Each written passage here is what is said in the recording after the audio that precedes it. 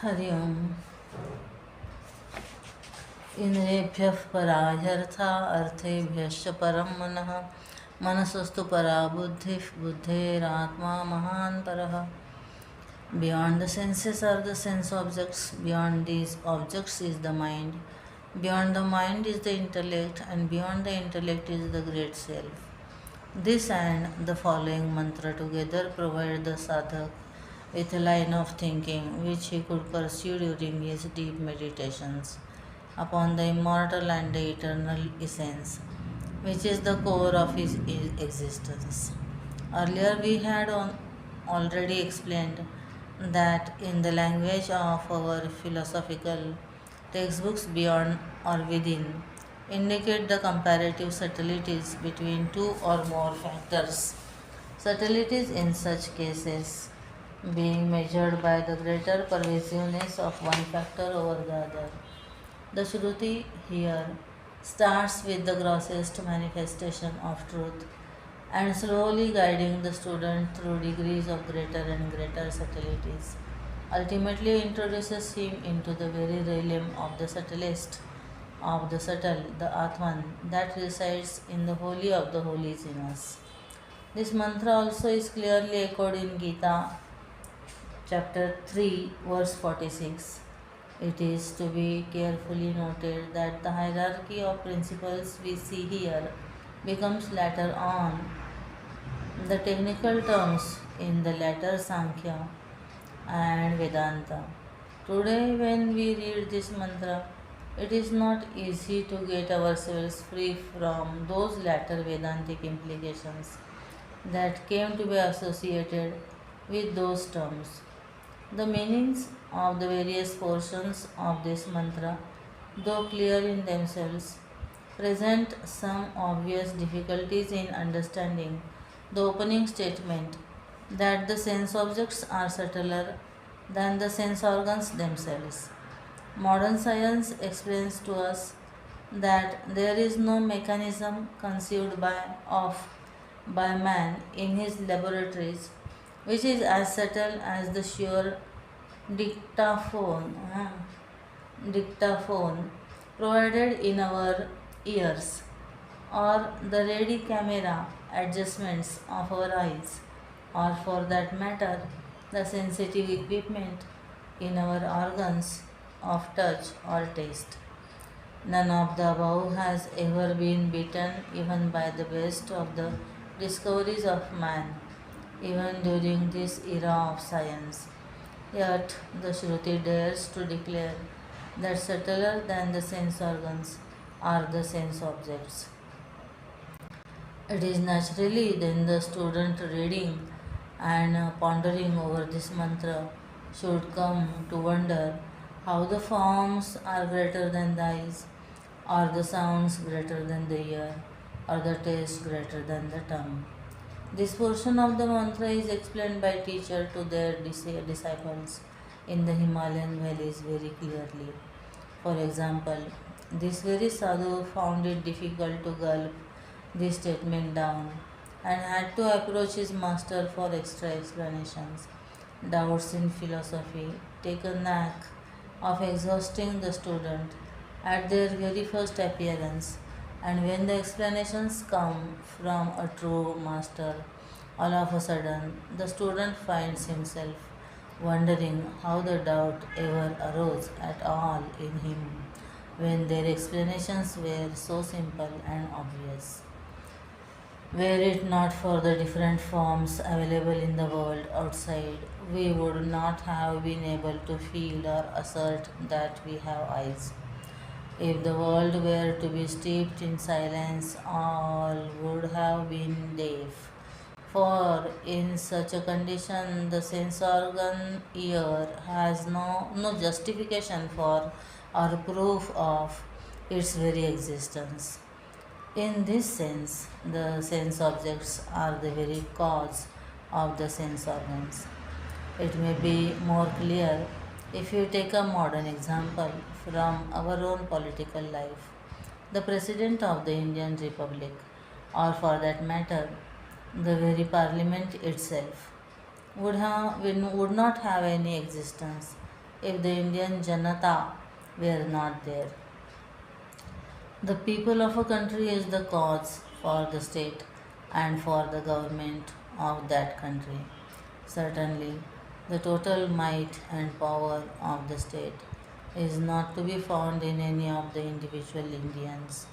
Yet, the Janata of the country is the cause for the state in that country. In this sense, the sense objects are the causes for the sense organs. Since cause is always subtler than its effects, the Shruti is fully justified in explaining to us that beyond the sense organs lie the fields of sense objects, such as form, sound, taste, smell, and touch. Beyond the object is the mind. The significance of self-evident. The significance is self-evident. Mind is certainly much more subtle than the causes of sense organs. But for the mind, the sense impulses reported by the sense organs as they come in contact with the sense objects would not have been registered and synchronized together to give us the total impression of the objects as the table, the chair, etc. Beyond the mind is the intellect.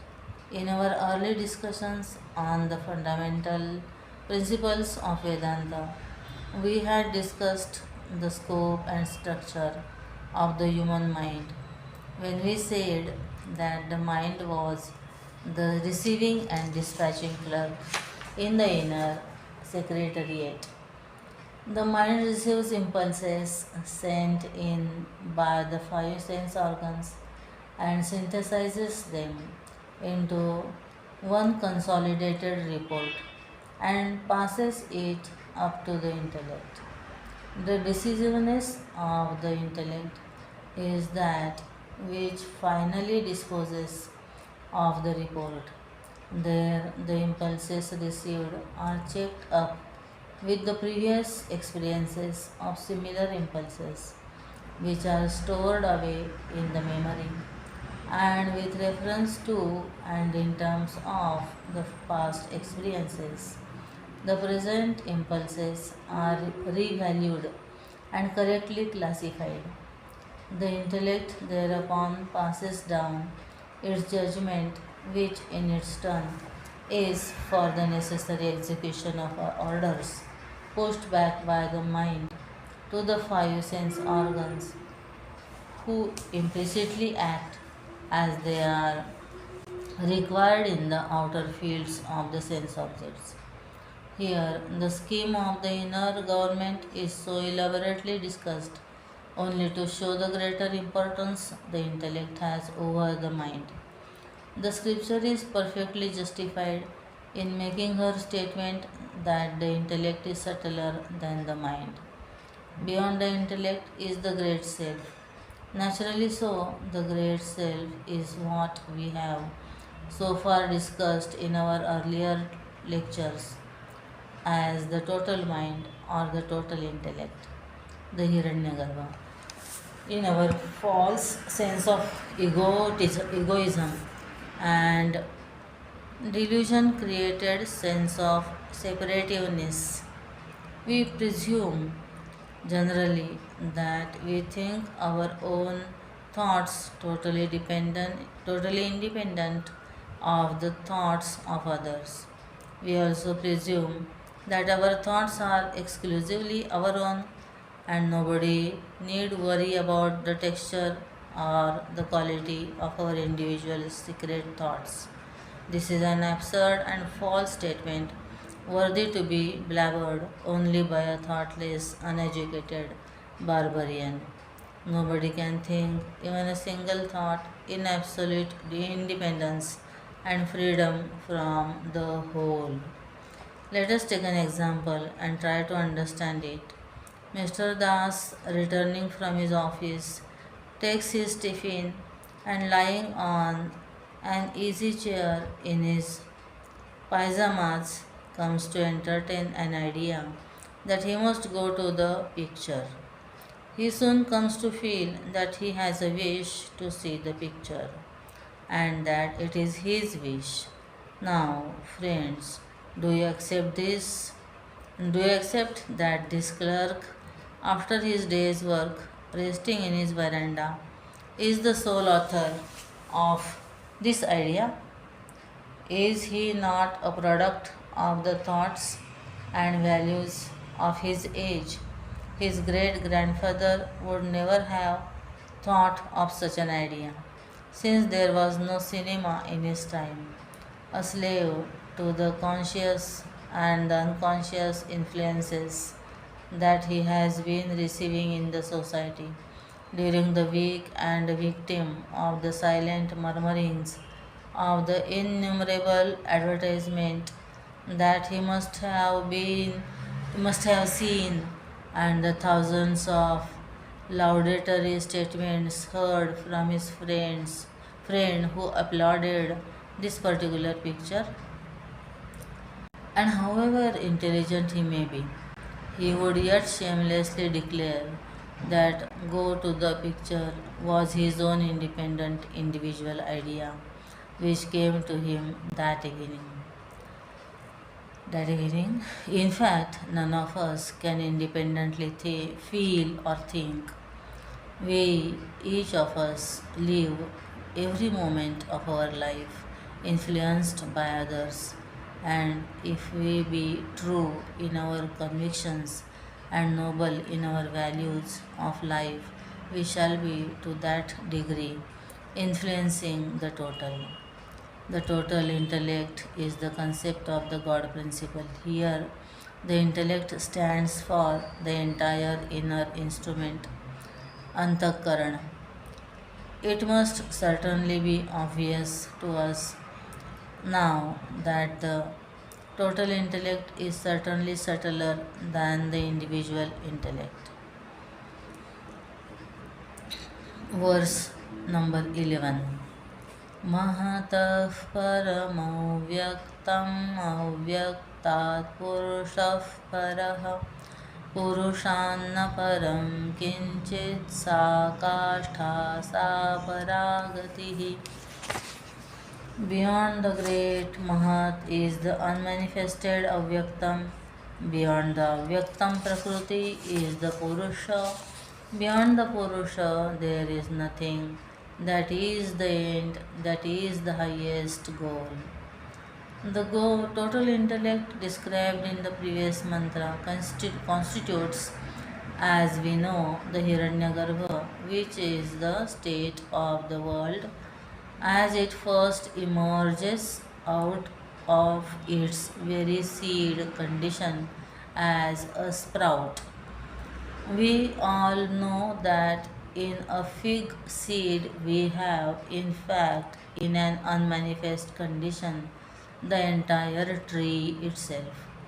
Under favorable conditions, through the minute holes in the skin of the seed, water is absorbed and the food contents of the seed bloat out and tear the testa of the tegmen, which are the coatings of the seed, the radicule of the and the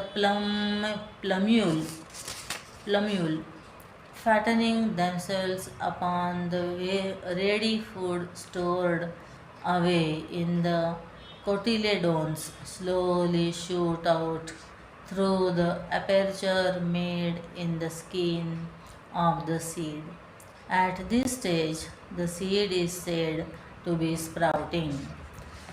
Similarly, the Supreme Truth, the all pervading pure existence, eternally remains in its unsullied state of perfection.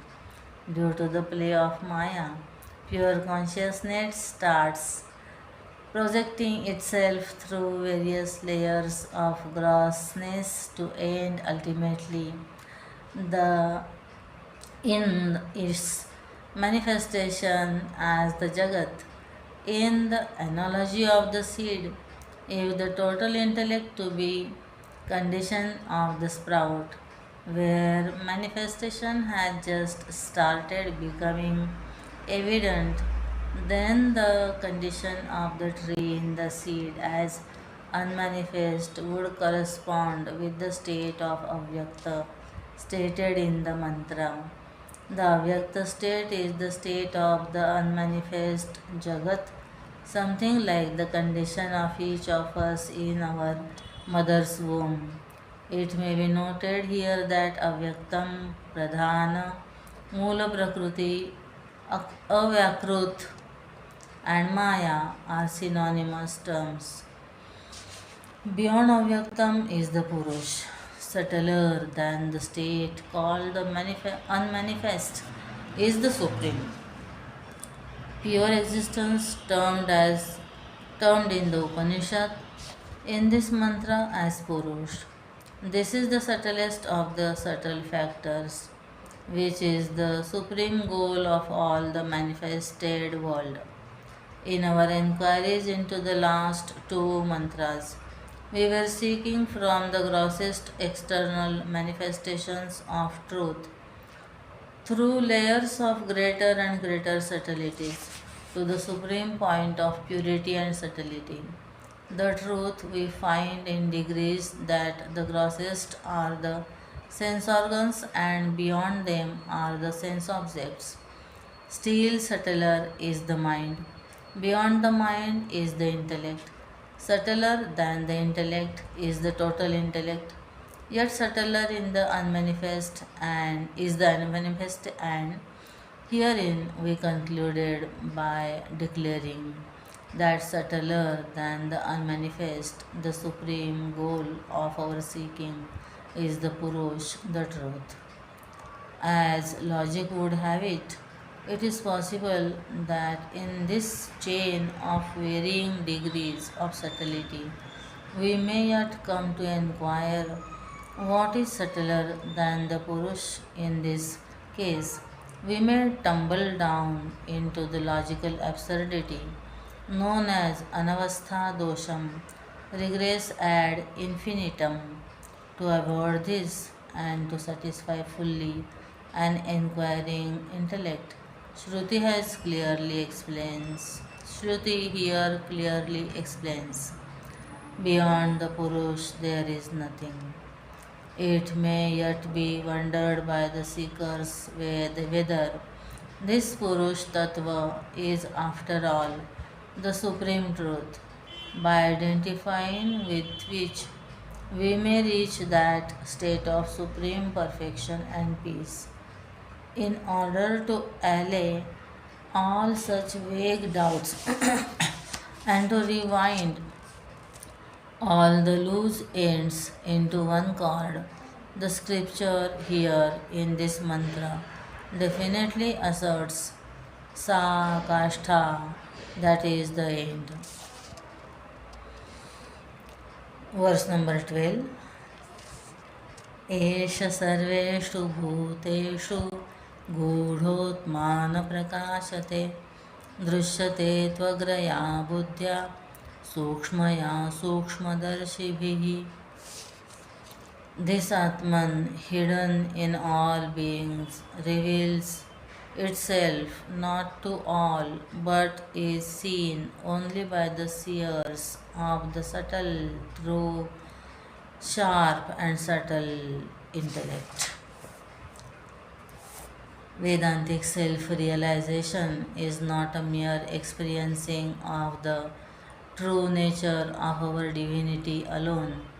To rediscover ourselves to be none other than the God is not in itself a full realization accepted by the Shastras. No Mahatma's work is ended unless he could feel a perfect oneness with all in his own self. If he were to realize himself to be God and all others as worm-men, his realization is faulty and absurd. The pot space in getting rid of its false ideas of identity with the pot shall realize at once its oneness with the entire universal space. Similarly, when a seeker through patient and constant practices rids himself of his ego and the ego bound identification with his body, mind, and intellect, he will realize that the sum total whole is truth alone, which I am. In short, Pratyagatma Brahmaikya Jnanam, the knowledge of the oneness of the innermost self with the total self, is the process of the path of knowledge. This is amply made self evident in this mantra. In the previous mantra, we had a discussion of the world of the sense organs, the world of the sense objects, the world of the mind, the intellect, the total mind, and of the unmanifest. And before the mantra concluded its declarations, it also indicated the supreme most factor, the Purusha. In this mantra, which immediately follows the previous one, we have the discussion of the secret self that lies concealed in all beings. The idea implied therein is obviously the oneness of the inner individual self and the outer total self. Hidden in all beings, Atman, the very self of the individual, can never be hidden from us, yet under the veil of ignorance and the thick walls of negativities and delusions, the self seems to be hidden from the egocentric instruments of cognitions, feelings, and understandings, such as the sense organs, the mind, and the intellect. The self is only as much hidden from us because of the delusions and the delusion created ego, as the rope is hidden from us because of our mental delusions and the delusion created serpent. Just as only those who can approach the serpent in the dark and a peaceful mind in a spirit of inquiry and self discovery can rediscover the rope, so too only a seeker of truth whose mind has calmed down from its agitations for sense indulgences and who therefore can approach the great mission of life in a spirit of inquiry and self discovery, can come to discover the Atma Tattva, the source of all life, as himself. यच्छेद्वाङ् मनसि प्राज्ञः तद्यच्छेत् ज्ञान आत्मनि ज्ञानमात्मनि महति नियच्छेत् तद्यच्छेत् शान्त आत्मनि. Verse number 13. Let the wise sink his speech into the mind into the intellect, and the intellect into the great Atman, and the great Atman into the peaceful Atman. The Aryan nature is such that he is not satisfied by a mere philosophical idea, however poetical and utopian it may be, for the Aryan is too much of a creature of purpose and practical vision. Unless an idealism is supported by a perfect technique of self discipline, by which the practitioner can come to live as an experience for himself all the joys it promises, it is totally rejected and laughed at sturdy intellect and courageous mind of some tumbling generation. Immediately following an explanation of the supreme state of existence.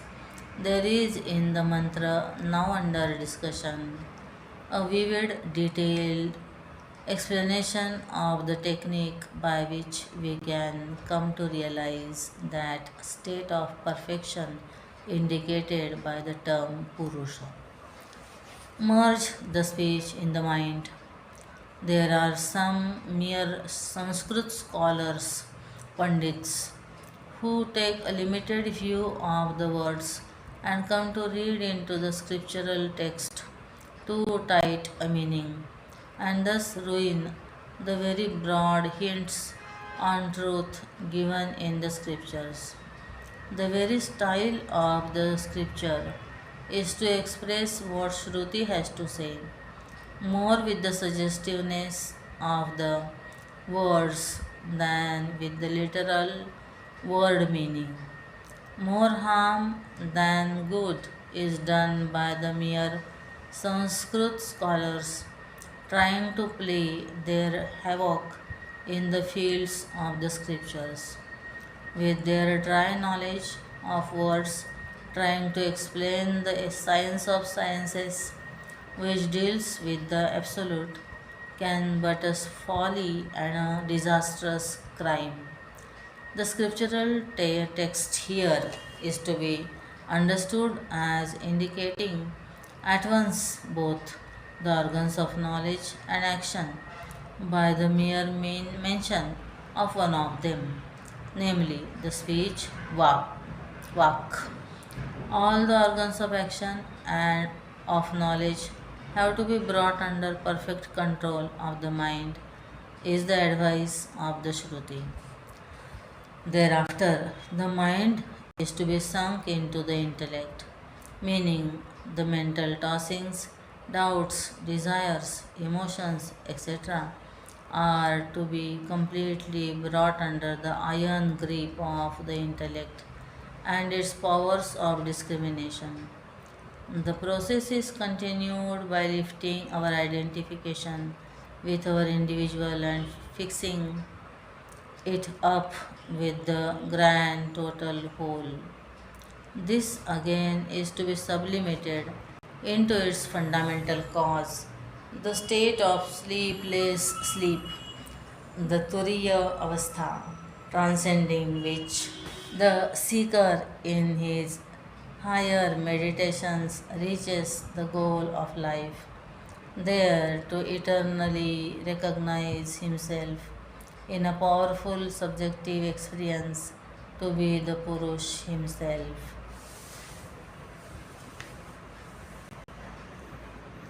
Summary of verse number 10 to 13. Yoga of meditation discussed fully to show that it gains vitality when it is practiced as yoga of communion. A slow and steady withdrawal of our attention into ourselves and thereafter making it dive deeper and deeper towards the central reality, the self. उत्तिष्ठत जागृत प्राप्य वरान् निबोधत क्षुरस्य धारा निशिता दुरत्यया दुर्गं पथस्तत् कवयो वदन्ति. Verse number 14.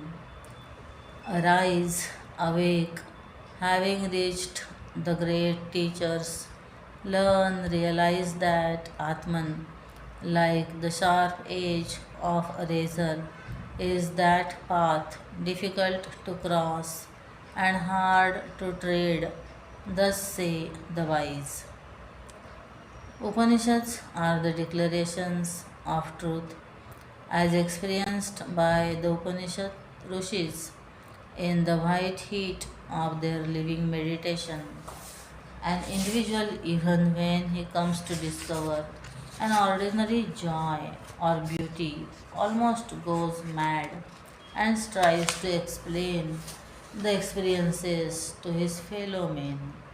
Thus, we have the sons of bards in every language, besides the various columns of literature on every branch of knowledge.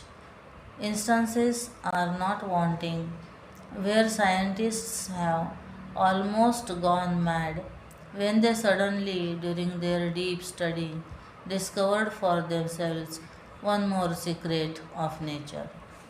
Newton certainly could not have felt so much the pain of the apple falling on his nose as the joy of his thoughts over a gravitational force that draws everything towards the earth. Archimedes ran naked directly from his bathtub, crying Eureka, Eureka through the streets of the city. When he discovered for the first time how volumes can be measured by measuring the water displaced by material objects. Similarly, when the great rishis of old, in their silent contemplation upon earth, upon truth, came to realize the godliness that is eternally their nature, they roared forth their joy calls and victory trumpets to their generation in their joy and feeling of the absolute perfection. Instances are many in the various Upanishads where the rishis directly call their generation to follow the path seeking truth until each realizes for himself his identity with the Godhead. Jesus Christ also expresses almost a similar idea when the Lord says, strive to enter in at the straight gate. The for narrow is the gate and straight is the way that leads to life, and few be they who find it. Here in the mantra under discussion, we have the world famous call of the spiritual kingdom, the call of hope and glory to man rotting in his dejections and sorrows. This famous call to man to arise and awake has been adopted by Sri Swami Vivekananda in his mission's emblem. Arise, awake, O man, rotting in the quagmire of samsara. Arise, turn towards the brilliant sunlit land of perfection and walk through the path shown to us by the rishis. Walk the path and reach the glorious summit from where you can experience that your sense of limitations and perfections, hopes and desires, successes and failures, loves and hatreds, birth and deaths, were all but a gruesome midsummer night's dream. Mere rising from the bed is not at once a total ending of sleep. It is our agreed experience that although we have arisen from our pillows, we are not immediately as alert as fully awake to the external world as we would be after a time. Certainly, there is a lot of difference between our sudden rising from the bed and our state of full awakening. Rude shock in life, just such as loss of property, sudden bereavements, disappointments in love, and such other causes may temporarily make us realize the falsity of the values lived by us in our day to day life of competition and selfishness. Man, under this stress in life, comes to feel the hollowness of life and, for the time being, comes to entertain a seemingly healthy vairagya. But this is only a passing mood.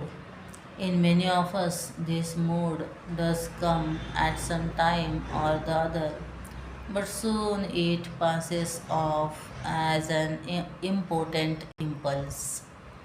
This state, temporary opening of our mind to the hollowness of life as lived by us, is here indicated by the word arise. At this stage, the seeker is not fully aware of the very change that has taken place in him. Hence, the rishis cry out, awake, meaning that the one who has, under the lash of circumstances, come to accomplish the command arise, should try his best to come to a fuller realization of what has actually happened within him in his personality, and thus fully get himself awakened. This awakening can be effective only when one who has arisen rushes to the feet of a real Guru who is well versed in the scriptures and also well established in the Brahmic consciousness and learn the Brahma Vidya. Why should we at all have a Guru? This is often asked by almost all the modern educated class of people, but they at once forget that when even as mechanical an art as typewriting cannot be mastered without an instructor, no one can pursue the path of realization without the help of a master. Again, the path is very difficult. Like the sharp edge of a razor is that path. Anybody who has at least made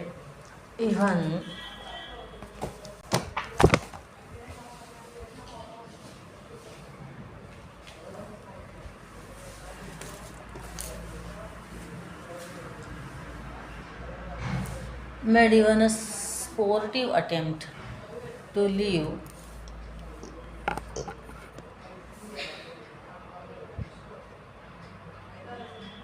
always the path of good shall realize how slippery and narrow is the path. A life dedicated to perfect self control and self discipline, a life of full awareness and all discrimination, is no easy life. A sadhu sitting under a tree may be an idler to a bred city bred insurance agent or a jungle woodcutter. But if only the insurance agent would try to do what the sadhu is doing even for an hour. The statement that the path is as risky as the knife's edge is made by the Shruti only to emphasize the importance in strictly following the path under all conditions and circumstances. This should not, in any sense of the term, be misconstrued that the path is impossibly difficult. Nothing of that sort is it to a true seeker. Lord Death could Lord Death could claim the statement as his own, but he does not, and in this he is not showing off any sense of assumed modesty. In Vedanta, we do not accept any statement made by anybody as his own experience with any credulity. Imaginations and fancied ideas have no place in Vedanta. We accept only words and statements that have come to us by a long line of teacher disciple descendants Hence, Lord Death is quoting here the wise as having made this statement in the ancient days, Kavayo Vadanti. According to the Rishis, any civilization or culture which precludes the experience and the recognition of the divinity is in man is an existence in continuous sleep and a progress through tumbling falls. अशब्दमस्पर्शमरूपमव्ययं तथा रसं नित्यमगन्धवच्च यत् अनाद्यनन्तं महतः परं ध्रुवं निचायतन्मृत्युमुखात् प्रमुच्यते. Verse number 15. He who has realized that Atman, which is without sound, without touch, without form, without decay, and also without taste, without smell, without beginning, without end, beyond the Mahat, great, eternal, and unchanging, is freed from the jaws of death. You must be remembering that the burning question which Nachiketas submitted to his master, Lord Death, was whether there was really an existence after death or not. Lord Death refuses to give him a direct reply in parliamentary yes or no style, and thus skeptics and low atheists, not having the intellectual capacity of understanding the correct import of the very method of religion and religious teachings, quote such instances and cry that even the greatest of gurus have only succeeded in evading the questions directly asked by the ignorant seekers. But scientifically speaking, the question, though seemingly sincere and correct, is a philosophical absurdity, and no true thinker can afford to answer such a wrong question in terms of a completely scientific language. If Lord Death were to say that there is no life after death, he would certainly be telling a lie, since pure existence must eternally exist. If, on the other hand, Lord Death were to answer that there was existence after death, again he would be false. He would be wrong scientifically, for in the realm of pure existence there could be no trace of non existence, and the idea of existence can maintain itself only with reference to its opposite, namely non existence. It was under a similar awkward situation that Lord Buddha also had to keep mum when his disciples pointedly asked him if there was a God or not. Though Lord Death is not directly answering his disciple, the answer is there in his words for the wise and the intelligent to grasp intuitively. The mantra under discussion explains the true nature of the self in its absolute state of perfection in terms of a language conceived for explaining things and for narrating experiences which are finite and limited. Our concept of the world and the things in it is, as we have already seen, only through the five small peepholes in our body, constituted of our five sense organs. What we cognize or experience in our life is explained in terms of the sounds heard, the touches felt, the forms seen, the tastes enjoyed, or the smells experienced. In short, The world constituted the matter is cognized, and the cognition is expressed in terms of the properties of matter. In her attempt to discuss and explain the abode of the spirit, Shruti had to point out to us the distant horizon of the world of matter and explain to us there is the yonder lies the field.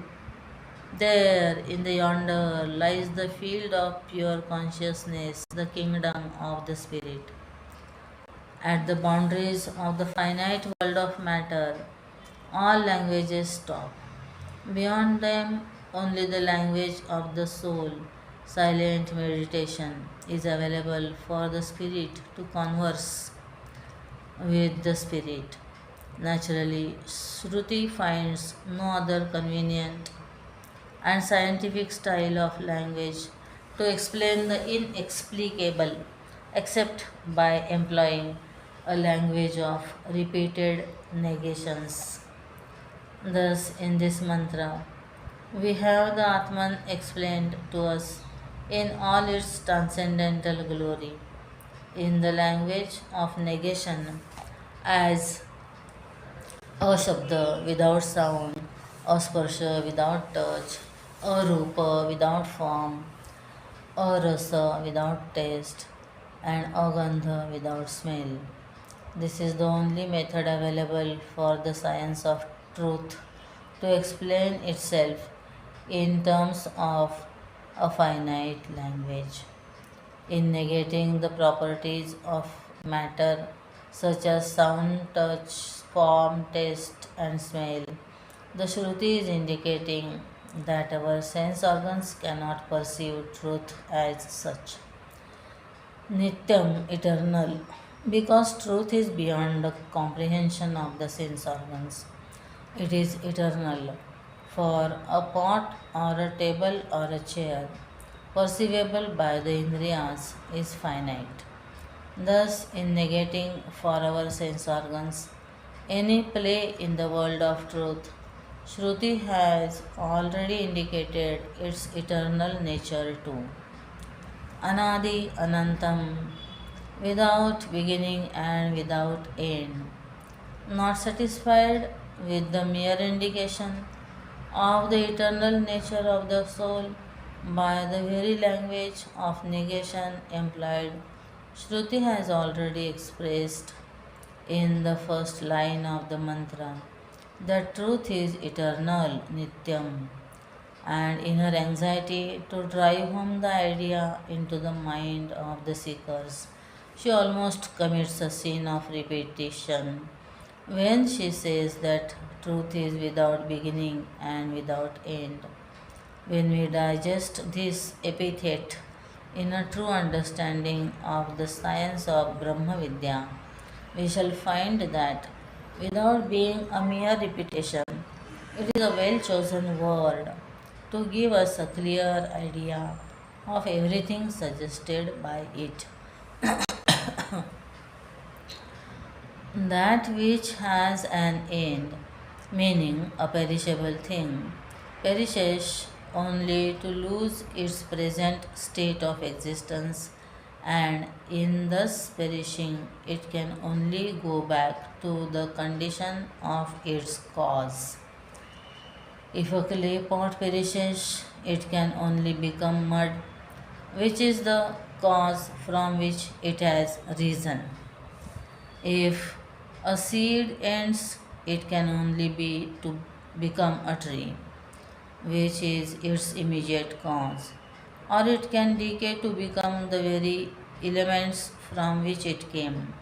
When we say that Mr. Gupta has died or is no more, we only mean that the elements which for a time constituted themselves into the form of Mr. Gupta are no longer keeping that form but have merged with the dust.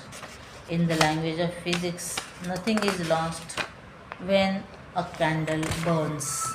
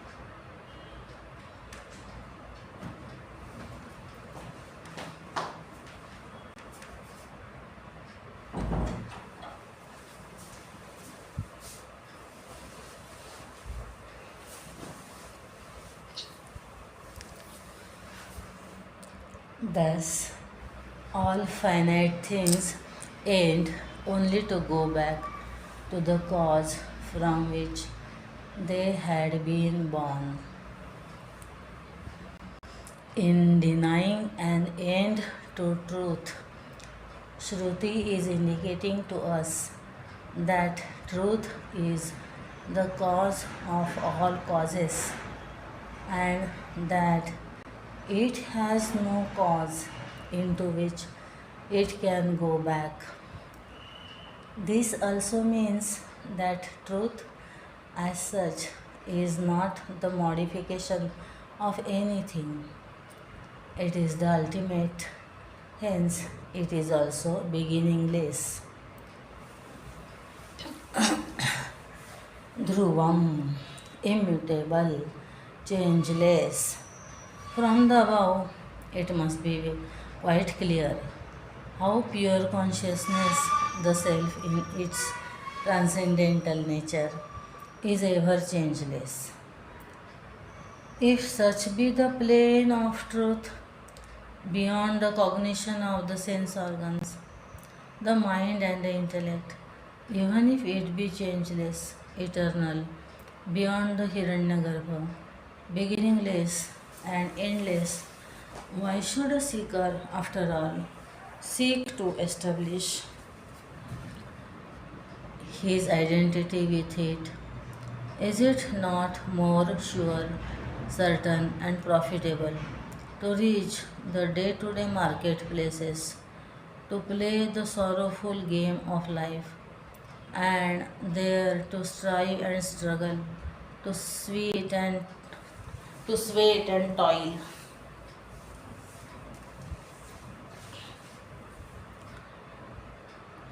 to sob and sigh, in between the flashes of laughter and mirth, smile and dances, song and play?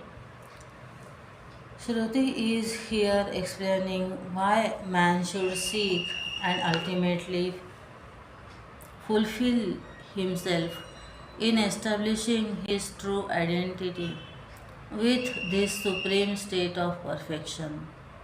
He who has known the state of eternal bliss is freed from the jaws of death. There is no doubt, indeed, that no other fear in life is so common to all as the dread of death. Here, the word death is to be understood not in its limited aspect of men and beings breathing their last, leaving their forms on the surface of the globe to perish and decay. Death is used here as in its widest scope, bringing within its embrace all the finiteness in the world of matter.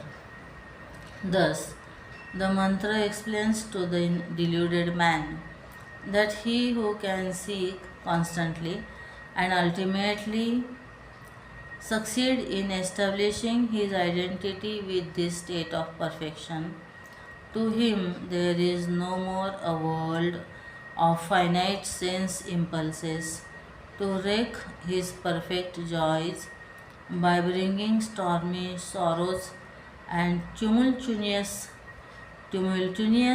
despairs into his bosom. Nichaya, having known. This does not mean to know truth in the sense we know a table or a chair. When the mantra has in its very first line negated the sense organs, any play in world of truth, it has negated the effect, the play is it has negated in effect the play of the mind and the intellect also. Here, the term having known only means experiencing subjectively. Intuitive experience alone is the mode of knowing the truth absolute. The summary of 14 and 15 mantras. The spiritual path of meditation, taking us from the perceptions of plurality to the vision of unity, is described as sharp and thin as a razor's edge. But it leads all determined and sincere seekers beyond death to the state of immortality. Verse number 16. नाचिकेतमुपाख्यानं मृत्युप्रोक्तं सनातनम् उक्त्वा श्रुत्वा च मेधावी ब्रह्मलोके महीयते. The intelligent one, having heard and related this ancient story of Nachiketas, as told by Lord Death, is glorified in the world of Brahman. In the 16th and 17th mantra, with which the first chapter of Kathopanishad ends, we have a brief statement glorifying the very Upanishad. Such statements of eulogy are very frequent in the style of the scriptures, and according to Sri Shankar, these statements are often pronounced with a view to encouraging the seekers to study and follow the path. It is noteworthy that Sri Shankaracharya in his commentary points out that Brahmaloka can have two interpretations. It can be either the world of the Creator, meaning the Hiranyagarbha state, Brahmaloka, or it can be the world of the self-effulgent Brahman, Brahmarupi Loka, where Loka means Prakasha Rupa. In short, if an intelligent one who has a large share of retentive capacity and has memorized the first three valleys of this Upanishad, were to repeat these mantras often in the presence of others and thus contribute to the dissemination of them, he shall come to enjoy the transcendental joys of the Brahmaloka. And if we were to accept the other interpretation of Sri Shankar, we shall have to twist a lot of the meaning of the words hears and repeats, for hearing and repeating should mean hearing the truth from a perfect master and repeating it through one's own reflections and meditations until at last one becomes a full jnani. Then such a great soul shall come to enjoy this Brahman-rupi Loka, for the knower of Brahman becomes Brahma. He is a famous scriptural declaration. Verse number 17. यैमं परमं गुह्यं श्रावयेद् ब्रह्म संसदि प्रयतश्राद्धकाले वा तदानन्त्याय कल्पत इति काठकोपनिषदि प्रथमाध्याये तृतीया वल्ली. Whoever with devotion recites before an assembly of Brahmanas or at the time of Shraddha, ceremony of forefathers, this highest secret obtains thereby immortality. Thus ends the third valli of the first chapter. Anantyaya kalpate obtains immortality. This statement should not be confused by the students of Vedanta to mean what it directly says. Immortality cannot be gained by merely reading some textbooks, however great they may be, in the presence of any assembly.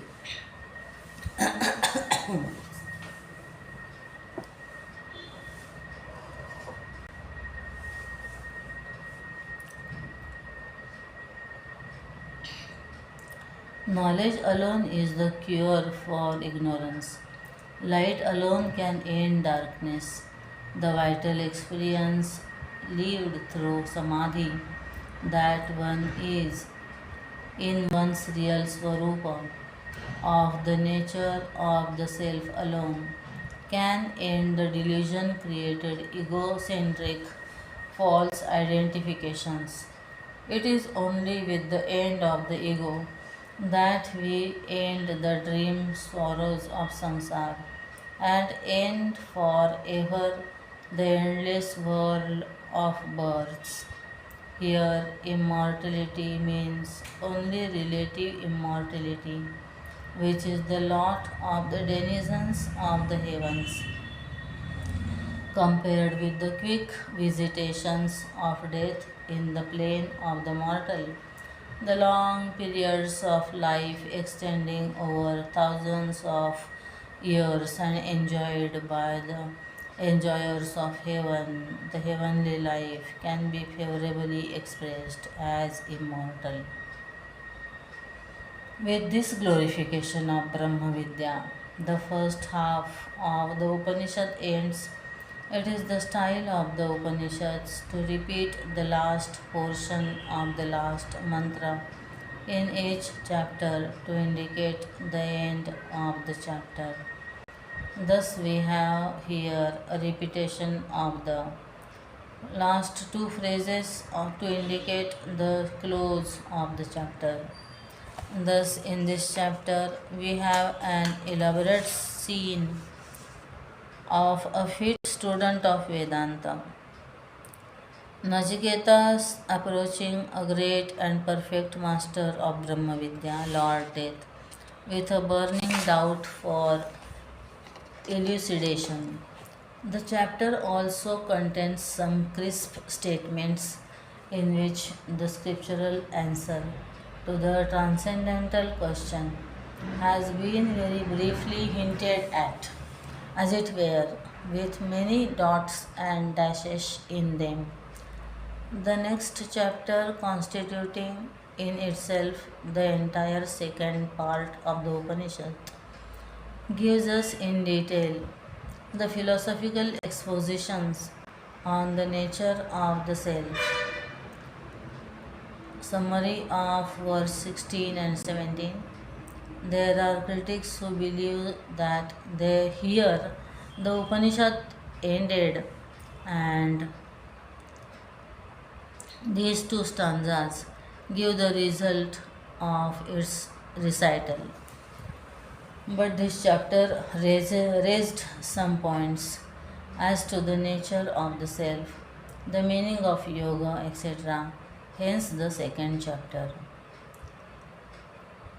Om Sahana Vavatu Sahano Bhunaktu Sah Viryam Karavavahai Tejasvinavadhitamastu Ma Vidvishavahai. Om Shanti Shanti Shanti. Let Him protect us both. May He bless us with bliss of knowledge. Let us exert together. May what we study be well studied.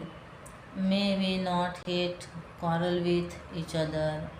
Om, peace, peace, peace. This peace invocation repeated here to inquire into the style of the Upanishads and the findings of their research have pointed out, they say, to a fairly conclusive idea that the Kathopanishad, as originally conceived, has concluded with the first chapter. Some of the arguments are: 1. At the end of the first chapter, Valli 3, we have a declaration of benefits, Falashruti. Generally, these are enumerated at the close of a book at the final end. Second, there are practically no quotations in the first chapter. The entire ideas and expressions have the freshness of an inspired first hand declaration.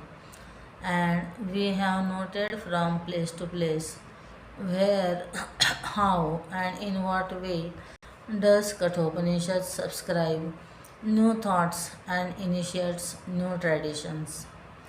3.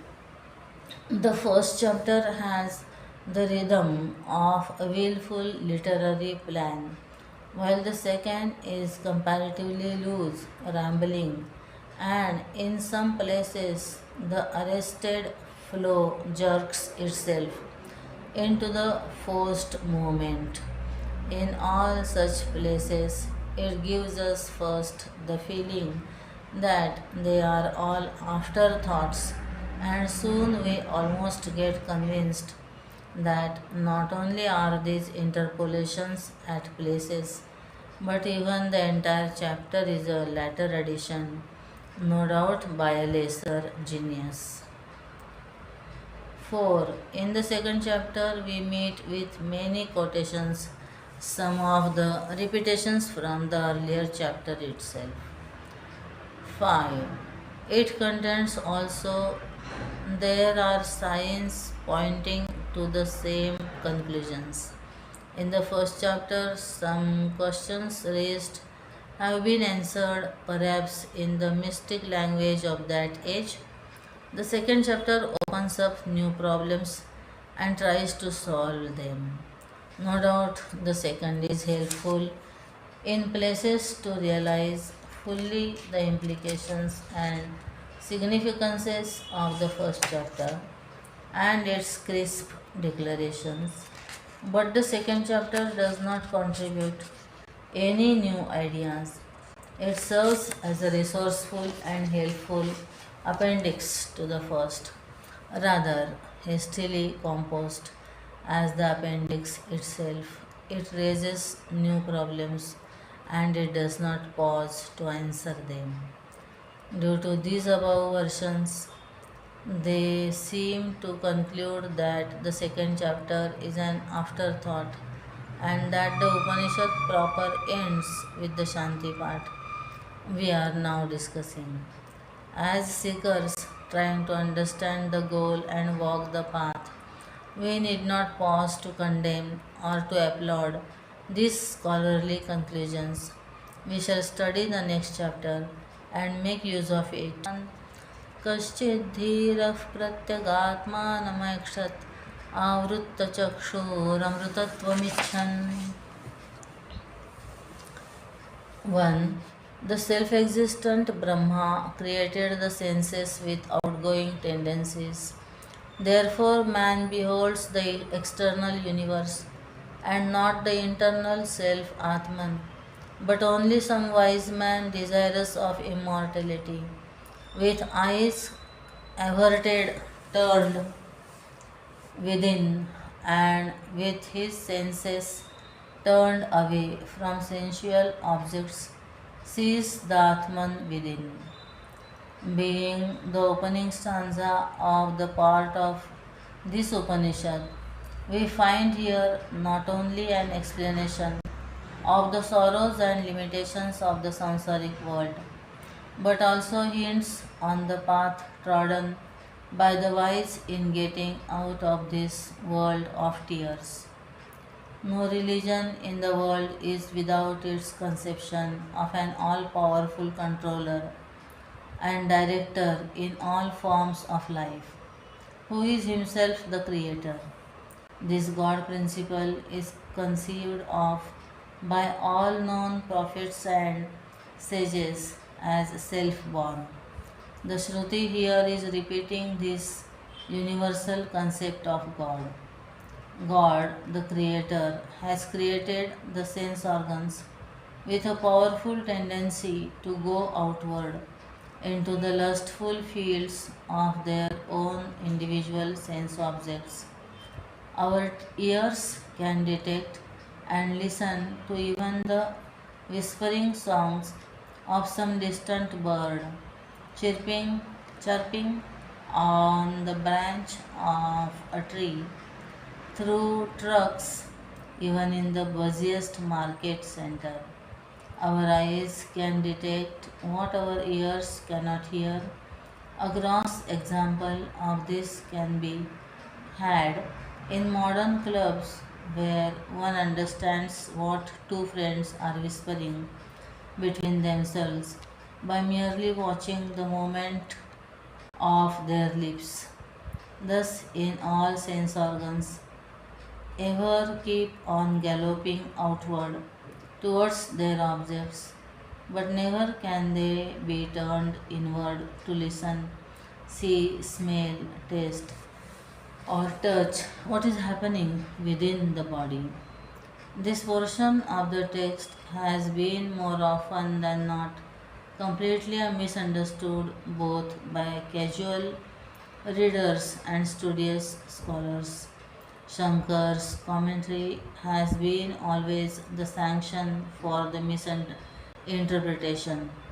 Shankar, no doubt, has interpreted it rightly as Parameshwar pierced the senses, meaning Lord cursed the senses. This is misconstrued as disrespect of philosophy towards the external world. No such implication has been even distantly echoed here. It only says that to those who are practicing the higher yoga of meditation, the sense organs are a curse, inasmuch as they refuse to be easily turned within. And without taking at last once an inward plunge, it is impossible for the Indriyas to cognize the divinity, which is the substratum everywhere for all objects. Therefore, that the Lord cursed the sense organs is not to be understood literally, else the entire chapter would be advising a negative yoga of separation and not a positive dharma yoga of intelligent control and wise direction of the faculties towards self perfection. And yet, there are a few, rare few who in themselves represent those who stand on the last landing ground on the stairs of evolution, and who, wishing to reach the very roof of existence, control their sense organs and thus turn their entire attention into their own within, where they hope to discover the well of knowledge and source of all life, the Self.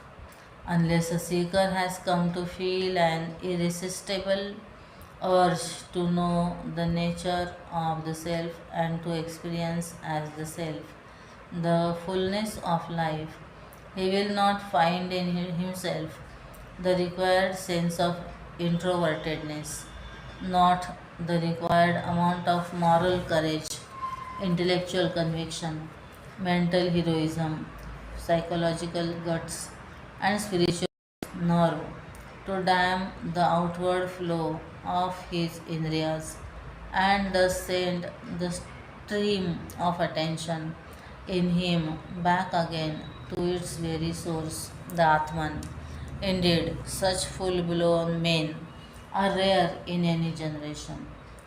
In the Upanishadic literature, if we accept the majority view that Kathopanishad is one of the earliest of the Hindu scriptures, we may say that the terms Pratyagatman and Antaratman are used here for the first time in our ancient Rishis philosophy.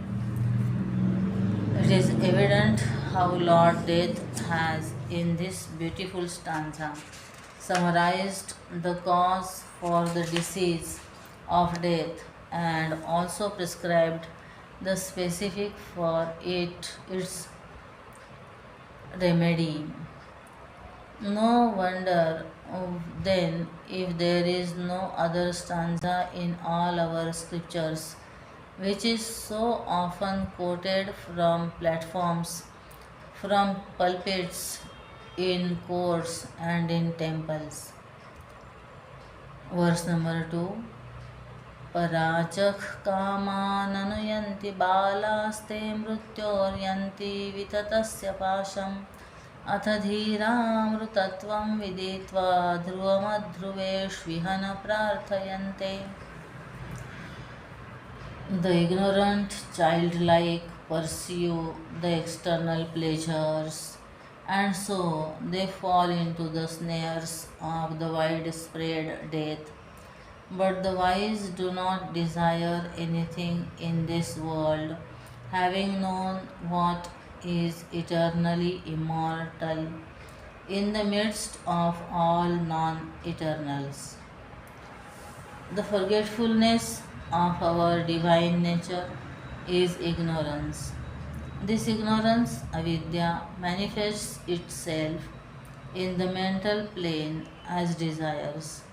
Prompted by these desires, the mind whips the sense organs to run their errands in the world of their objects, which together are called the karmas or the actions by us. It is the ignorance in the plane of the spirit that gets transformed into desires in the mental plane, which itself is again expressed as actions in the outer world of objects, ignorance, desire, and action. These three are technically termed as the knots of the heart, Hridaya Granthi, in Vedanta. It is this set of knots that causes the actions, and man, in order to reap the results of his actions, is compelled to take various new forms and independent lives in varied circumstances of uncertain joys and endless sorrows. In these two mantras, we have a clear indication of two great obstacles that stand in our way to the realization of the self.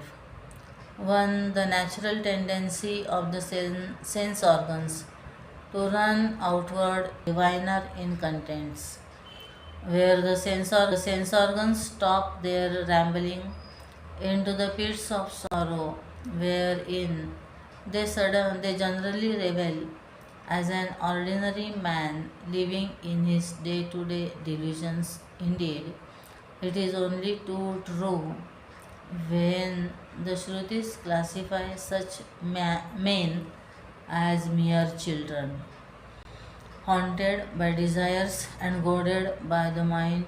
The sense organs vainly trot on the paths of their objects, seeking for a perfect joy which is continuous and unbroken.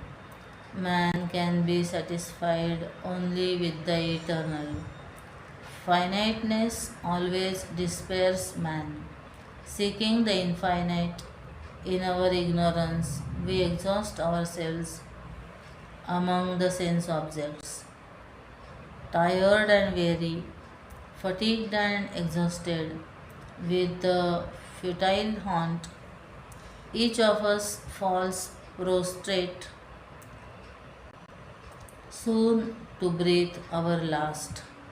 Hence, Shruti declares that such childish men who have not come to an adult's discrimination will fall ultimately into the fruits of delusions, the widespread snares of death, finiteness. Against these men of childhood, Shruti contrasts the wise men who live a life of sleepless discrimination and knowledge. The wise maintain a vigilant discrimination between the real and the unreal, the true and the false. They naturally escape from the suicidal urges of a deluded mind. They do not cover they do not covet the unstable, the perishable, the finite sense objects, for they want nothing but the immortal and the infinite. Since the inner enemies are the ignorance, desire, and action, the wise, through an intelligent control of their actions, earn for themselves a state of desirelessness. And since desires are manifestations of the deep seated ignorance in the state of desirelessness, there is naturally an end of all ignorance. When ignorance is ended, desire and action, which are but the same ignorance in different forms, are also ended. With the end of ignorance, knowledge comes to shine forth. Avidya is ended in jnana, and such jnanis are here termed as the wise. Such men are those who, as Blake expresses in Augurates of Innocence, tried successfully to see a world in a grain of sand and a heaven in a wild flower. Hold infinity in the palm of your hand and eternity in an hour. They naturally would never yearn for the fleeting sense objects of the world for their own sake, as the ordinary deluded, as any ordinary deluded samsari. Also, at the same time, they will not detest anything. Because of them, everything is but the glorious manifestations of the Divine Self. Summary of first and second mantra. Desire prompted means normal vision is turned outward, thirsting to acquire, striving to possess, and hoping to enjoy. But the wise turns his vision inward and experiences the eternal essence in the bewildering finitude. Verse number 3. येन रूपं रसं गन्धं शब्दान् स्पर्शांश्च मैथुनान् एतेनैव विजानाति किमत्र परिशिष्यते एतद्वैतत्. That Atman by which man cognizes form, taste, smell, sounds, and the sexual joys. What is there unknowable to that Atman in this world? This is verily that Atman thou hast wanted to know. This mantra must be quite clear to those of you who would read and ponder over the Kathopanishad. In fact, this mantra is a summary of the entire line of arguments raised in Kathopanishad and the conclusions reached therein. We find in Kathopanishad that the instrument I in itself is not competent to cognize the external objects. If the eyes were to see of their own accord, then if I were to pluck out my eyes and place them on the table, they should be able to continue seeing things by themselves. This we know is absurd. Again, a dead man whose eyeballs are intact, even though he is starting on with open eyes. We, from our practical knowledge of life, know for certain that the open eyes of the dead see nothing.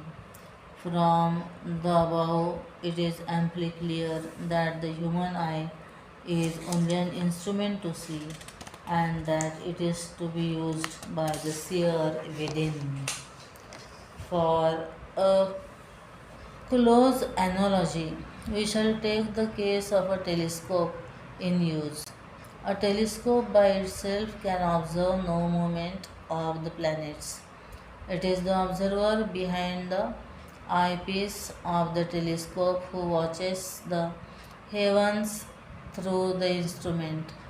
Similarly, the human organs of knowledge are only instruments through which smell, sound, taste, form, and touch impulses can be received by an intelligent entity that rules the within and makes use of these five instruments. That power within each one of us, that is the seer behind our eyes, the listener behind our ears, the smeller behind the nose, the taster in the tongue, and the feeler in the skin, is the soul of man, the Atman, the self. This conclusion, already arrived at in Kathopanishad, is now inimitably summarized in this mantra by Lord Death when he says that is Atman, by which man cognizes form, taste, smell, sound, and sexual joy. Mithunam sense enjoyments, the use of the word in its plural, must necessarily give us the hint. It is not the sexual pleasure alone that is meant, but it covers all enjoyments that we receive from the external world through our instruments of sense knowledge. Atman being thus the vital intelligence that presides over all the sense instruments, since all our knowledge regarding the world of objects is only through the report of these five great agents. It is quite appropriate to state that there is nothing unknowable for that Atman in this world. Again, we shall find later on in the same Upanishad that the Supreme Reality is by nature knowledge absolute. We may here conveniently remember that the eager seeker in Nachiketas reached the doors of his preceptor, Lord Death, raising a question or doubt as to what is that which is beyond dharma and adharma, beyond the cause and effect, and beyond the past and the future. That question is being now directly answered. The life center in us that controls and directs all our physical, mental, and intellectual activities is the divine spark of life, the self, it being eternal and infinite in its nature. It must necessarily be beyond the comprehension of language to define it as such. So then, conforming conforming himself to the methods of the Upanishads, Lord Death, through the activities of the dead, inert matter envelopments around us, is pointing out to a vital and dynamic presence of divinity which is in us. Thereafter, he explains to Nachiketas that this is verily that. In our ordinary life, we indicate objects with the pronouns this and that. When one is nearer to us than the other, the nearer one is always indicated by the pronoun this. When we say that chair and this pen, it clearly shows that the chair is far away and the pen is nearer to us. Again, the pen becomes farther removed from us when it is compared with our own shirt. When we say that pen, then we say that pen and this shirt. Similarly, we may use the expression as that body and this mind, that mind and this intellect, etc. within ourselves when we compare our own body with our own mind and our own mind with our own intellect. Naturally, it becomes evident that the self, which is the core of ourselves, being the most intimate part in us, is rightly indicated by the term this. Kimatra parishistate. What else remains here? Comparing the various available renderings of this line and the interpretation upon it, we must conclude that Shankara's is the best and most appropriate. What is there in this world that remains unknowable by the self, meaning nothing remains as unknown, where the pure knowledge is realized in jnana, there are no objects to be known.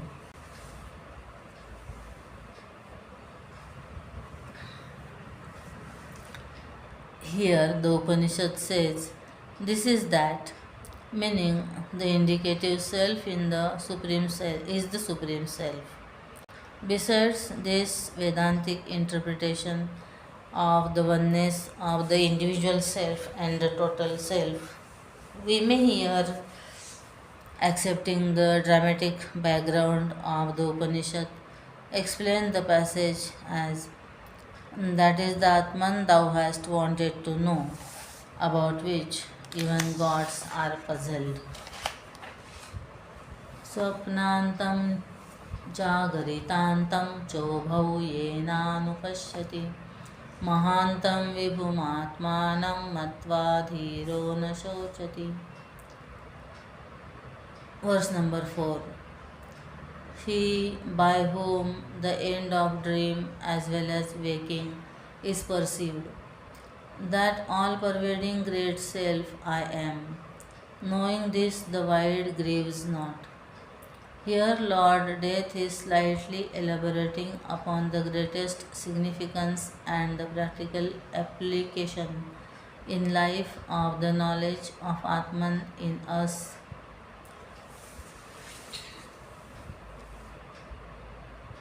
In these days of skepticism and lustful madness for profits and material hoardings, the educated class of Hindus all over the country asks sarcastically, of what use is this wonderful knowledge of Atman which the Vedanta preaches? Can it set us on our progress? Can it cure the poverty in the world or bring about universal peace and joy? Though one is tempted to curse this generation for its unintelligent approach to religion, we must at once admit that there was probably never in the history of the world a generation born so sensitive as ours and so sincerely seeking to establish communal peace and universal brotherhood as ourselves. Here in the stanza, we have a sufficiently broad hint as to the mental state,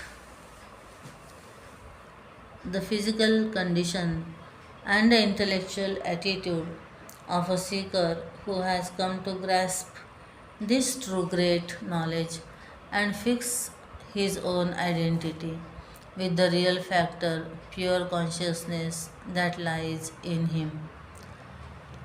We have already found in the previous mantra that the world of the waking state, experienced through our five senses of knowledge, is made possible only because of the vital intelligence, the life force, and presides in our body. That presides in our body. If life were not in any particular body, however great and noble that Mahatma might have been,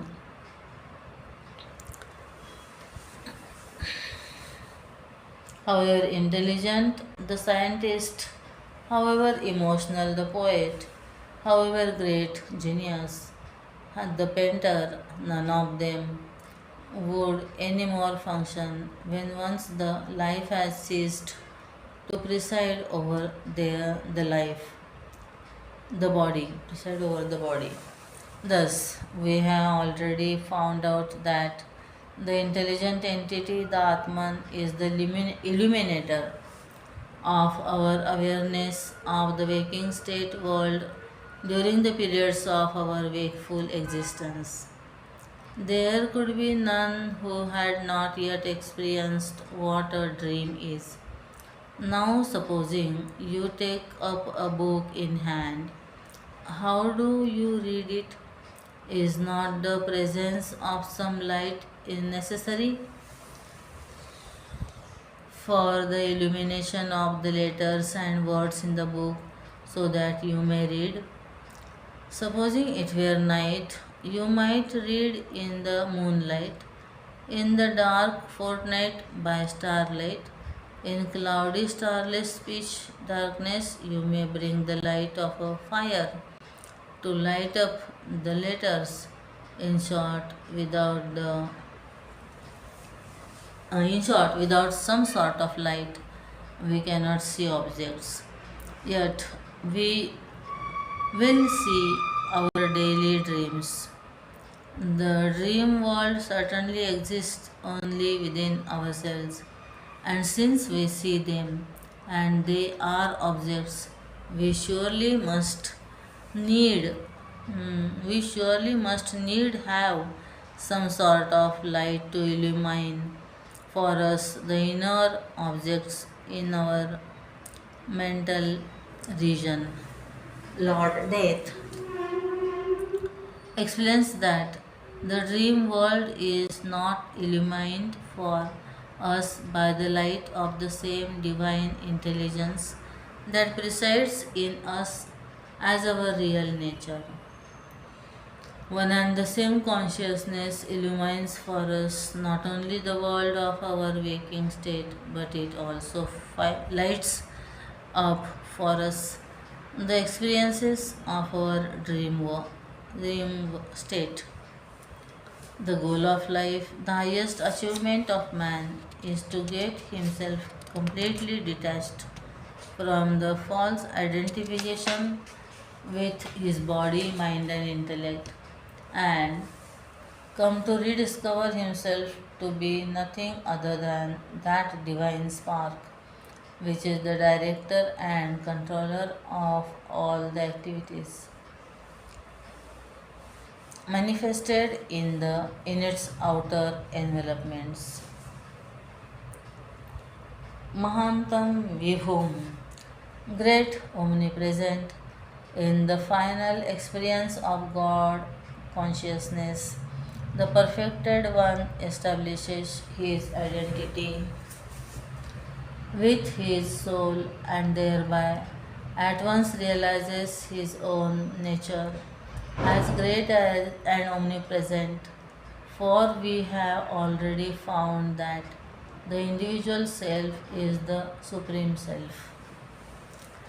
Having realized this factor, this truth, the realized saint grieves no more, no shochati. Sense of limitation is the mother of desires in the human heart. Desires raise the storm clouds of whistling thoughts to shriek, to shriek through a noisy bosom and drive the sense organs to gallop out into the muddy meshwork of sense objects. In the hustle and tussle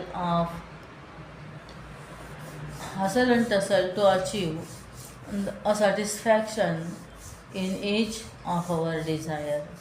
We strive and struggle, and in the end, find ourselves in a vale of tears. Even when the desires are fulfilled, we, alas, discover that the joy of success we expected to enjoy is not there. When the desires are not fulfilled, in tearful Disappointments, men grieve and sigh, make their life a burning avenue of very wretchedness. Thus, desires ultimate give us nothing but sorrow, whether they are fulfilled or not.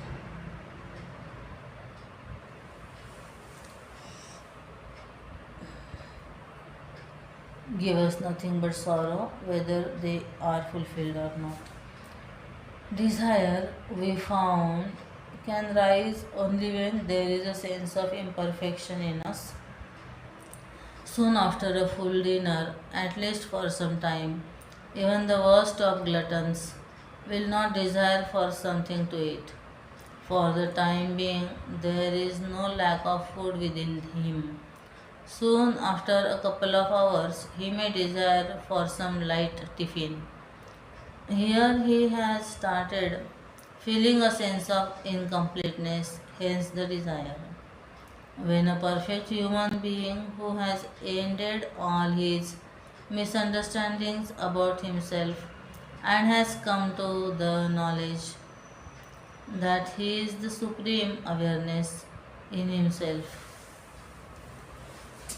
he, his absolute sense of perfection, shall desire no more for anything that the world of the sense objects can give. Such a perfect one is a God man upon earth.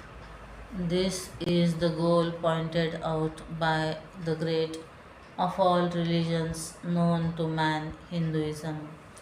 The religion of Vedanta calls upon man to rediscover himself to be nothing short of God himself. And when a mortal has fully realized and come to live continuously the God consciousness, him certainly no sorrows can approach. Is there be if there be but a generation of such supermen, will it not most satisfactorily solve all our problems, political, economic, cultural, and religious? In fact, even when a man has just begun to live the life of the Spirit, all the above mentioned problems of life will recede as though at the waving of a magic wand. Is there anything then more practical than the religion of Vedanta? यैमं मध्वदं वेद आत्मानं जीवमन्तिकात् ईशानं भूतभव्यस्य न ततो विजुगुप्सते एतद्वैतत्. He who knows this Atman, the enjoyer of honey, the sustainer of life and the lord of the past and the future, as very near, he fears no more thereafter. This is verily that. Not only does a perfected one go beyond the source of sobs and tears, but shall, says the mantra, reach the domain of fearlessness. Madhvadam, the enjoyer of honey. Honey here stands for the good fruits of meritorious acts performed by the egocentric jivas. The Atman, pure consciousness, is said to be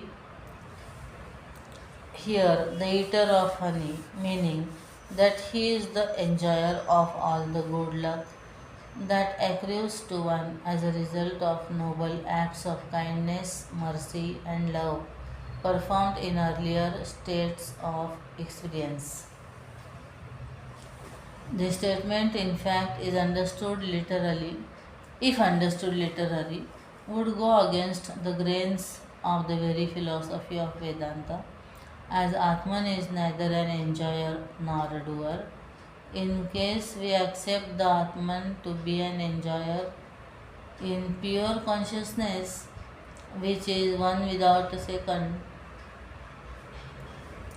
how can there be the enjoyed and the enjoying separate from the eternal enjoyer.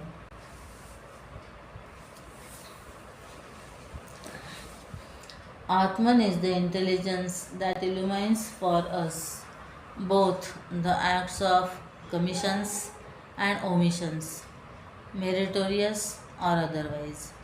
It is again the light principle that illumines for us both our joys and sorrows.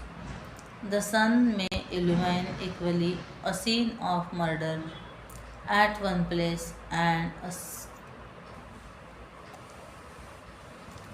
a scene of a great yajna at another place. But the directly, sun never gets defined by the blood nor purified by the mantras. Similarly, the Atma Chaitanya is only a witnessing light of pure intelligence, lending its consciousness to all awareful acts committed by the egocentric, vainful jiva during its self forgetful, delusory transactions in life. But here the Upanishad calls the Atman as an enjoyer of the world. Now, as an enjoyer of the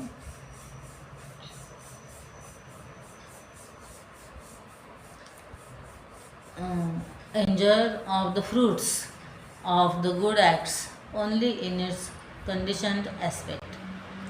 We have already found that the body mind intellect equipment in itself has no life of its own, it being made up of mere dead matter.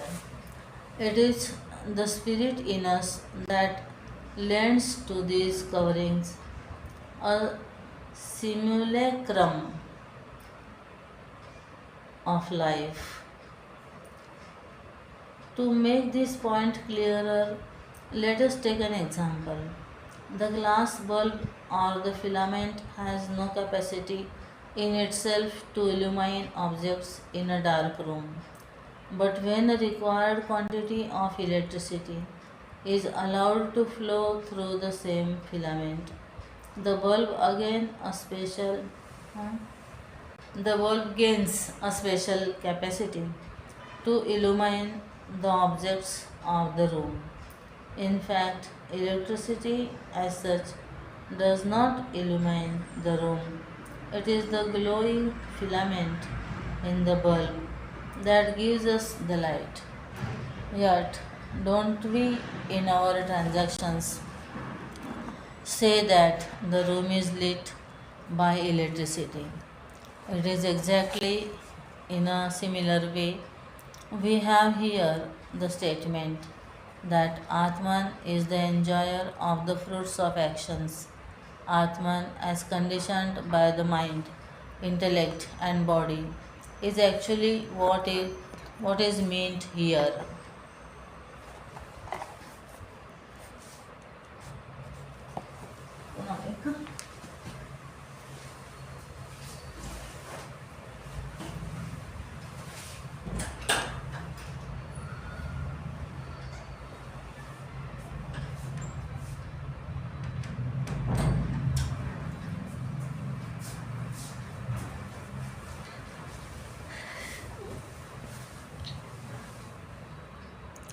One who realizes his Atman henceforward fears no more.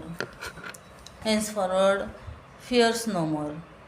Where there is raga, attachment, there bhaya, fear, and krodha, anger coexist.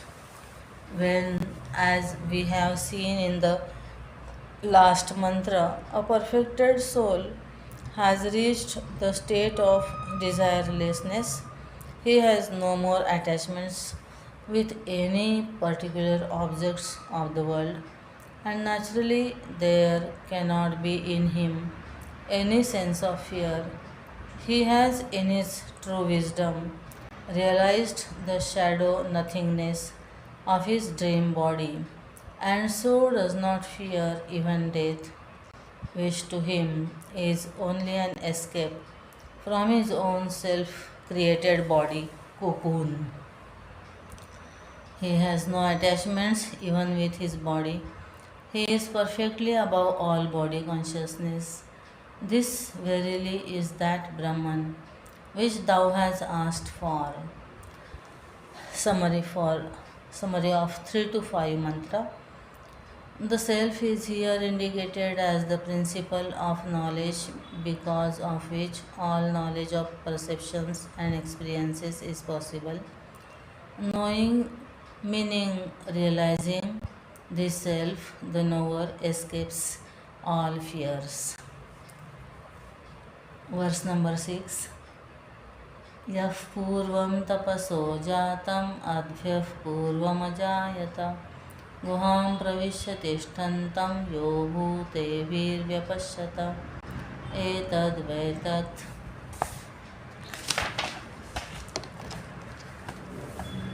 He who was born of tapas of Brahmaji, knowledge in the beginning and born ever prior to the 5 elements, water, etc., from consciousness Brahman, who beholds the firstborn Hiranyagarbha, who entered the cave of the heart and dwells within the 5 great elements koshas. There he verily sees Brahman. This is verily that Brahman which thou hast asked for. The theory of creation is a knotty problem in the Upanishadic literature. Modern book gazers are hasty students of the Upanishads, and the hasty students of the Upanishads come to the fantastic conclusion that intuitive understanding is not true. Since these sacred books have self contradicting theories to explain the how and whence of the world's creation, no one Upanishads concur among themselves as regards the details of the process in which creation has taken place. Each Upanishad explains to us in its own inimitable style a method and a process.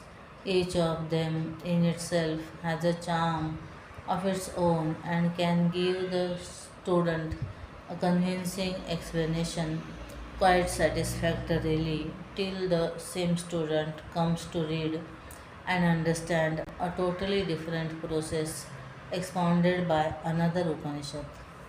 The Upanishad Rishis, in their firm understanding of the truth, could not take the problem of creation with any seriousness at all. They knew in their wisdom that this manifested world of names and forms is but a delusion created by the human mind. The world has only as much reality as our dreams have, but the Rishis knew at once that to the seeker who had approached them, steeped as he was in the impressions created by his own delusions in his early stages, the world is absolutely real. Each student is to be delicately and softly raised to the higher realms of knowledge from the state in which he finds himself at the time of his approach to the Guru. Again, no two students are of the same temperament, culture, attitude, or aptitude. The teacher learns the nature of each student through patient and close observations and classifies him according to his temperament. The great rishis explain to each type a particular myth explanation for the myth world. The authors of the Upanishads were not in the least serious about their explanations of a non existent world. Whatever be the explanations given and processes elaborated to explain the creation of the world, each master had to lead the student ultimately to a state of pure consciousness, viewed from the absolute nature of which the creation had actually never taken place except in the deluded Jiva's own mind. If we were to explain the fallacy of the snake in the rope, we too would adopt an explanations according to the conditions of the bitten and shall modify our own explanations when the victim of snake bite changes to be another individual of a different temperament and belonging to a different class of culture. In this mantra, we have just some hasty cross references to the process of creation, which have been much more elaborately dealt with in other Upanishads. Brahman of the supreme reality in the samashti macrocosmic aspect is Hiranyagarbha, and in the Veshti microcosmic aspect is the Jiva. He who knows Brahman through both these aspects is a true knower of reality. Adbhyaf Purvam, prior to waters, the Hiranyagarbha or the total mind was born prior to the five elements. Here, water stands for all the five elements. Akash, space, is a grosser manifestation from the total mind. Tapasa, by penance or of knowledge. There are passages in the different Upanishads where the processes of creation are explained. One of them is the Supreme willed himself to be many, and many came or became. Taittiriya Upanishad 2:6. It is this theory that is echoed in this mantra. In short, the mantra says that a seeker finally realizes the supreme reality, the eternal factor, both in the microcosm and in the macrocosm, Veshti and Samashti. Brahman appears as Jiva through the conditioning of Maya. When the conditionings drop off the Hiranyagarbha and Jiva, they become identical with the transcendental Brahman. This is verily that which you had inquired for. Ya, verse number 7. Ya pranena sambhavati aditirdevatamai गुहां प्रविश्य तिष्ठन्तीं याहूते वीर्यजायत एतद् वैतत्. That Aditi Hiranyagarbha, expressing as the prana, life, having entered the and existing as the soul of all the faculties within the body of five great elements, and is thus as if born. This is indeed that. Here the word prana stands for Hiranyagarbha. Thus the meaning would be he who is born in the form of prana or Hiranyagarbha. Devatamayi, in the form of gods, the soul of the gods. Here Devata, God, stands for the presiding deities of the sense organs. The pranas, vital airs, are the life essence in the perception powers of the indriyas. Aditi.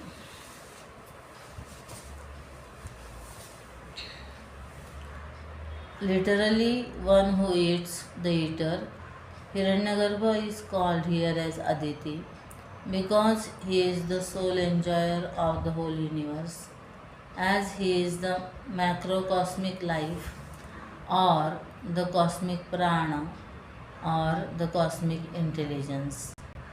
All the joys enjoyed by every living form are a joy registered in the lived in the cosmic mind and the total mind. This is verily that Brahman which thou hast asked for. Verse number 8. अरण्योर्निहितो जातवेदा गर्भैव सुहृतो गर्भिणीभिः दिवे दिवैद्यो जागृवद्भिः हविष्मद्भिर्मनुष्येभिरग्निः एतद्वैतत्.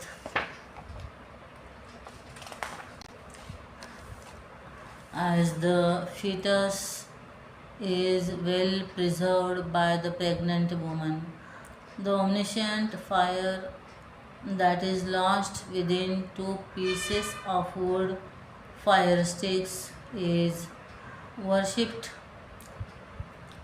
day after day both by awakened men, that is jnanis or sannyasins, awakened men, and by the sacrificial offers,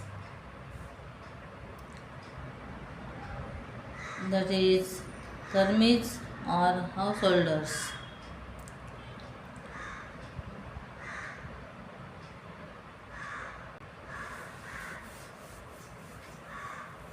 This is indeed that. The Brahman of the Jnanis and the fire of the householders are the same in the sense that all worship reaches the same source of all beings, the Supreme, source of all blessings, the Supreme. In Vedic scriptures, fire is lit not from any glowing coal or from any other scientific contrivance as a cigarette lighter or a matchbox. The auspicious fire is generated from installation in sacrifices by rubbing two pieces of wood in a wooden cup hole, scooped out in another piece of wood. The rod is pressed into the hole by one Ritvik and another Brahman with a piece of string wound round the vertical rod makes it revolve continuously in its wooden cup. The wooden piece with which the revolving rod is pressed down, that is upper stick, is called the Uttararani, and the lower wooden block stick is called the Adhararani. In the Adhararani, near the edge of the cup is placed some cotton. The wood pieces rubbing against each other generate heat by friction, and it is sufficient to set fire to the cotton pieces. This fire is then tended in the Havan Kunda. The fire, when once lit, is never allowed to die off, but is very carefully nourished and kept ablaze all through the sacrifice until the conclusion of it. In the Purnahuti, total oblation, the motherly tenderness, devotion and care with which the Ritvik preserve the fire is beautifully brought out by comparing it with the fetus preserved in the womb of a pregnant woman. The same Brahman who is worshipped by sages in the heart through meditation is worshipped by householders as Agni, fire, through sacrifices. The seekers worshipped the Supreme through meditation upon the significances of Om. The householders worshipped the same reality that is present in the core of its own manifestation, the fire. Worship being an act in the gross plane of sense objects, it needs some prop, which for the sage is provided in the symbol Om, and for the householder in this symbol is the fire. Symbol the fire. If the names and forms in Om and fire are removed, the Upanishad says that the truth which is worshipped by the sage and the householder is one and the same. And this is verily that which thou hast asked for. Verse number 9. यतश्चोदेति सूर्यः अस्तं यत्र च गच्छति तन्देवा सर्वे अर्पिताः तदुनात्येति कश्चन एतद्वै तत्. And that from which the sun rises and into which it merges, on that all the devatas depend and no one goes beyond. This is indeed that. All finite things have been observed to have a beginning and an end. Transient beings are born, and everything that is born must necessarily die out after a period of time. Modern astronomers also have come to the same conclusion that the sun, the moon, and the stars, including this globe of ours, are things born, and so they will at different periods of time disappear.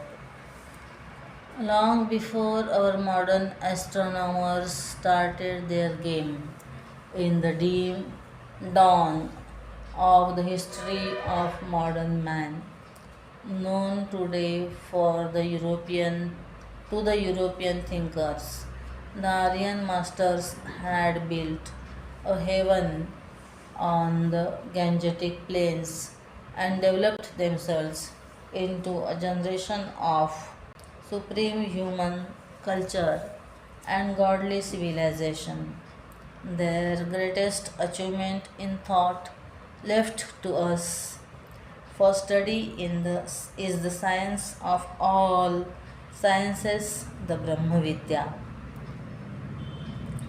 As discussed in the Upanishads, the rishis of the Upanishads here declare that the vital truth from which the sun had risen at the time of its manifestation and the factor into which it would merge when it withdraws its manifestation is the state of pure consciousness. Here, the word sun is a representative noun indicating in itself the entire world of finite objects. On that eternal absolute, the state of pure existence, depend all the devas. The word devas here does not mean the denizens of the heavens, the godly creatures. It only means the five fundamental elements. They are called devas because they are considered in Vedanta as the presiding deities of the five sense organs. The modern college educated children of ignorance, in their incorrigible vanities of wisdom, Vijnana, might easily laugh at this idea of presiding deities of our sense organs. This kind of blasphemy we hear of nowadays so often that it would be worthwhile for us to go into the question for a moment and see if there is any justification for such a belief. Here, Chinmaya may confess that he was the greatest blasphemer of all such statements in our scriptures. when ignorance strides forth to act and play the part of wisdom, such atrocities must necessarily come to be enacted. Our European readers need not feel aghast at these strong expressions. These expressions can be exaggerations only to those of us who have forgotten how to how the Christian world persecuted and killed the greatest thinker and astronomer of the times when he discovered and declared that the sun is stationary and that it is the earth that moves, a statement against the then biblical declarations. Let us try to understand the import of the statement made by the Upanishad in the light of the scientific discoveries of our own times. The sense organ ear is declared to be presided over by Akasha space. Our modern scientists will admit that sound can be created and conveyed only in space. If there were no space, no sound would have been generated or conveyed. The world that lies beyond the concept of space, knows to all of us, is the world of sleep, where certainly sound has no entry. Viewed thus, what is wrong if the great masters of the Upanishads had declared that the ear is presided over by space? In a dark room, for all our struggle to see, we shall see nothing but the darkness. When the room is lit, we see the objects. Thus, in the presence of the objects, the eyes cannot see them except when they are blessed by the principle of light. In short, only in a medium of light can the instrument of eye function, except in negligible darkness too. Such being the case, what is wrong if the Rishis of the Upanishads, in the language of their era, describe the instrument eye to be presided over by the visible source of all light, the sun? Thus, when approached in a spirit of sympathetic understanding, research, and discovery, we shall find clothed in the frocks of Vedic frills and ancient ribbons, there reveals eternally the deathless Eve of truth, who is for all times and for all people. If the modern educated Hindus reach the doors of their scripture only to laugh at and to ridicule it, let them remember that they are laughing at their own ignorance and lack of understanding. Thus, the mantra clearly declares that all the five great elements depend entirely upon the Supreme Self as pure existence. The deities of the five sense organs, the gods, depend upon the Supreme Reality, the pure consciousness, as the spokes of wheel upon the hub. But for the central hub, we all know for certain that the different spokes can neither maintain themselves nor function effectively in strengthening the wheel. This truth, which is the substratum for the fundamental elements, is that which you have been asked for.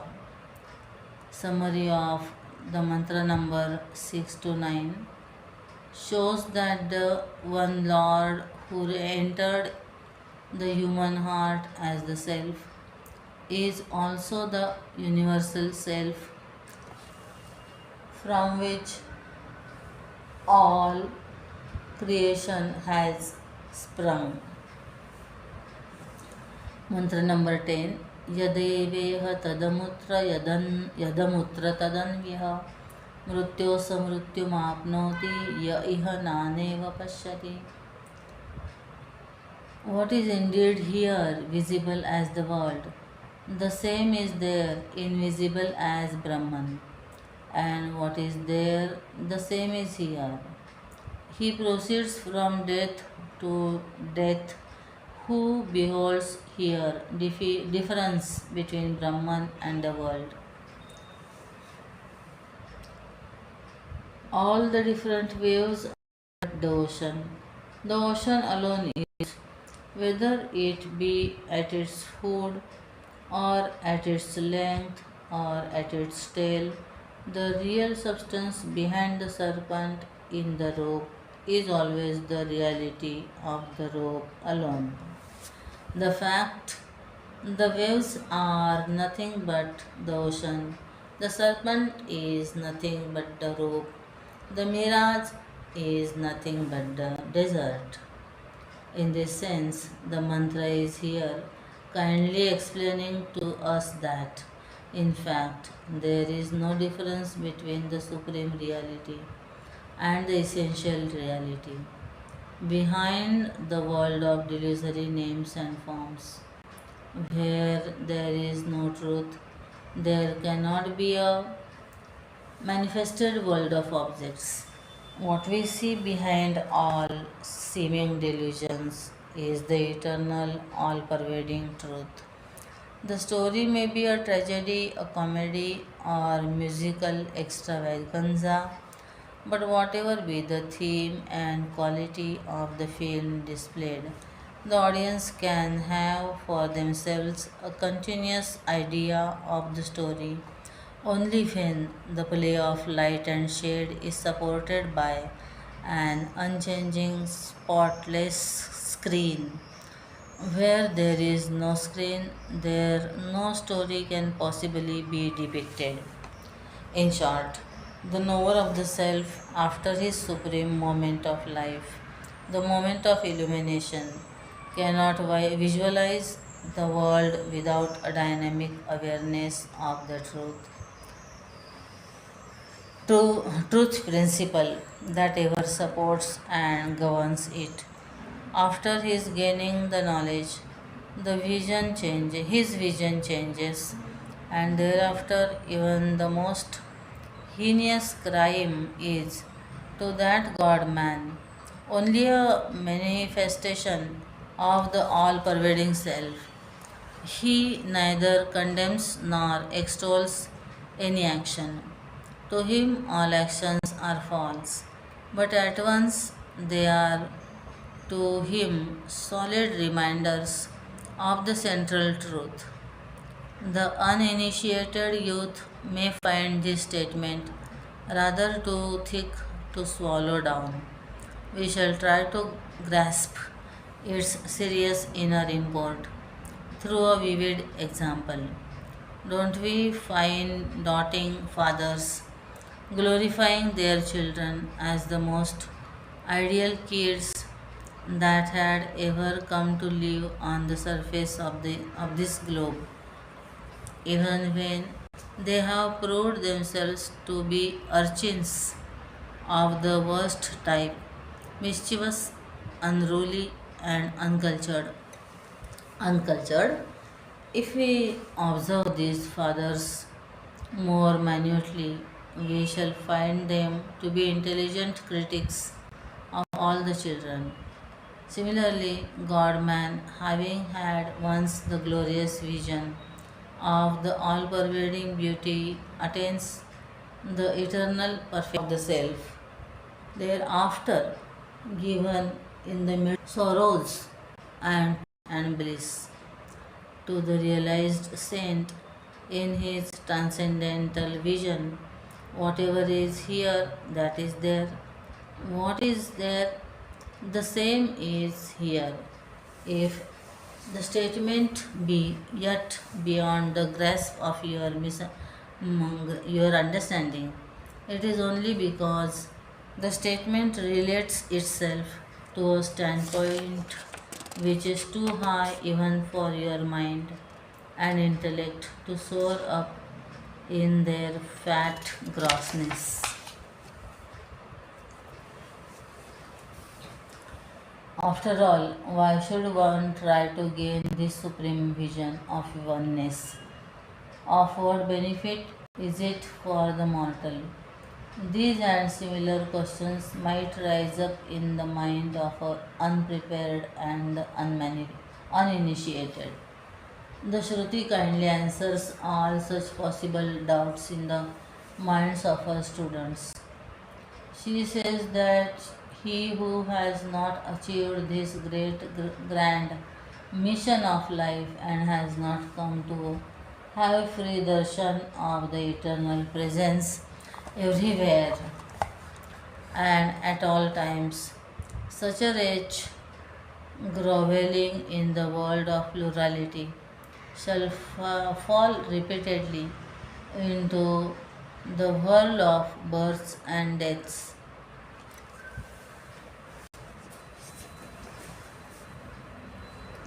The hint is that he who has come to experience the state of oneness, which is the state of Godhood, shall never slip back more into the endless wheel of samsaric pains and continue the agonizing shuttle race between repeated births and deaths.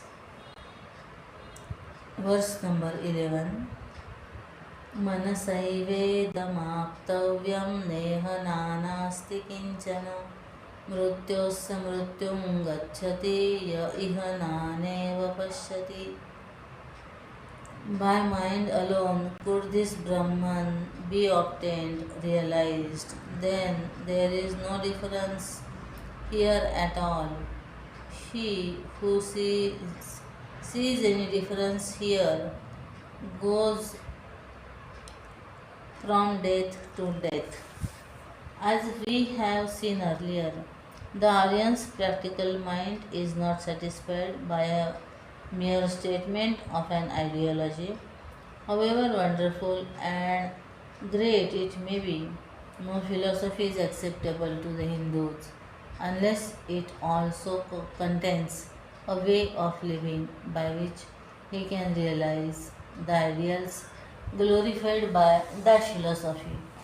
Satisfying this inner urge, essential to the Aryan character and national temperament, the Upanishad immediately after her statement of a philosophical truth, as explained in the previous mantra, hastens to give her disciple the path by which they can realize this vision of truth. Mind alone is the vehicle for God realization. This statement of the Shruti, may seem to contradict the previous assertions that the self is realized on transcending the mind and the intellect. This is no contradiction. When she says that mind is the only vehicle, she only means that the mind is to be trained through its controlled and regulated application to minimize its activities to a zero when it dies of itself. The process of mind annihilation is to be achieved not through a murder but through a suicide.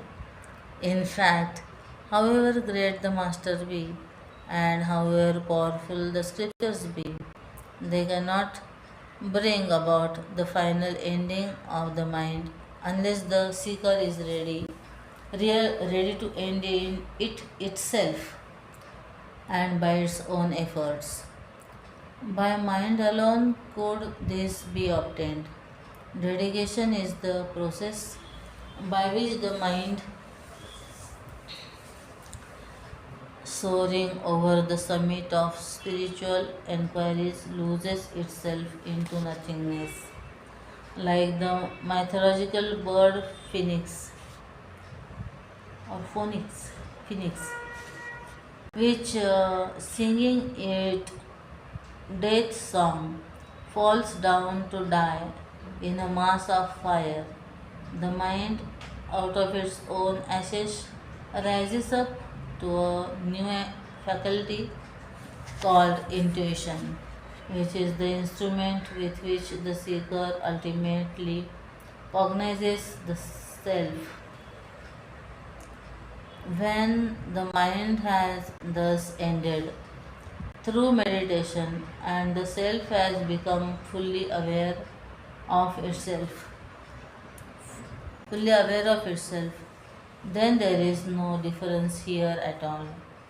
For purposes of certainty and emphasis of assertion, Shruti is here repeating dire consequences which one will have to face if one were not smart enough to walk the path of truth and fully succeed in reaching the goal of life in this very birth. We shall, promises the Shruti, go from to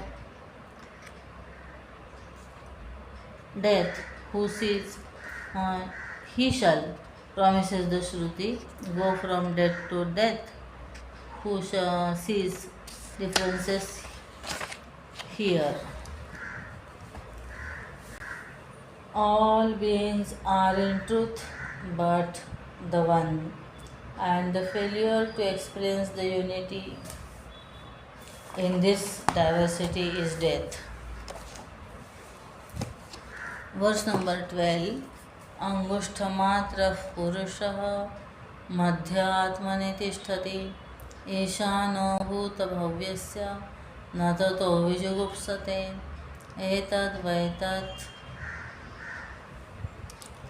The person Purusha of the size of a thumb resides in the middle of the body, Lord of the past and the future, and henceforward, after knowing him, fears no more. This is indeed that. The Shruti declares that a human life only fully flowers itself into an adorable success only when the individual comes to rediscover himself to be the all, and this achievement can be effected only through a control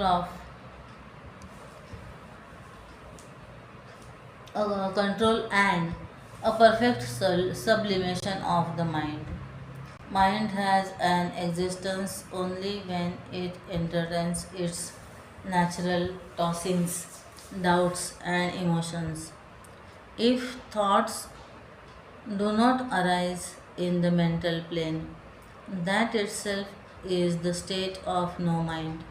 In order to reach this state of mindlessness, the yogi is advised not only to practice a life of restraint and self control, study and retirement, but also to bring the newly released energy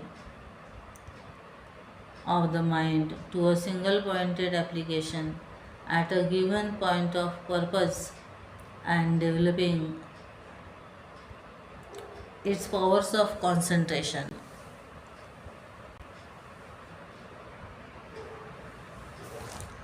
In the case of those who walk the path of bhakti devotion, they have the natural prop for meditation and concentration in name and form of their beloved Lord. In the case of the Hatha Yogin, he has the Kundalini Shakti, the serpent power. For the Karma Yogi, similarly, there is constant remembrance of his uh,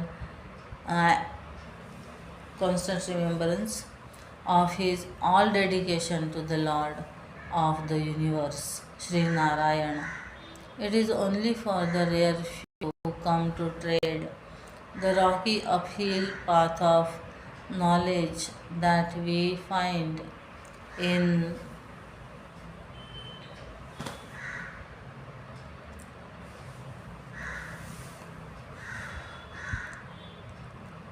that we find it difficult to provide them with an intellectually feasible prop to fix their mental attention and develop their secret powers of high concentration.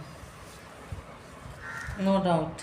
The Shruti texts are in themselves the Vedantic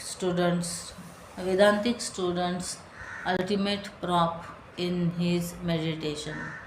But before he can launch himself into the philosophical contemplations upon the nature of the divine spark, the self in himself, he must first of all have an first of all have a powerful and high degree of concentration to apply himself. This early training for the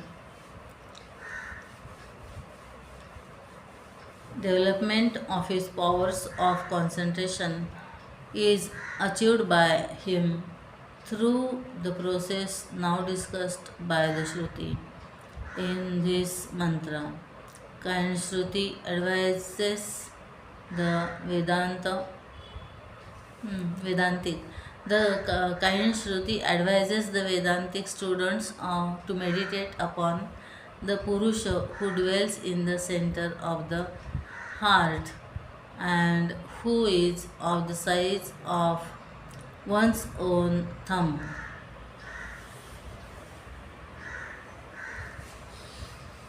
To limit the all pervading truth to the form of the thumb and to locate it within the limitations of a circumscribed space, as the human heart is indeed a blasphemy.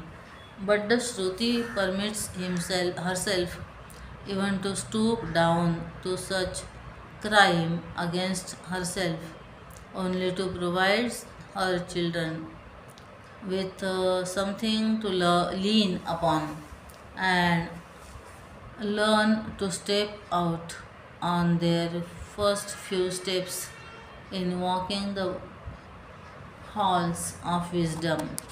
The second line is a repetition of Mantra 5, Valli 4 of this Upanishad, and for commentary, please refer back to page 183. अंगुष्ठमात्र पुरुषो यो ज्योतिरिवा धूमकः ईशानो भूतभव्यस्य स एवाद्य सौष्वः.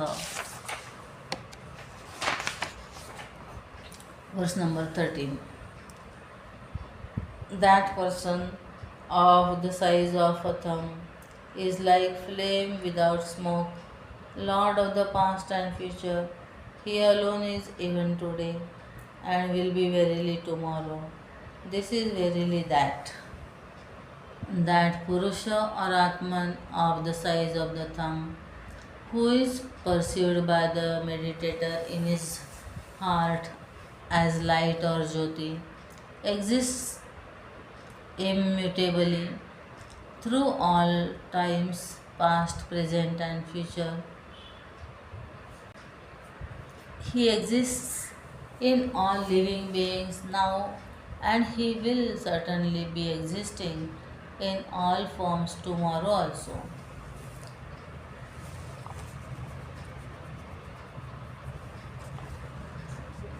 Some sadhakas take this line very literally, start imagining a thumb-like flame as though burning bright within their bosom and meditate long upon it.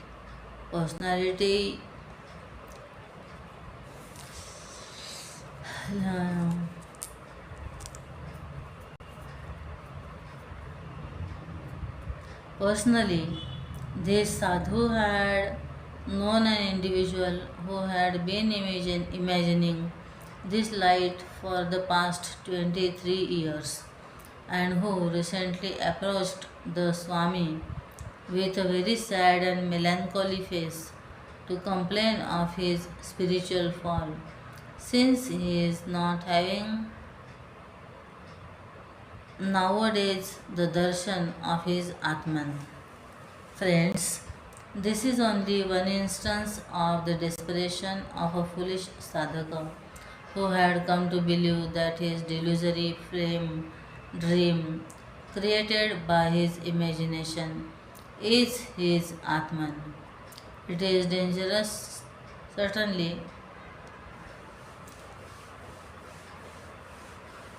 to try to walk the path of knowledge without continuous study of the scriptures and constant satsang with real Mahatmas.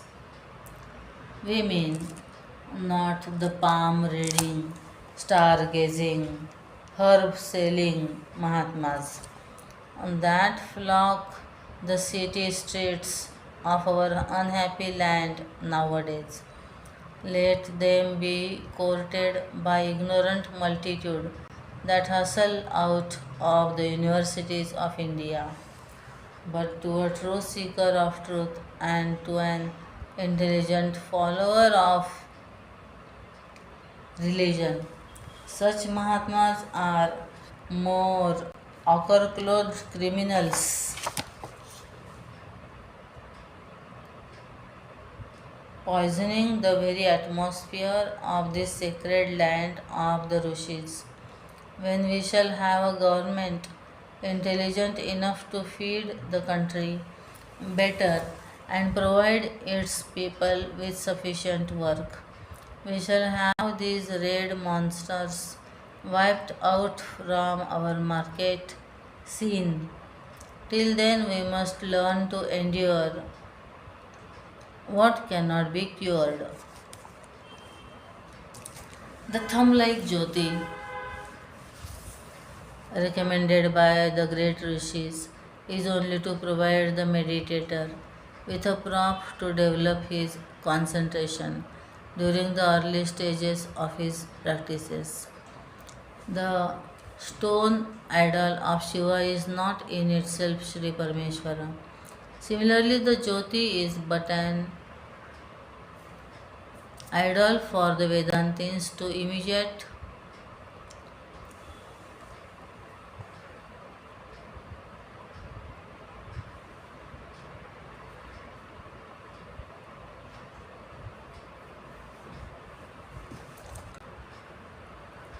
Vedantin to meditate upon during his practices, and it is not the Atman. If an idol is unfortunately stolen away from a temple, it doesn't mean that God has been stolen away.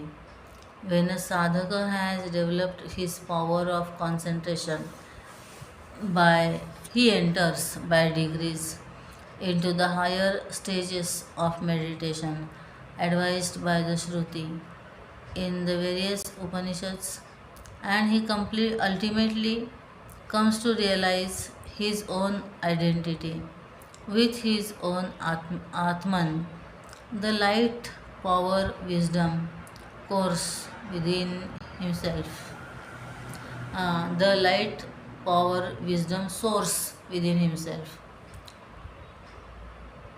The summary of 12-13 mantras, the self for purposes of meditation for an early seeker, is described as a thumb sized person dwelling in the heart. Verse number 14. यथोदकं दुर्गे वृष्टं पर्वतेषु विधावति एवं धर्मान् पृथक् पश्यन् तानेवानुविधावति.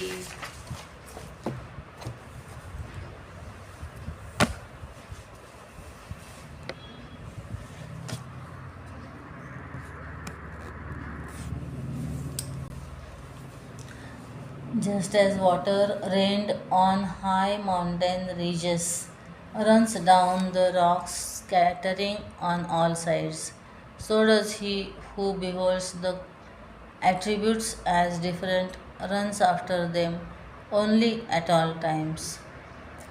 Here we are again face to face with one of the celebrated mantras of this Upanishad, which is often quoted by writers and orators.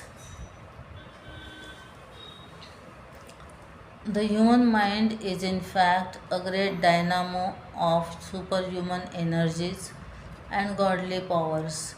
Yet we find that the ordinary human being is a slave and a servant of his own mind rather than a master of it. In a way, we may say that a similar tragedy has happened to man in the outer world too, especially in our machine age. The engines conceived of by man to work for him have now become the very tyrants of iron hearted masters at whose ever revolving wheels man is today a helpless slave. This tragedy in the within has come to pass because man, in his delusions and ignorance, has lost his capacity to control the promptings of his heart and the lustful surgings of his mind. The supreme wisdom and power which is in man gets scattered and flows in a thousand dripping rivulets down the mount of ignorance to get itself lost in its downward transit. This is indicated here in this mantra by the beautiful analogy of water that has rained on the top of a rocky mountain. If only we could conserve the total waterfall on the top of the hill with a powerful and well engineered dam and direct the flow of the water through one single determined channel, we could get out of it a lot of useful work. Similarly, if man could, through his discrimination, control wasteful flow of energy, conserve it and direct it intelligently into the positive channels of right living and high thinking, he could easily get out of this very same inner equipment the power and glory of a God upon earth.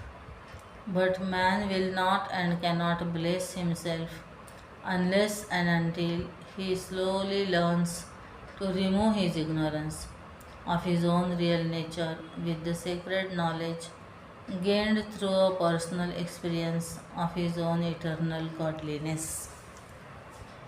Verse number 15.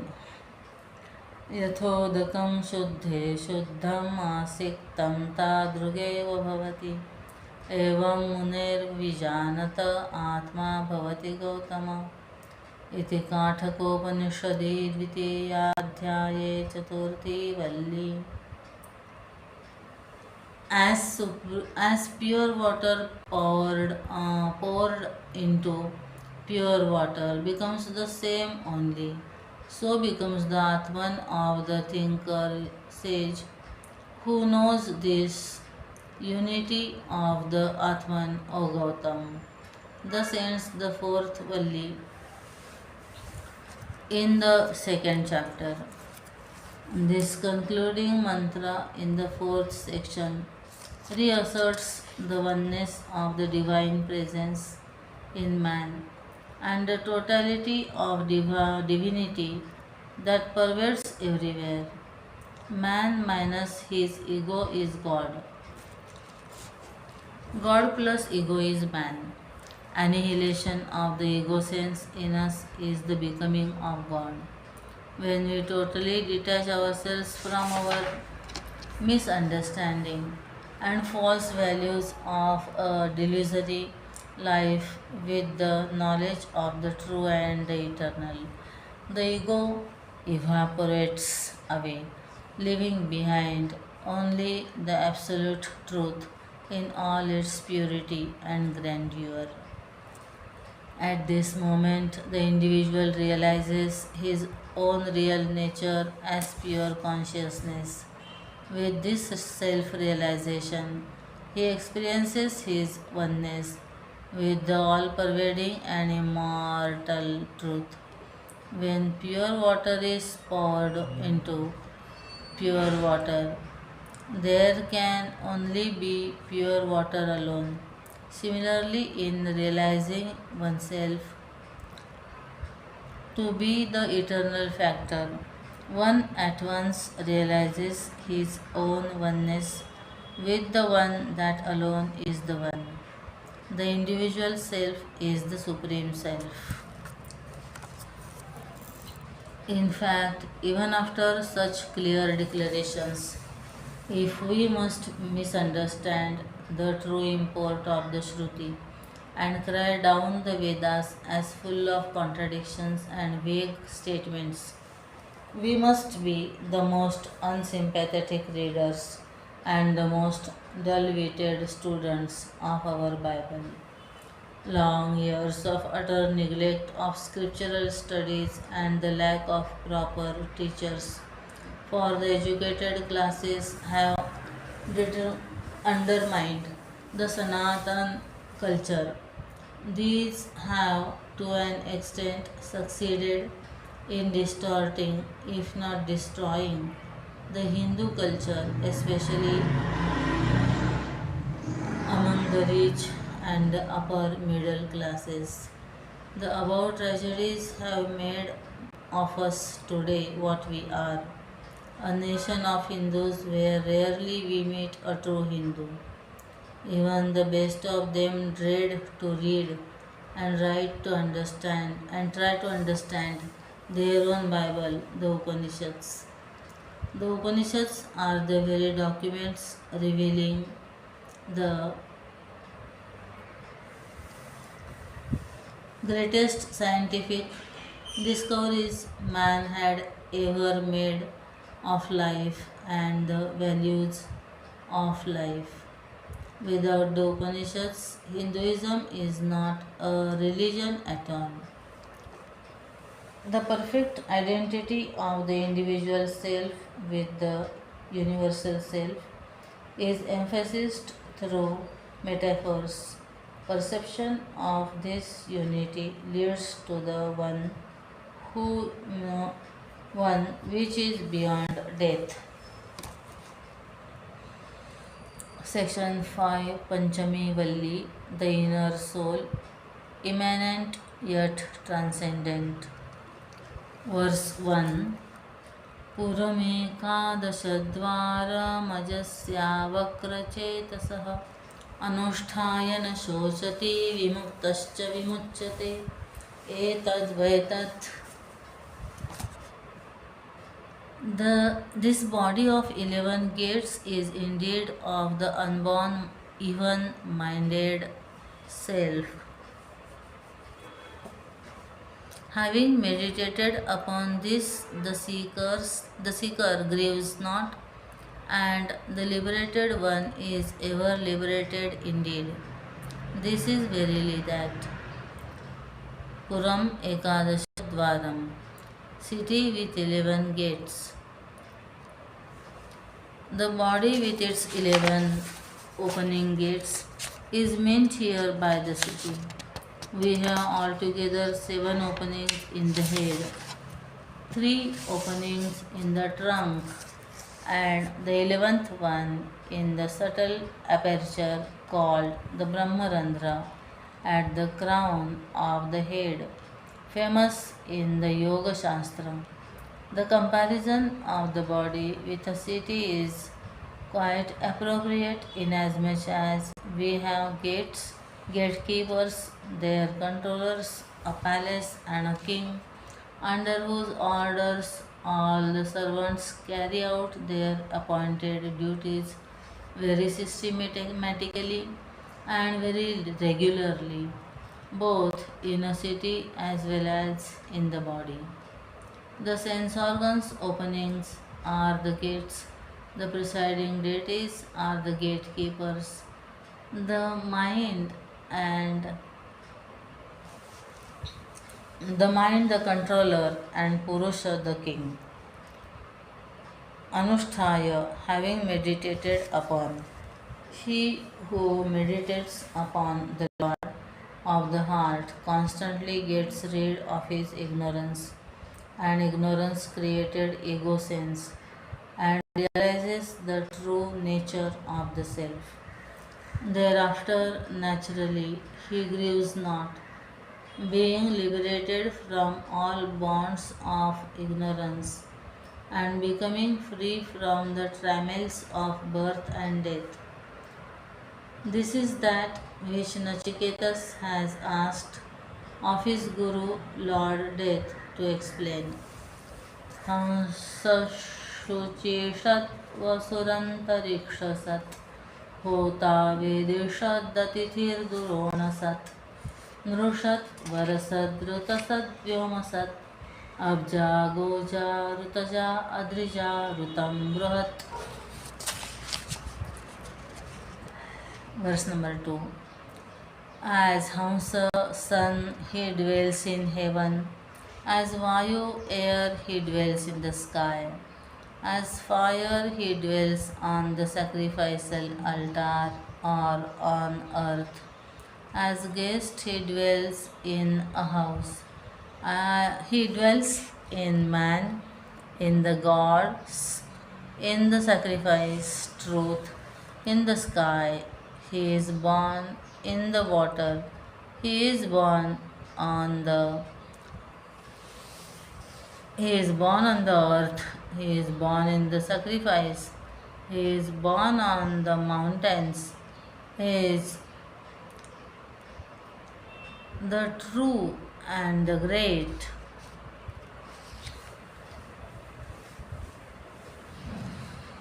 The Purusha who has been explained in the last mantras as residing in the human body is now explained in its wider aspect as the Lordly One who presides over all the functions in every form.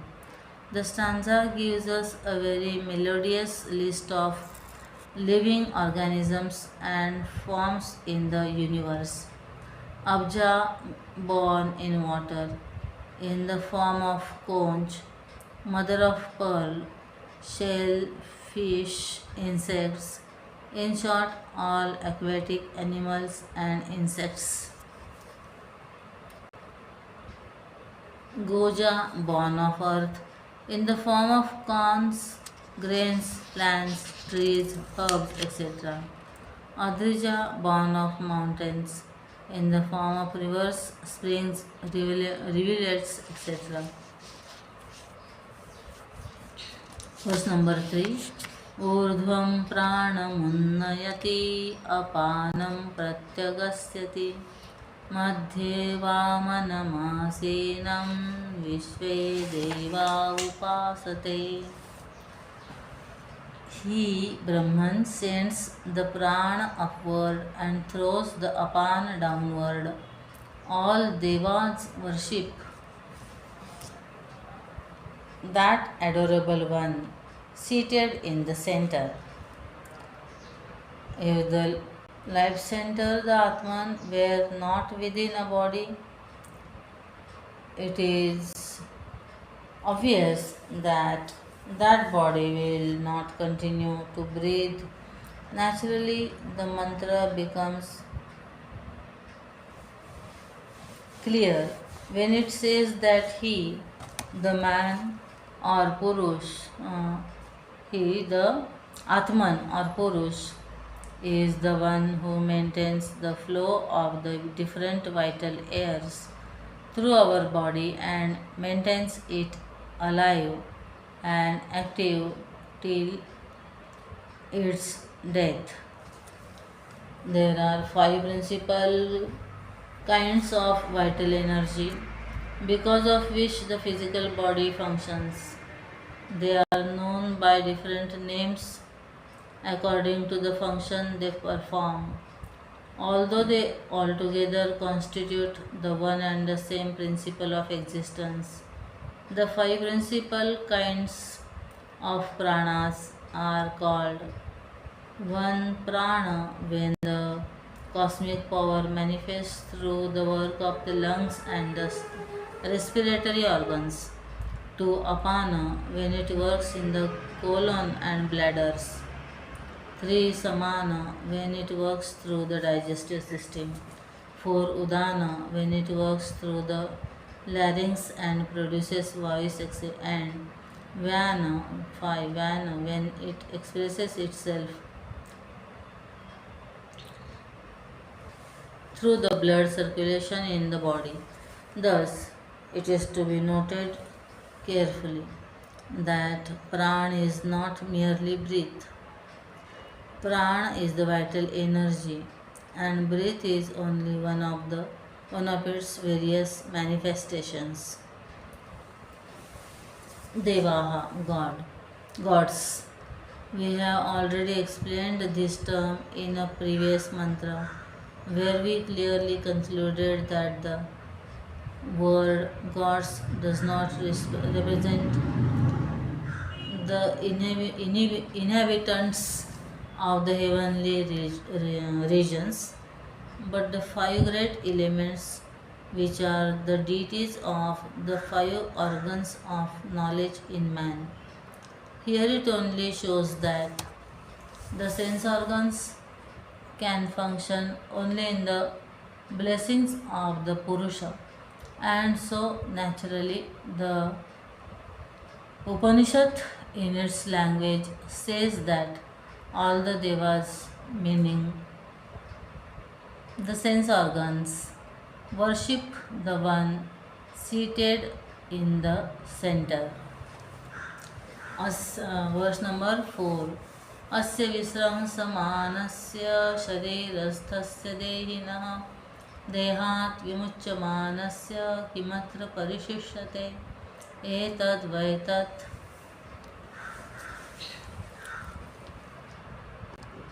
When this Atman who dwells in the body is separated from the body, he is freed from this body. What remains here in this body, this verily is that. The Atman upon whom all the Indriyas depend and who is the controller and director of all the vital airs is the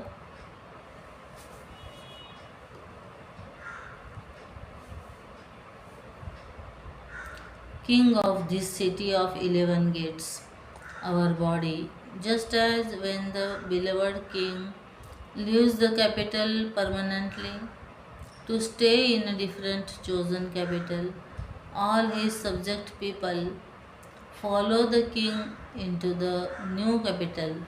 So too, when the Atman departs from a body, all the activities of that physical body seemingly depart with the Atman. When once the Lord quits the body, however great the man might have been while living, his body starts to decay and perish until ultimately it reaches the dust from which the material of the body had come. Kimatra parishishyate. What remains then? When the Atman has departed from the body, what remains in the body? With this question, Shruti confronts us with the sacred truth that there remains practically nothing upon which we may glorify that empty shell, the dead body. Mantra number 5.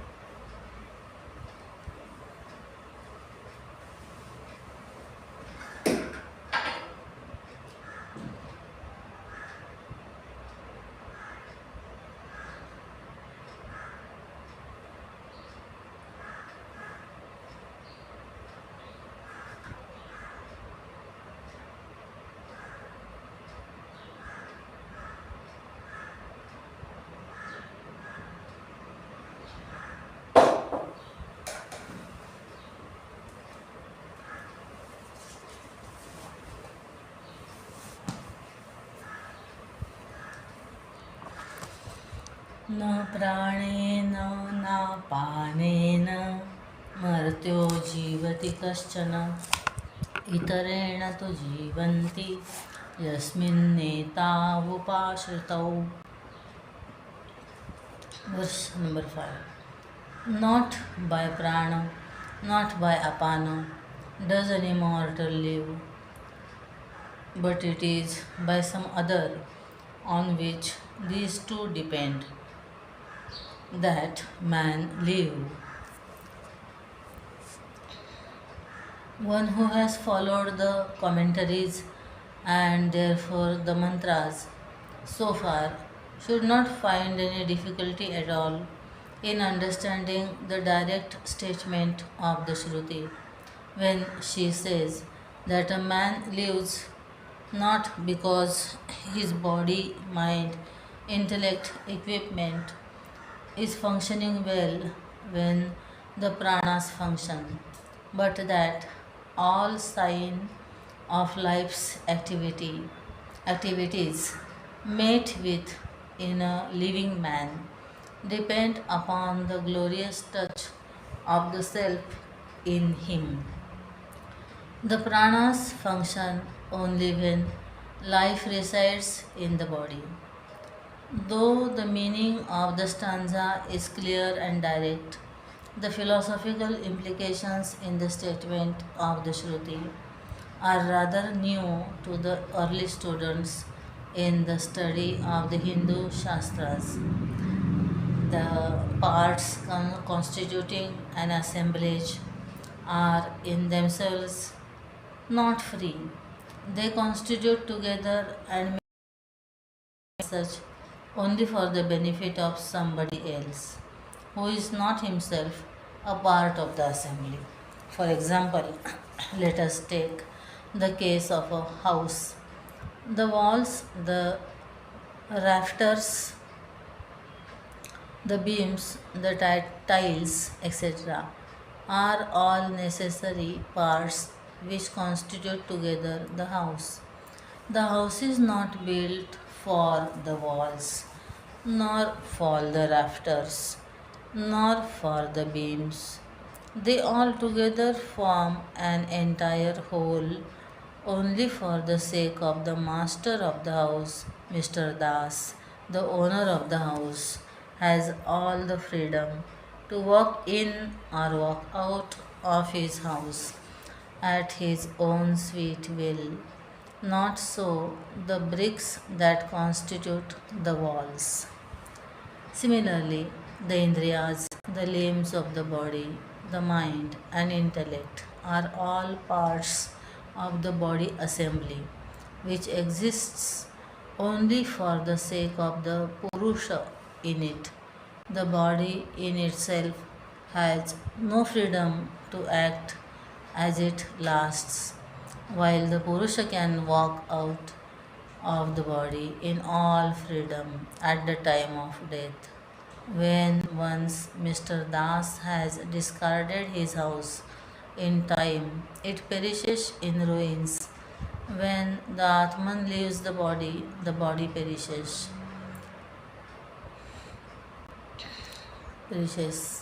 The source of life is not pranas. The pranas end and perish themselves when the Atman, the source of life, discards its temple, the body. In the Shastric terminology, they say that all actions, physical, mental, and intellectual, are prana vritti.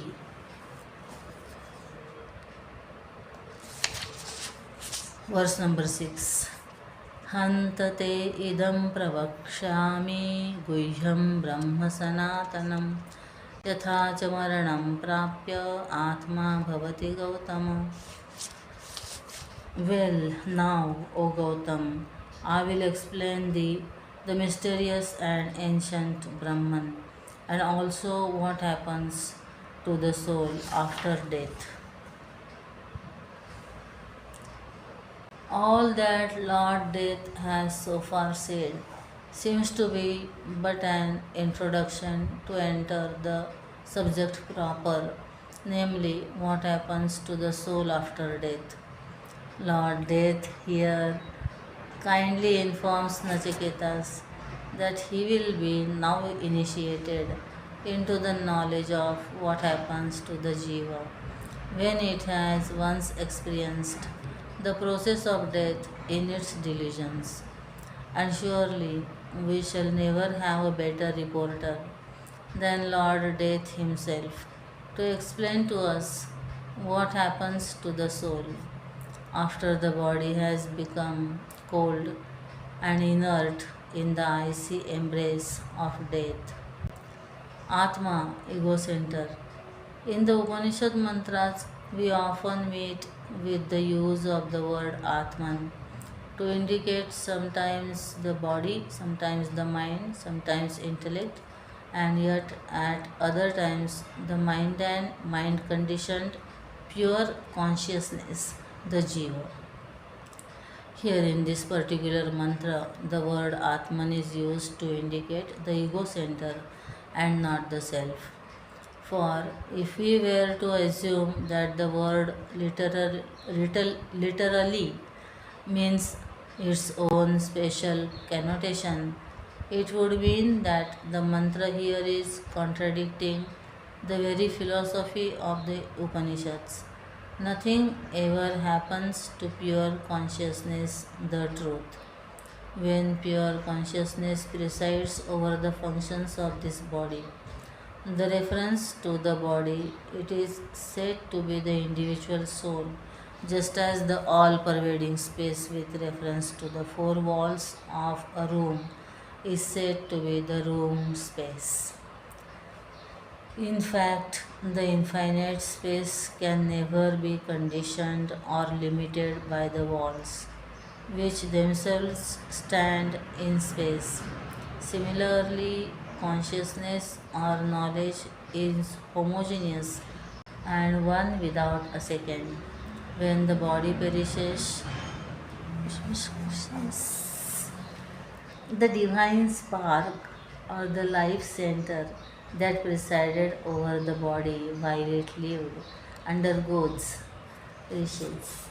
No change but eternally remains the same. The death and the constant departure from the dead body at the time of death and the feeling of having entered a new form at the time of birth are both the delusory ideas of the ego center. The Supreme Self reflected in the mind intellect is, we have already seen, the Jiva or the ego. The ego idea leaves its ideas of I-ness and myness with the dead body. Each ego center comes to develop its sense of ownership and possession with another body form. Thus, when Lord Death says that he will explain what happens to the Atman after death, he certainly means to explain to us what happens to the Jiva with all its vanities of I-ness and attachments of myness. When it leaves one body to perish and enters the womb to take up another birth. Verse number 7.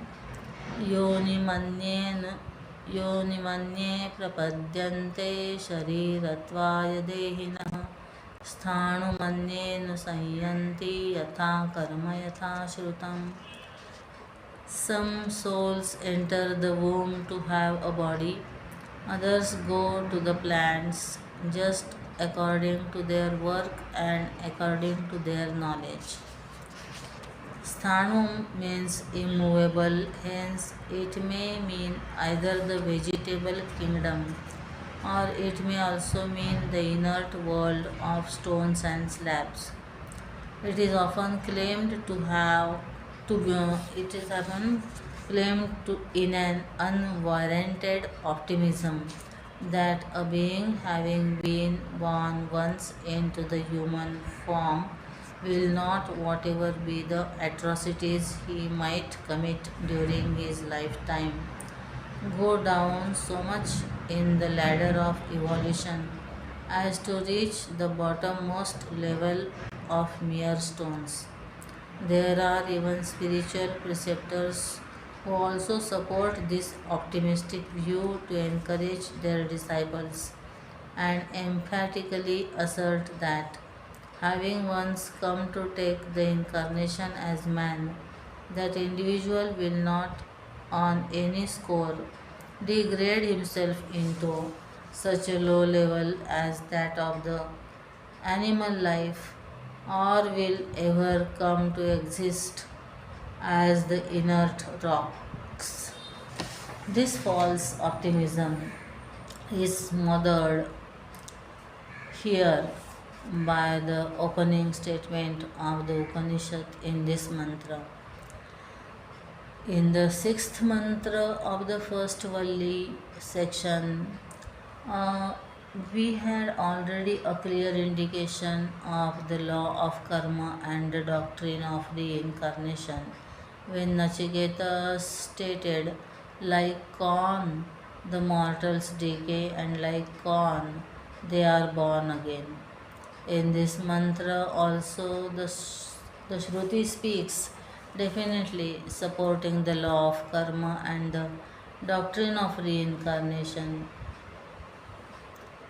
The ego center after the death of the body remains intact in the form of an idea until it comes again to fix the relationship with another form, that which helps the floating ego to choose its next rendezvous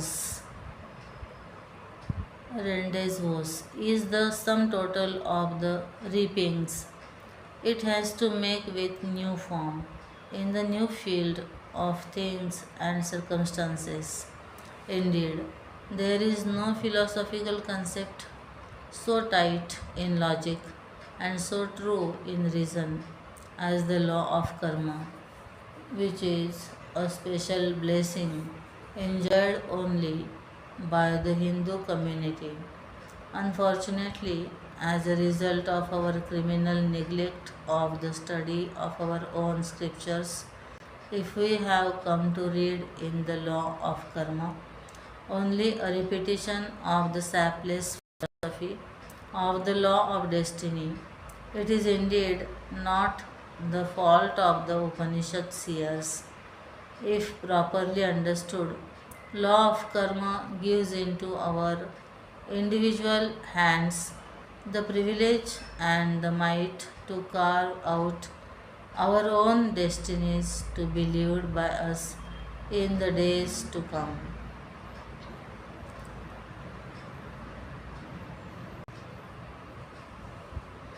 Brihadaranyaka Upanishad 12 to 13.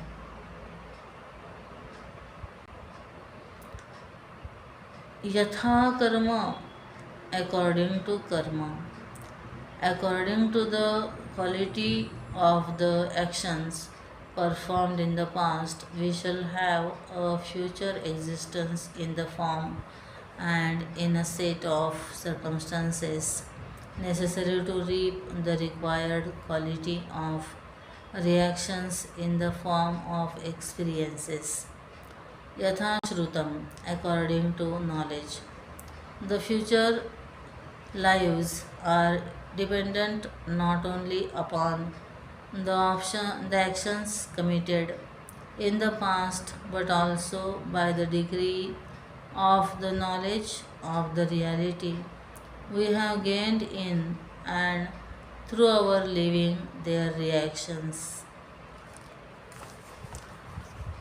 Verse number 8. य एष सुप्तेषु जागर्ति कामं कामं पुरुषो निर्मिमाणः तदेव शुक्रं तद्ब्रह्म तदेवामृतमुच्यते तस्मिन् लोकाश्रिताः सर्वे तदुनात्येति कश्चन एतद्वैतत्.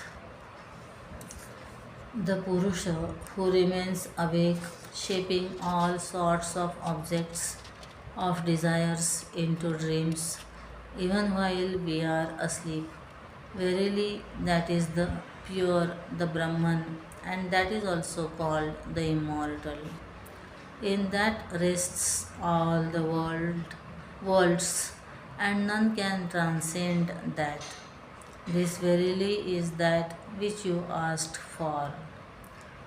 The waking state world of sense objects and their cognition are not possible without the presence of pure intelligence within the body. So, too, we have already found that the dream world would not have been available for our experience had it not been again lit up by the very same intelligence. In the deep sleep state, too, the intelligence continuously illumines for us the idea of I do not know. Thus, pure intelligence, the self, ever remains as a witness of the three states. It is neither awake nor does it ever dream, nor does it ever dream, nor does it ever sleep. In its presence, the three different states play the relay race. In the Kathopanishad, we have made this point amply clear with the analogy of a street lamp. The light of the street lamp illuminates everything that comes into its pool of light. It may illumine at one time a honeymooning couple singing and dancing in their newfound joys of physical companionship. At another moment, it may light up a drunken party, laughing and dancing in their intoxication. And yet, at another moment, it may light up a mournful procession of a sad funeral pyre. In all the three cases, the light of the street lamp is neither happy at a honeymoon couple nor drunk at the revelers, nor sad and sorrowful as a honeymoon couple, nor drunk as the revelers, nor sad and sorrowful as the bereaved in the funeral procession. Similarly, the intelligence that reigns within us illuminates for us the world of waking state, the world of the dream state, and that of the sleep state, without itself ever undergoing any of these experiences.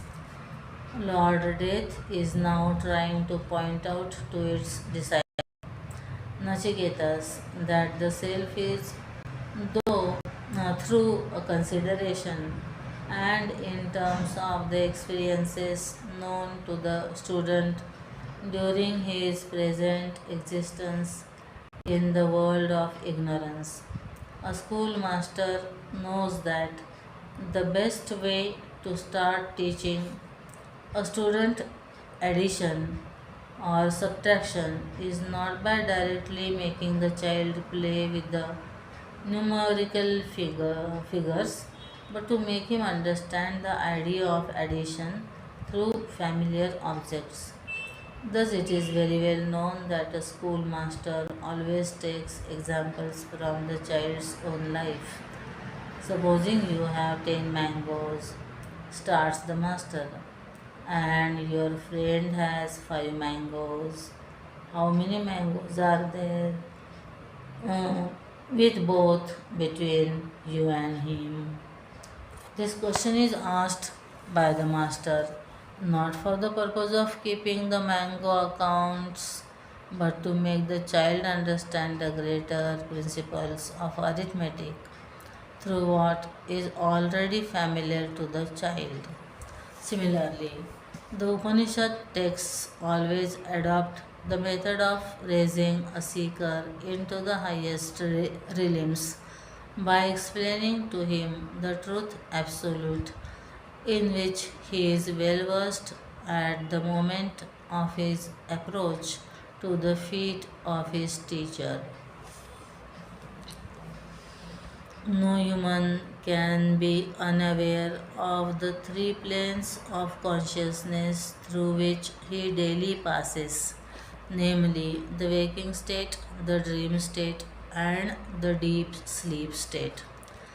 If now a teacher approaches us and explains to us that there is one constant illuminating factor, in the presence of which alone the experiences of the three planes of consciousness become real and cognizable for us, it must necessarily be easy for us to feel for ourselves intuitively this factor, the eternal self.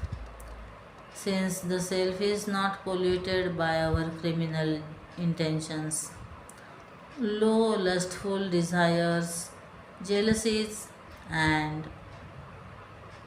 selfishness of our life, just as the street light is untouched by the varied scenes it comes to illuminate. The Atman, as the sole witnessing factor, is indeed ever Sukrutam, no, Shukram, pure. The rest of the words in the mantra stand explained by themselves to all those who have followed our detailed commentary so far. The summary of the mantra number 1 to 8. The Lord of the city of body is also the immanent Lord of the world. He is eternal Brahman as well as the Atman. He is subject to transmigration determined by the jnana and karma of the equipments through which he expresses himself. Verse number 9.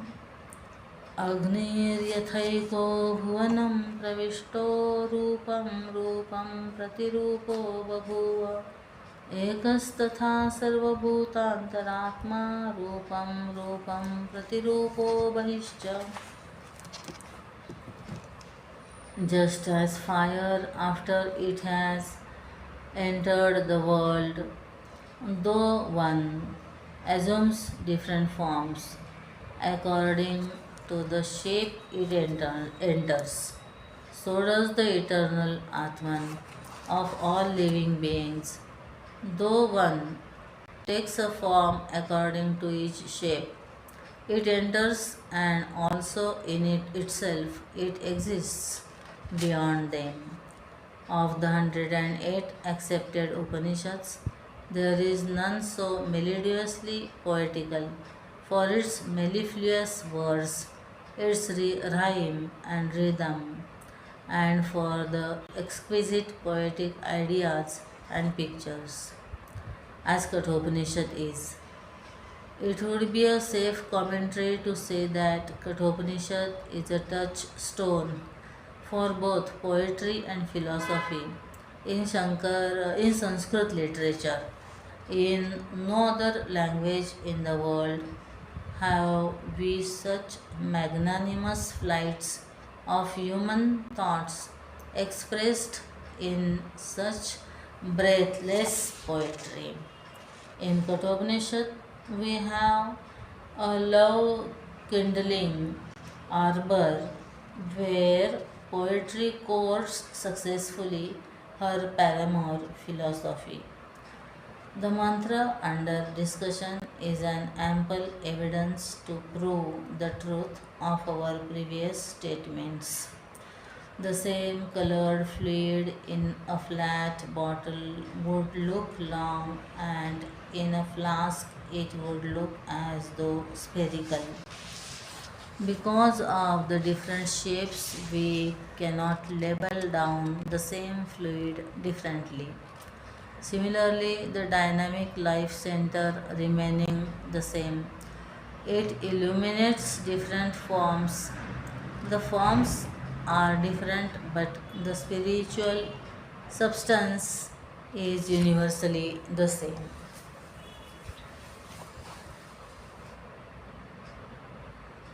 The electric current that passes through a fan, a bulb, a refrigerator, and a heater is certainly the same, although because of difference in the instruments through which it passes, it manifests itself differently as air, light, cold, heat, etc. The Atma Tattva similarly remains the same in spite of the different makeup of the different minds that it comes to function through. Its manifestations are of different forms. Thus, it is that you are not me, nor nor am I you, because my mind is constituted differently from yours, yet our Atman is the same.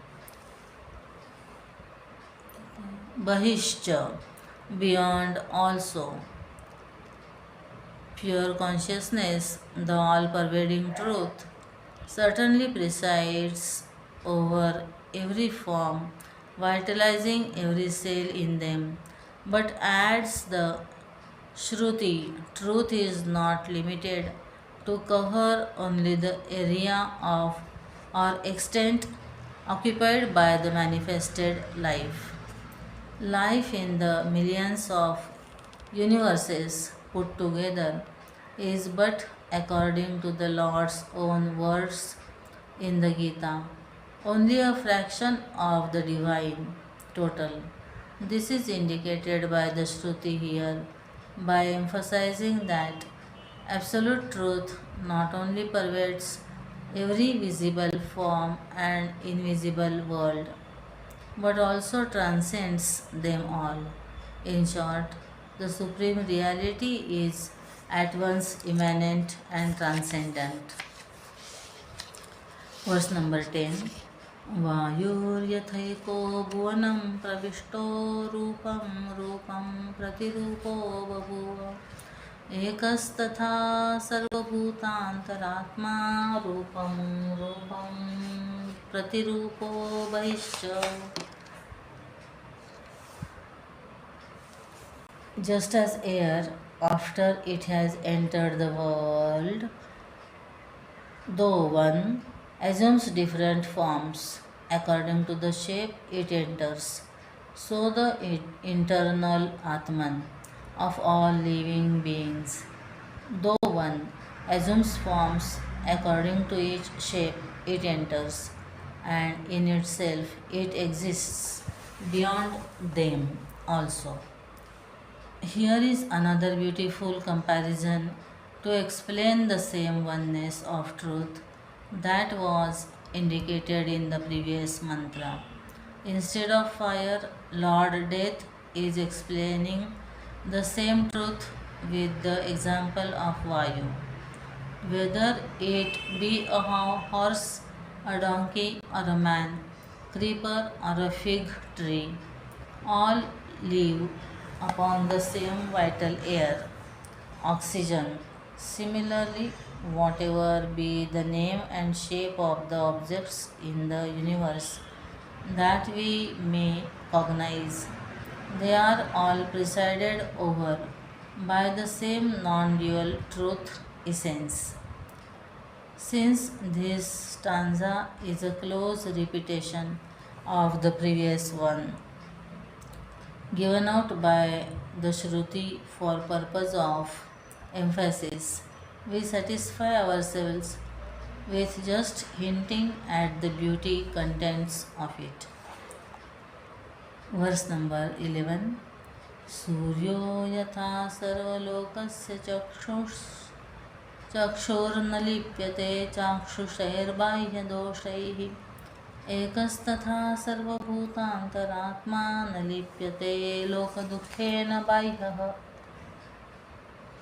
Just as the sun, the eye of the whole world, is not contaminated by the defects of the external eye, so being the innermost essence in all beings, Atma is not contaminated by external sorrows of the world.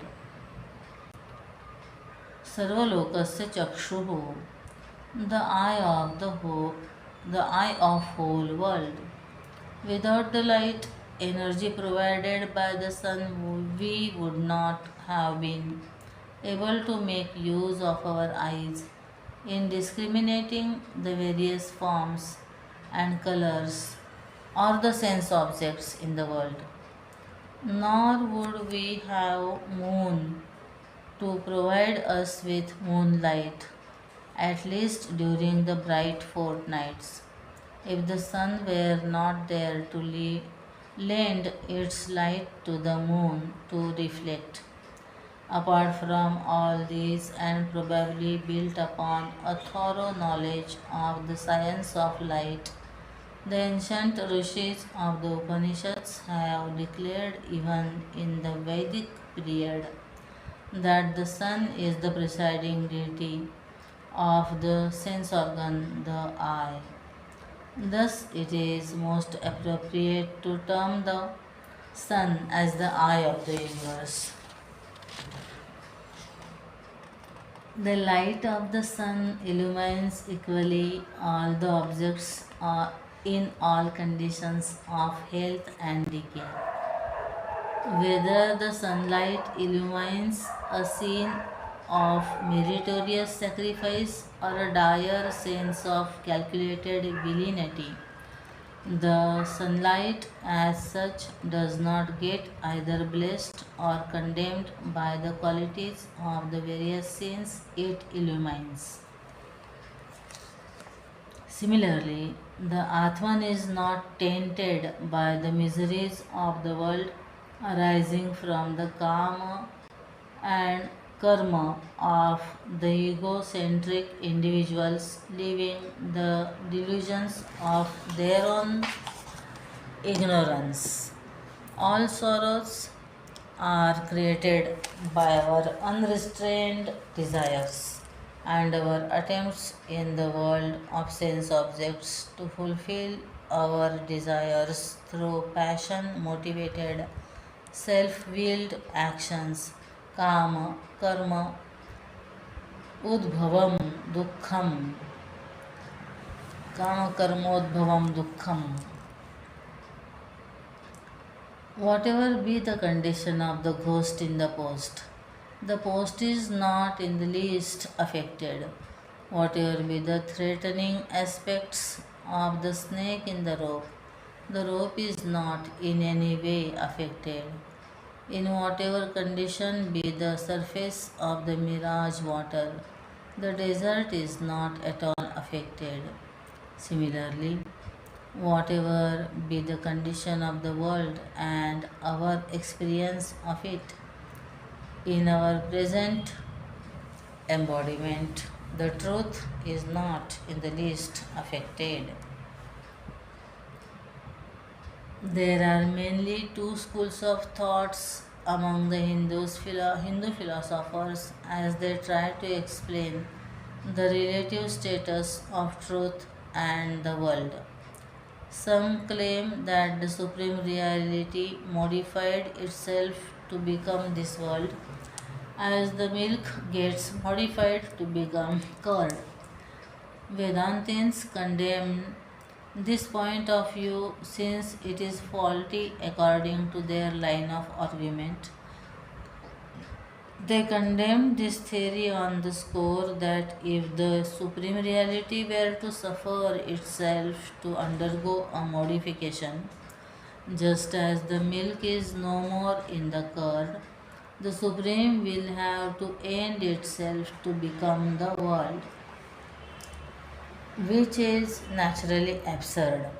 Again, the Vedantis argue that if the world is a modification, parinama, of the Supreme Reality, then change. Then, according to the Parinamavadins, the Supreme is available for change, and that which undergoes change cannot be eternal, but must necessarily fall within the boundaries of finiteness. Thus, if the Parinamavad is necessary, is accepted, the supreme reality itself becomes a finite, perishable commodity.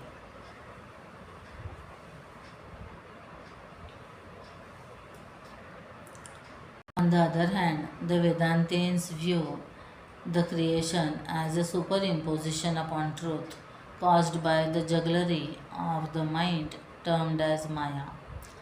This argument of the Vedantins is termed as the Vivartavad.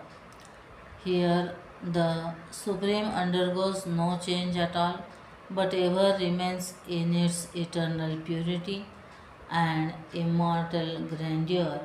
The rope undergoes the change. hmm, The rope undergoes no change, nor gains for itself even a drop of venom. When a traveler in the dusk misunderstands it to be a snake.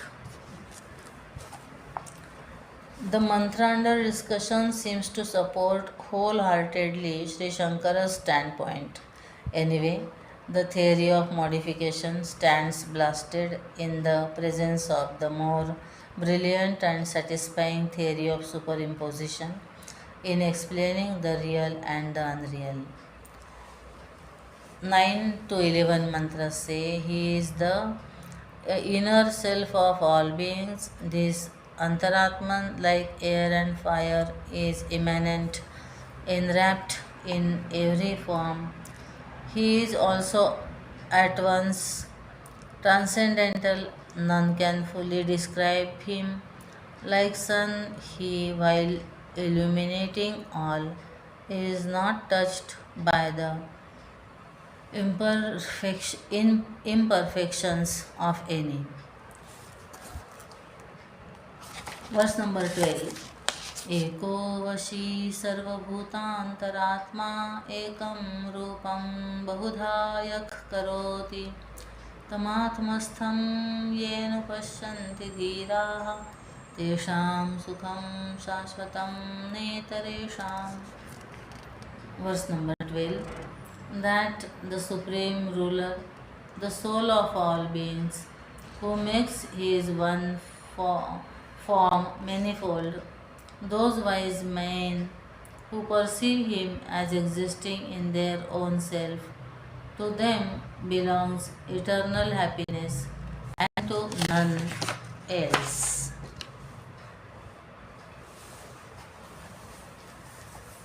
The self-arrogating ego centers, viewing out of themselves through the shattering instruments of their mind and intellect, observe everywhere nothing more sacred than an eternal variety of endless plurality. Consequently, they suffer all the pains of life, their own self-created problems of life. The mind and intellect equipment has a prism effect when the undivided beam of the self's light passes through it. The intelligence, seemingly encased within the body, can reach the outer world of sense objects and cognize them only through the coordinating agent, the mind. But the wise, transcending the limitations of both their mind and intellect, learn to look out through their faculty called intuition. Intuitively viewed, truth alone is the experience available at all places and at all times. The self is the source of the light, which at the interception of the mental prism seemingly disperses itself into the variegated band of innumerable names and forms which constitute the Jagat. The yogi, in his discriminating wisdom, successfully withdraws his mind's delusory hobnobbing with its own ignorance created plurality, and in the moments of his deep meditations, his awareness comes to be aware of itself as the self.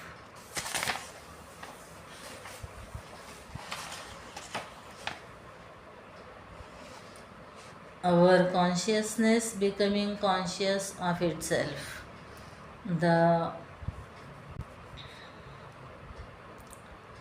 pure consciousness as the self is the moment of self realization or Ishwar darshan.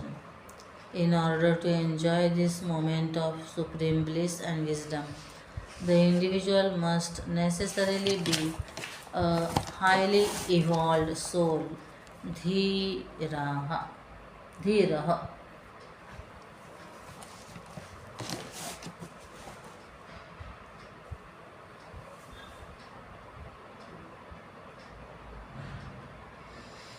Such ones alone can come to enjoy eternal bliss. That theirs alone is the experience of continued, unbroken, and infinite joy is indicated here by the Shruti. She says that only such wise men who have come to realize their self are the real men of bliss and not others. The worldly men who are engrossed in external objects and who are not endowed with discrimination are debarred by this statement to have ever a chance of enjoying infinite bliss through sense objects. Verse number 13. Nityo nityanam chetanascetananam eko bahunam yo vidadhati kaman tamatmastham yena pashyanti dhiraha tesham shanti shashvati netaresham. He, the eternal among non-eternals, the intelligence in the intelligent, who through one fulfills the desires of many, those wise men who perceive him as dwelling in their own self, to them belongs eternal peace and to none else.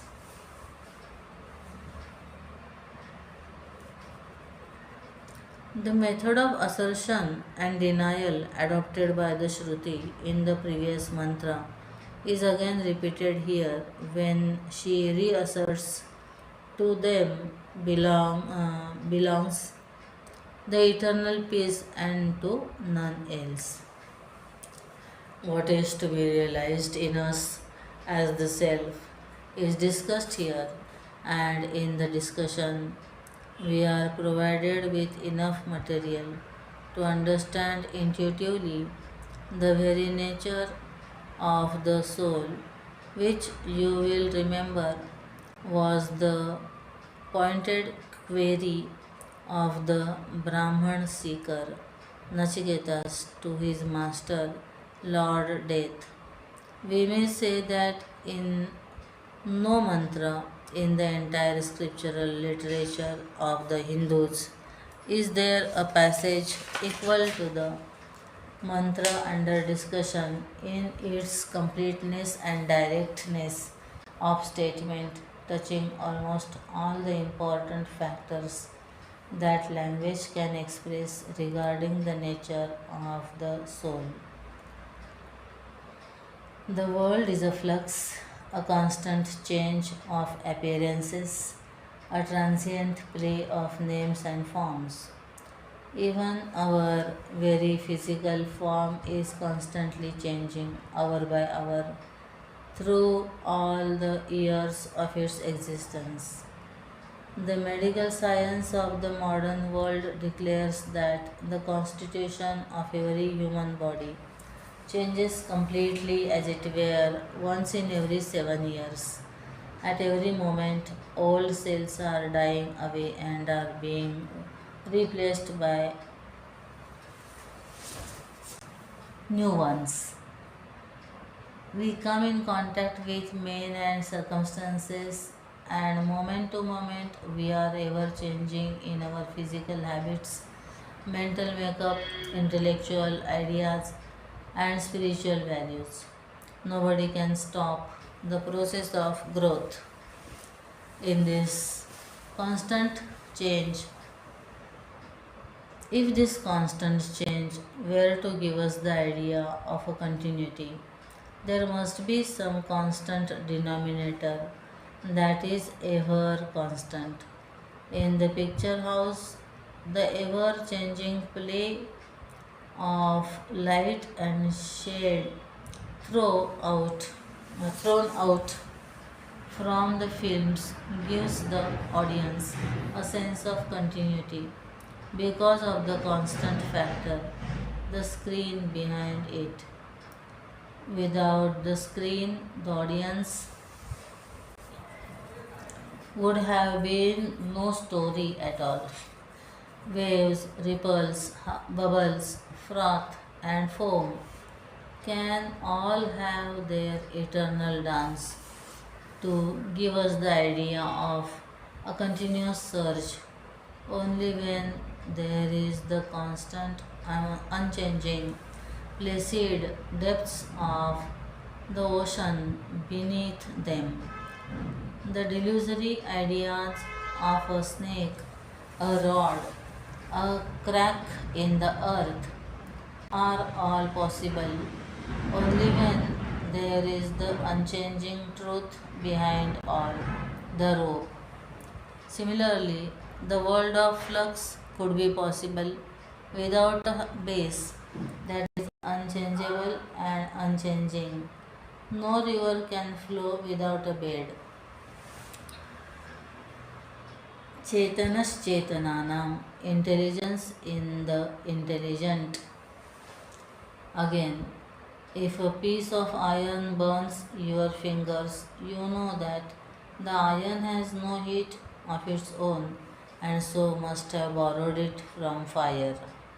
Similarly, if the body mind intellect equipment, which is itself nothing but matter, shows at moments an intelligence almost divine, we can easily presume that it has earned its intelligence from the self, which is of the nature of pure intelligence. Vedadhati Kaman, who fulfills the desires of man. Here again, the law of karma is obviously hinted at in a broad statement that the self of the supreme consciousness is the power behind the law of karma, according to which each individual comes to live his allotted share of experiences in his individual life. The one who is thus eternal and of the nature of pure intelligence, and who is the force behind the immutable law of karma, is not a mere transcendental vitality divine who reigns somewhere in heavens like the mortal king or the president of a country, dwelling in the capital far away from the villages along the frontiers. Vedanta is the highest achievement of man's wisdom. The truth declarations of the rishis represent in themselves the superhuman daring with which they must have plunged into the very womb of life to scoop it and discover for themselves the palpitating soul of one's own life, the true seat of all activities, the permanent and eternal factor behind the ever changing madness, which in its continuity gives the solid delusion called the Jagat. Naturally, there have never been and there shall never be a textbook more sacred and noble as the Bible of the Hindus, the Upanishads. If some underdeveloped and unintelligent foreign intruders have raised the cry of calumny against these mantras as blabbering of humanity in childhood, etc. We, in our greater understanding, shall only repeat what Christ said when he was condemned by a foolish generation. Lord, forgive them, they know not what they do. Mantra 14.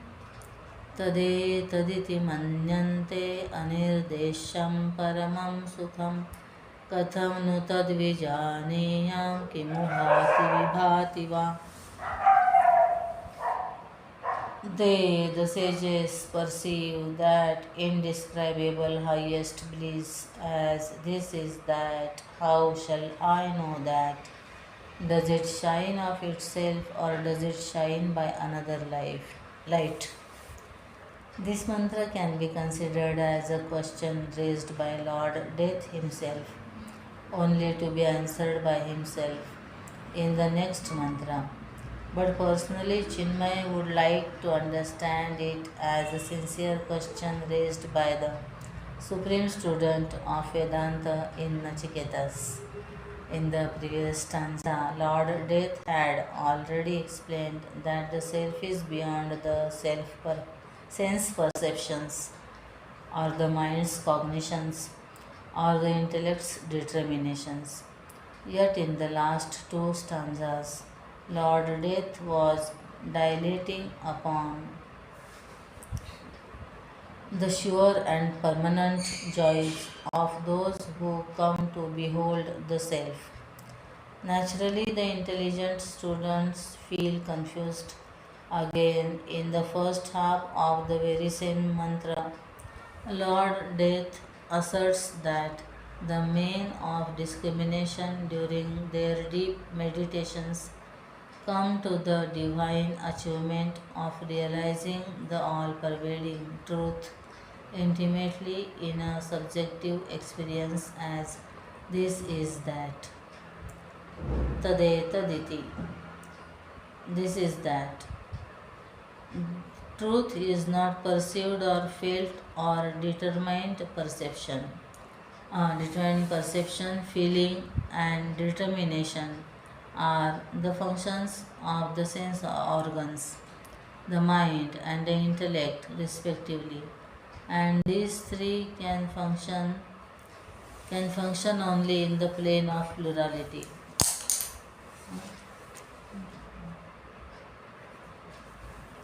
The world of sense objects, thoughts, and the ideas of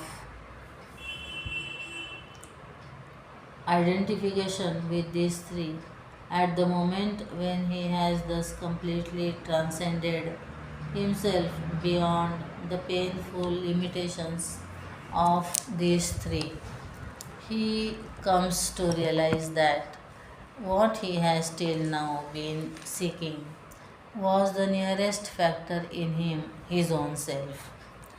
At this moment, the disciple is raising his doubt, which is marked by his own understanding of the philosophical discourses so far given by his master. When the sense organs, the mind, and the intellect are flouted and transcended, Nachiketas asks, what exactly would be the nature of the instrument used and the individual who used the instrument in realizing the self as this is that? Even those of you who can at least come to appreciate at this moment of our discussion The entire implications in the doubt of Nachiketas can be considered to have thoroughly and well followed all the discussions made by the Shruti so far.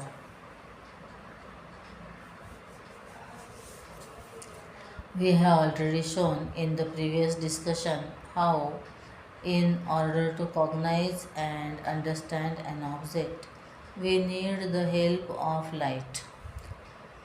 We then also found that for perceiving the gross light of the physical world and in seeing the subtler objects of the mind, such as thought, etc., we have the light of intelligence. So far, Nachiketas also seems to have understood well.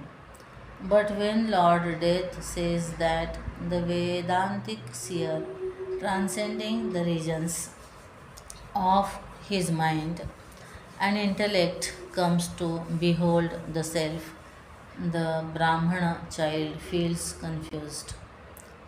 Kimu bhati, does it shine by itself? Vibhati va, or does it shine by another light? A lamp is seen because of its own light, as opposed to the dull objects which get their light borrowed from a lamp.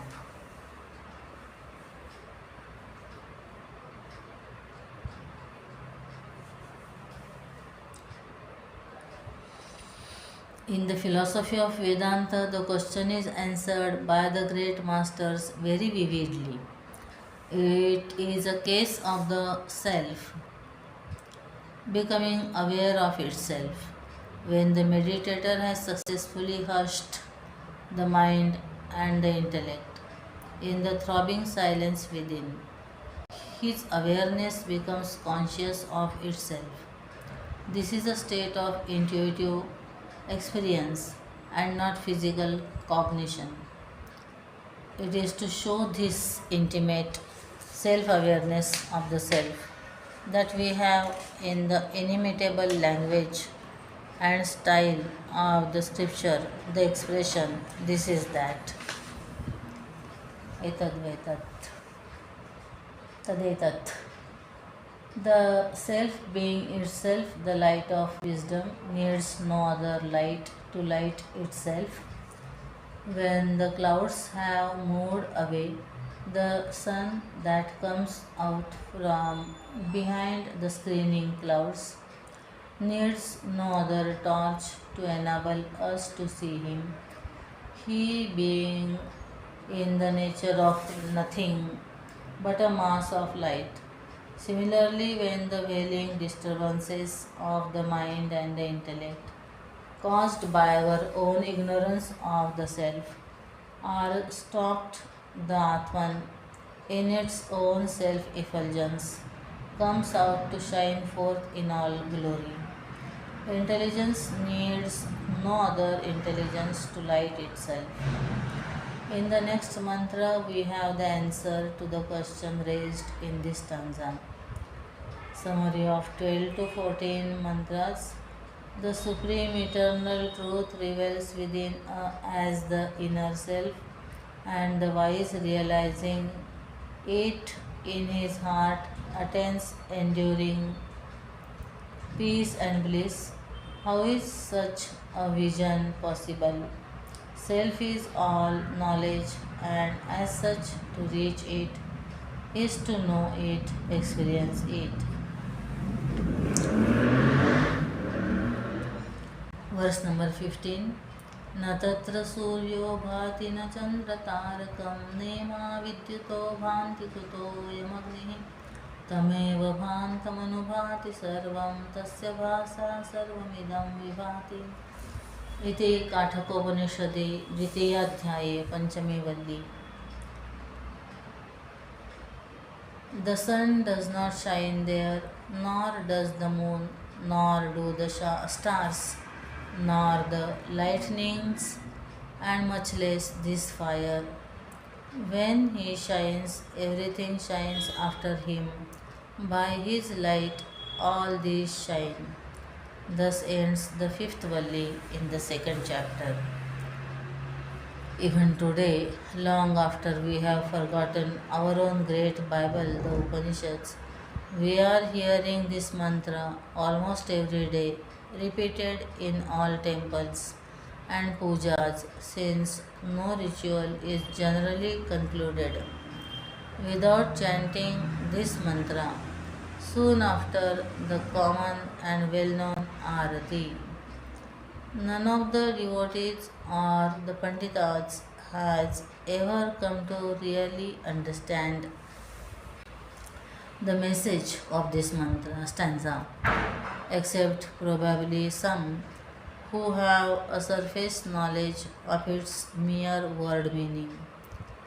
Our religion has become hollow and without any significance to us because of our unintelligent way of living our religion. A mere parrot like repetition of stanzas in a language unknown to us without seeking to understand its meaning in itself will not and cannot give benefit at all. There are some karmakandins and orthodox monsters who claim all powers to mantras and kirtanas merely repeated, even if the one repeating them knows not their meaning nor understands their significances. Chinmaya cannot subscribe to this false, unintelligent, hypocritical nonsense. Were it true, why not applaud a gramophone box for the beauty of the song it had sung, or pat the shoulders of your radio box, congratulating it for the talk it has relayed to you? Tatra, there. Lord Death is indicating here the realm of the self, which is the land of the knowledge absolute. In the plane of divine God consciousness, there is no need for another agent of light to illumine it. All the sources of physical light are denied in the realm of truth with this mantra, wherein Lord Death says that there is neither the sun nor the moon nor the stars nor the lightning, and as such, where can be the light of fire? In short, there is in this light no other light other than itself. In the sun, there is no need for a torch to illumine it. Anubhati shines after. Truth is the substratum for all the seeming activities of life. Where life is extinct, the activities of the sense organs, mind, and intellect are also at an end. And when these three entities in man have folded themselves up and, as it were, rolled out, to that individual there is no more the sun, the moon, the lightning, or the light of fire. So long as life is in him, he recognizes all the sources of light in the physical world. Naturally, it is philosophically evident that, and logically, it can be maintained that the giver of all light for the sun and other sources of light is none other than the intelligence of the intellect, the self. Hence, Lord Death says that all shine after it. By its light, all these shine. Now that we know the real significance of the stanza, it must be possible for each of us to think for ourselves. The voiceless depth of self evident suggestiveness in ordering this mantra to be repeated at the close of every Hindu ritual and sacred religious ceremony.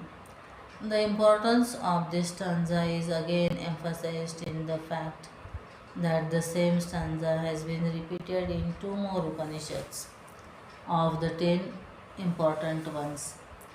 Thus, we have this mantra in Mundakopanishad 11 to 10 and Shvetashvatara Upanishad 6:14.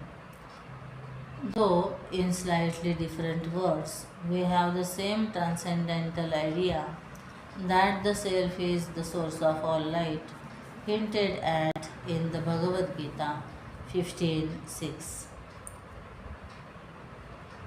Summary of 15th mantra shows how self is the existence. Mantra 15 shows self is the existence principle that lends to every other object their existing illumination.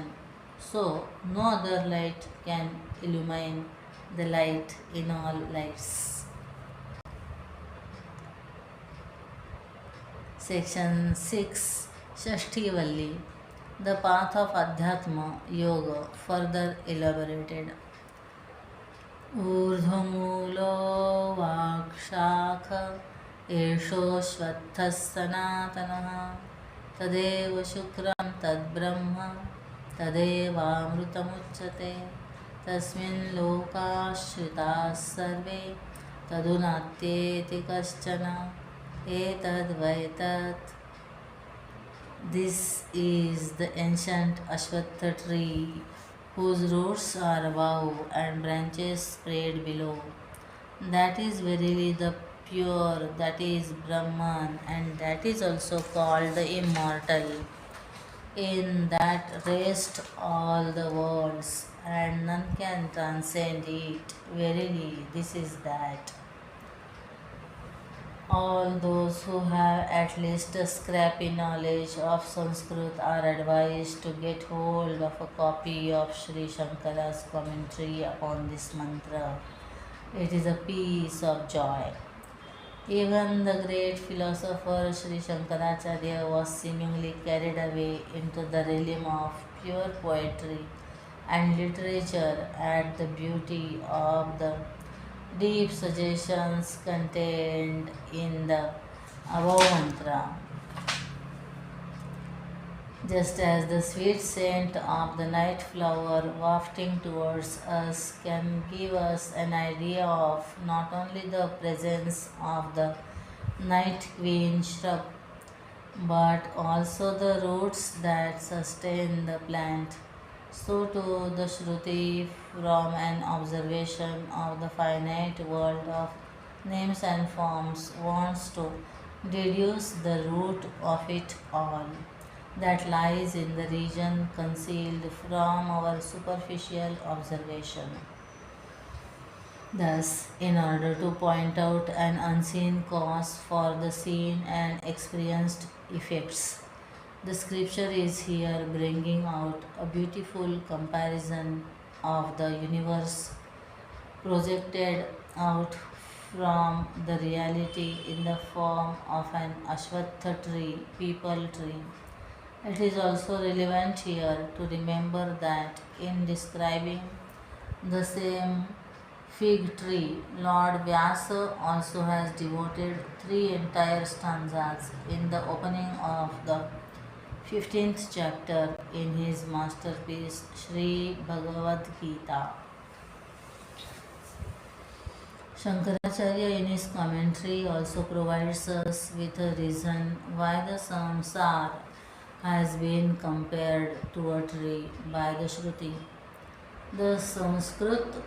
In Sanskrit, the word vriksha means a tree because it is failed. Vrashchanat. Commonly known to the majority, there is no tree which is so extensive in growth, sturdy in build, and long in its duration of life as the people and the Shruti could not have thought of another tree equally appropriate to compare it with the world of plurality. Generally, the professional writers of cheap bazaar notes, laid away by the literal word meaning, explain the tree of samsar as having its roots above and the branches hanging down. This is absurd, and even the Shruti statements cannot make any Ashwatha tree to do a Shirshasana. However, much misguided artists may try with their colors to represent this misreading of the Shruti texts by Sanskrit Pandits. Shankar has very pointedly hinted at this misunderstanding. Urdhva Mula, roots up.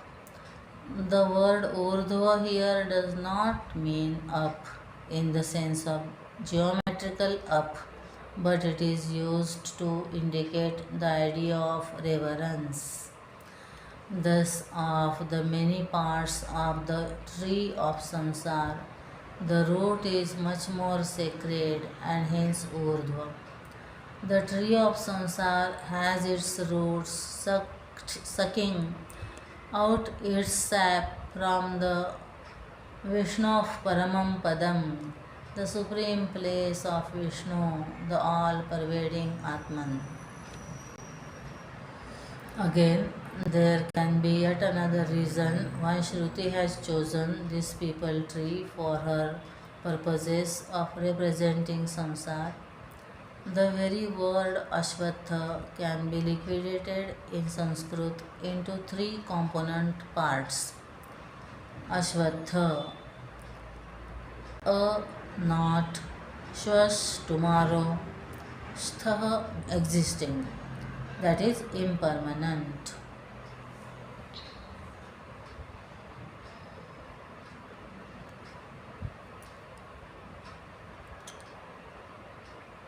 Samsar components meaning thereby that which will not be tomorrow. Samsar is a word that indicates the world of the finite objects where death and destruction are the constant happenings.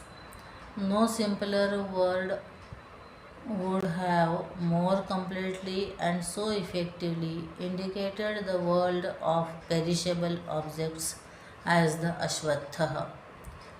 In spite of our repeated efforts at finding for them sufficient reason to generate their appreciation of this gem of poetry and philosophy, our educated Hindi brethren, in their hardened prejudices against the style and content of the Upanishads, might yet find some difficulty in understanding it. Chinmaya may here try to give for them yet another example. Have you not seen in your history textbooks charts representing the line of descendants of the various ruling dynasties? Each of them starts with a great grandsire and then branches out into sons and daughters, who, in their turn, again spread out into an array of grandsons and great granddaughters ad infinitum. Don't these printed charts look like a tree with its root up, and they are literally called in English as the charts of family tree? Would you not, if not in sympathy, at least in an intellectual understanding, give the rishis of the Upanishads the benefit of doubt? In short, The Upanishad wants us to understand only the simple fact that the finite world, the Ashvatha, is itself rooted in truth and maintains itself from the nourishments drawn from the absolute truth. The samsara is a tree, mainly because it can be cut down and removed once and forever with the firm axe of discrimination, viveka. Mantra number 2. Yadidam kincha jagat sarvam prana echati nisrutam mahadbhayam vajramudyatam ya etad viduramritaste bhavanti. This whole universe evolved from the Brahman, moves, vibrates in the prana, in the highest Brahman. The Brahman is a great terror, like an uplifted thunderbolt. Those who know this become immortal. The same idea described in the previous mantra is brought into a greater relief in this stanza in a more direct and scientific language. Perhaps Shruti here herself realizes that in the crowded details of her analogy of the Ashwatha tree, the student may be apt to overlook the deep significance contained in it. That the entire tree is rooted in and is maintained by the world of truth. Prana or prani. It may be interpreted as nominative prathama or as the seventh case saptami. It may be interpreted as the whole universe arose from Brahman and moves in pran, or as the pran being present, pran sati. The whole universe comes out of him and vibrates in him. Prana means here the Brahman as the master of creation, and this eternal reality is the one source from which the world of appearances has emerged out, in which it is existing and into which at the end of time it shall merge back. Ajati vibrates. Creation and the worlds created are considered by many of the Indian philosophers as so many stresses in the finite. Modern science in the West has also come to a similar conclusion that the world of matter is entirely constituted of energy units moving at a terrific speed in their eternal vibrations. When an atom was split, the physicist could mechanically discover that it was constituted of the electrons and protons moving at a high velocity around and about a central motionless neutron. They also found out that if by some method they could change the frequency of vibrations of the energy particles in the electronic vibrations in an element, they could change one element into another. If the atoms are nothing but energy particles vibrating, the matter is nothing but a mass of molecules. The matter is nothing but energy vibrating. Now then, it cannot be much of a difficulty for a modern Hindu to accept the statement of this mantra that creation is a motion, a vibration of energy, and that it is possible for the vibration to maintain itself only if there is a motion, motionless and non vibrating medium, the absolute reality. Constant change can certainly give us the delusion of a form. Only there must be a constant medium for the changes to play in, or at least a constant axis upon which they can play. Thus, when a lit up joystick agarbatti is rotated fast around the same axis, we can detect the joystick maintaining itself in the form of a golden circle. The golden circle has no existence except in the consistency of change at the glowing tip. Similarly, constant vibration of energy in a medium of absolute energy and maintaining itself within the field of a constant axis give us the ocean of sense objects made up of things and beings. To be sure, this idea, seemingly discovered only recently, must have been the common knowledge among the Aryans of the Vedic period, else Shruti would not have felt satisfied herself by merely mentioning the whole universe vibrates in prana. Mahadbhayam, a great terror. Nothing in the universe happens haphazardly. Nature moves in rhythm. There is an immutable law that governs the movement of the stars, planets, etc.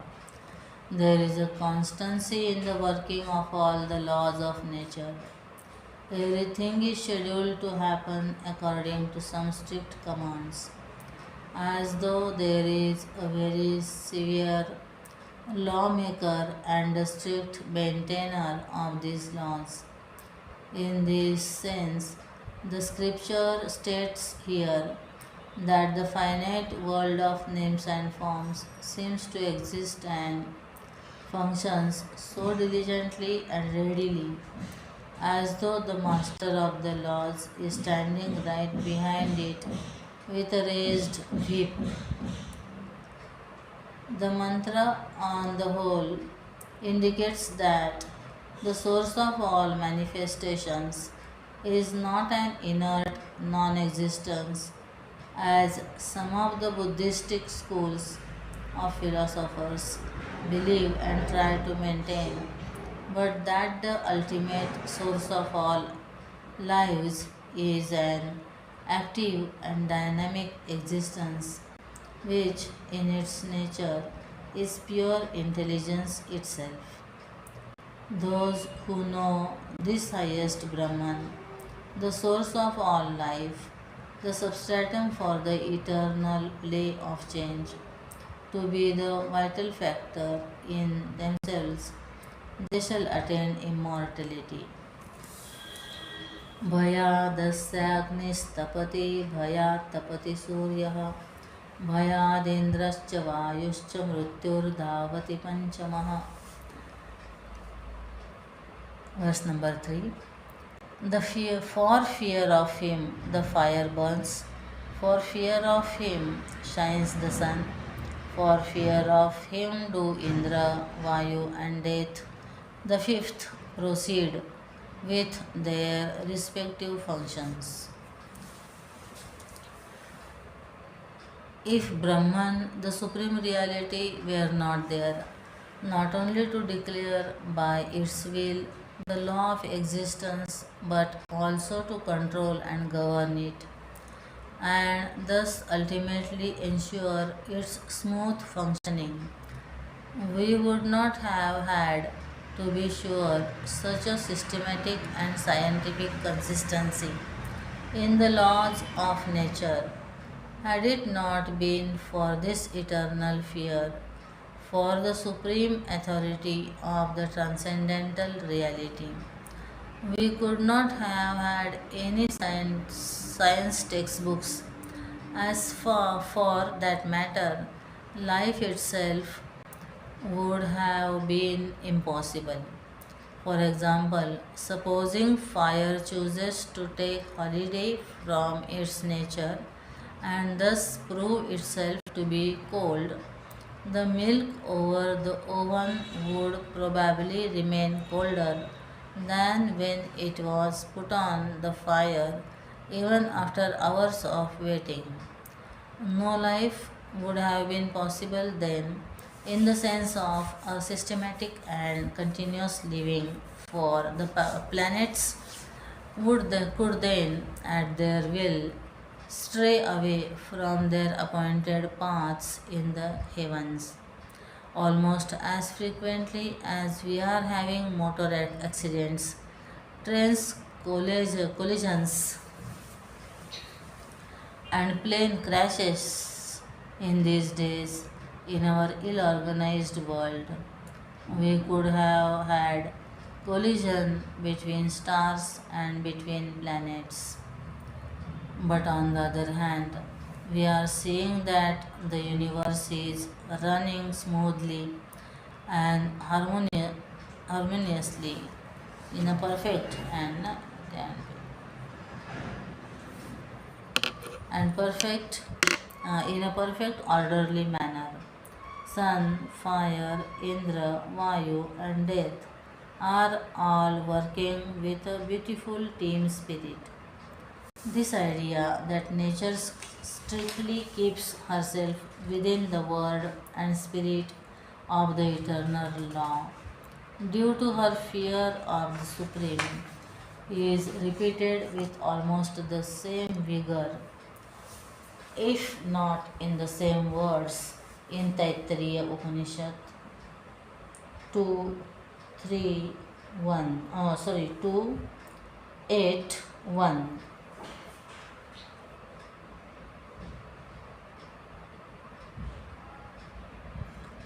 Panchamaha, fifth. Death is considered the fifth in the direct numerical order. Previously, the mantra has already enumerated four different names as fire, sun, Indra, and Vayu. So, naturally, death is the fifth.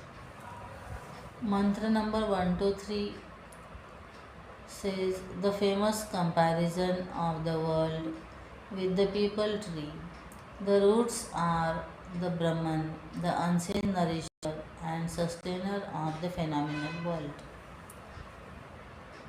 Mantra number 4. इह चेदशतद्बोद्धुं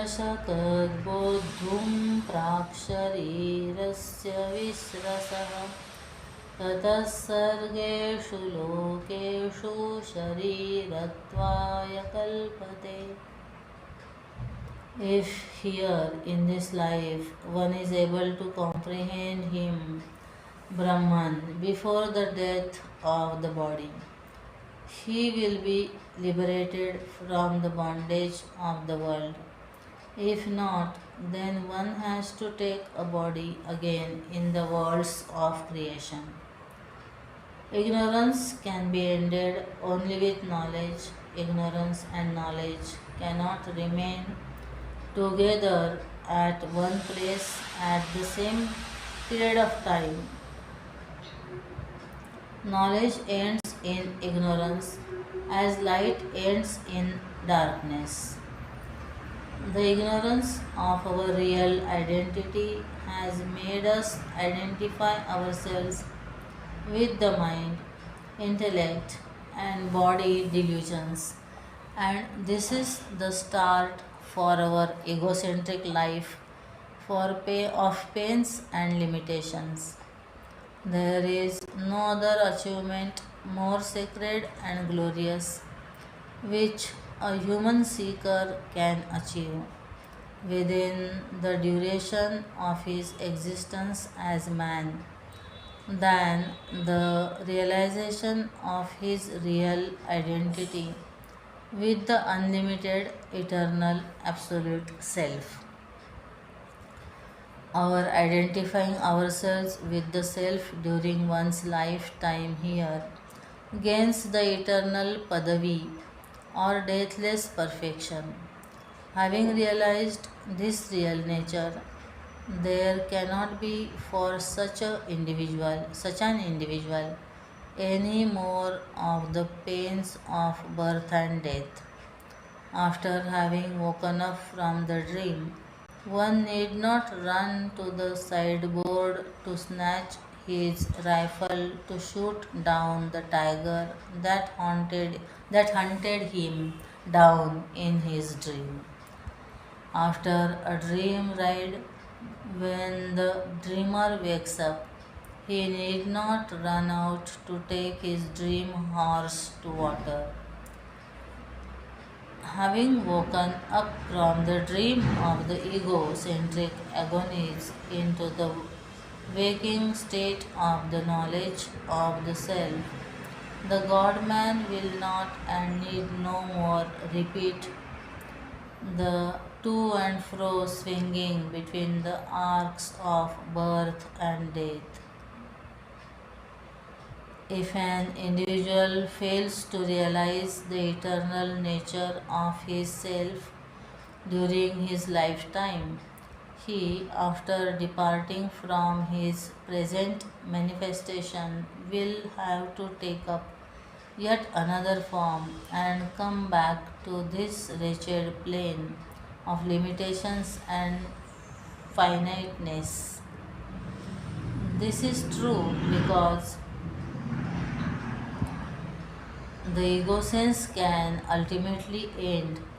We have found only at the final shifting of our present identifications with our body, mind, and intellect to a real understanding born of first hand experience of the true nature of our eternal selfhood, which is the source of all life in us.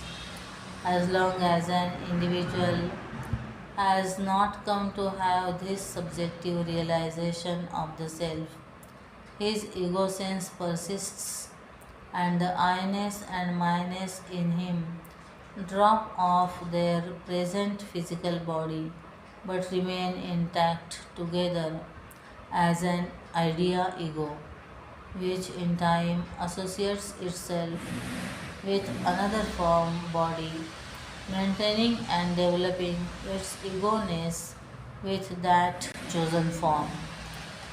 Shruti here kindly warns all sincere seekers to strive hard in realizing this final mission of life, which takes the individual from the mortal levels to the heights of eternal perfection. This supreme goal is the final fulfillment of the struggle of evolution. Man alone is the sacred creature who has been endowed with the necessary equipments of a sensitive mind, high reasoning capacity, with a judicious and trained application of which he can deliberately hasten his own evolution. In nature, no other creature has this divine freedom to speed up its own evolution. Verse number 5.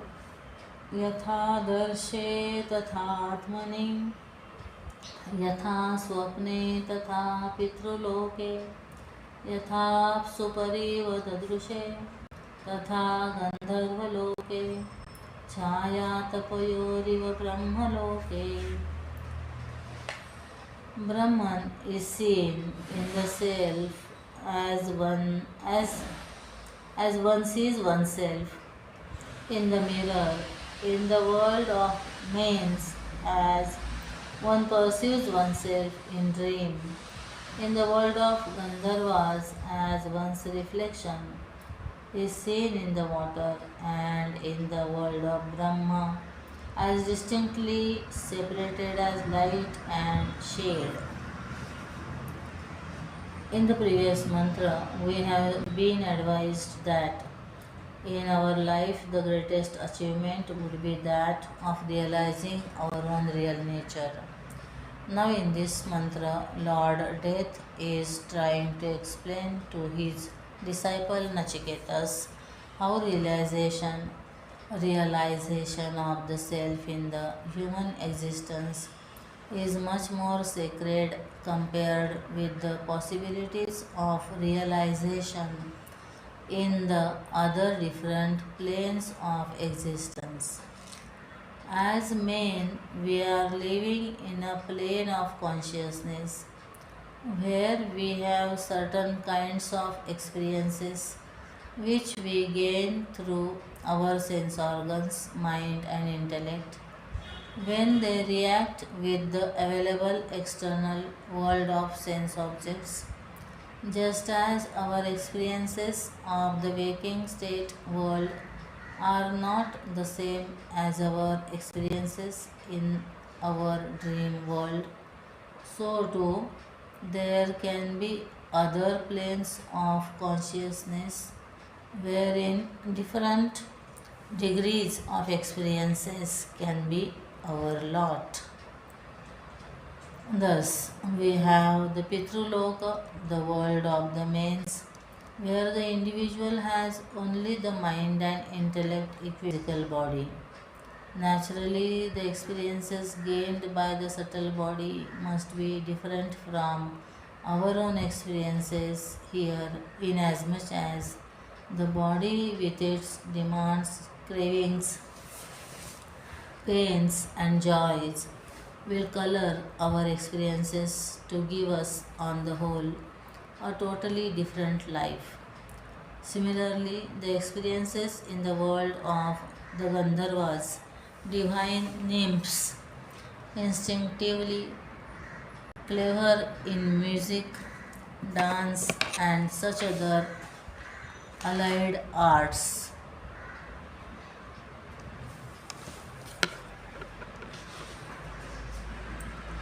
and in the plane of consciousness called the Hiranyagarbha or the Brahmaloka, the total mind, must each be totally different from those in all the other worlds. Here, Shruti is trying to give the comparative clarity with which the absolute knowledge can be reached by the seekers in the different planes of existence. Yatha Adarshe, as in a mirror, man living the life of the mortal in this world alone can, through the required special practices, come to gain the clearest concept of the absolute knowledge, transcending his mind and intellect intuitively. A seeker comes face to face with the truth, the self, or the Atman. At this stage, there is a natural pause for all the thinking students to raise a serious doubt. When one's mind and intellect have been transcended, how can there be an ego who can come face to face with the center of all our lives to recognize it? True, the question is quite intelligent, logical, and to the mark. This question has been answered here in the simple looking comparison with the reflection in a mirror. Friends, mirror gazing must be quite familiar to every one of you, as no day can pass in this era of daily shaving without your looking into a mirror. But probably you have never tried to analyze the exact moment of your understanding your reflection. Let this sadhu try to help you. Supposing for a moment that you are standing in front of a mirror. Now, seeing your reflection in the mirror, what do you exactly understand? If, for example, your reflection showed that it needs a shaving badly, would you then start shaving the reflection in the mirror, or would you do it on your own face? That is, though you are looking out into the reflection in the mirror, you are in fact understanding not the reflection but yourself. Similarly, when the mind and the intellect have been transcended in the last moments of the white heat of meditation, the individual ego, peeping over its own limitations, as it were, comes face to face with the eternal self, and when thus the highly evolved ego comes to reflect the light of the eternal knowledge, the reflection merges itself in a process of knowledge to become one with the self. Seeing the reflection, we do not actually come to know so much the reflection, no, no so much the reflection as through it we come to understand the source of its reflection, our own face.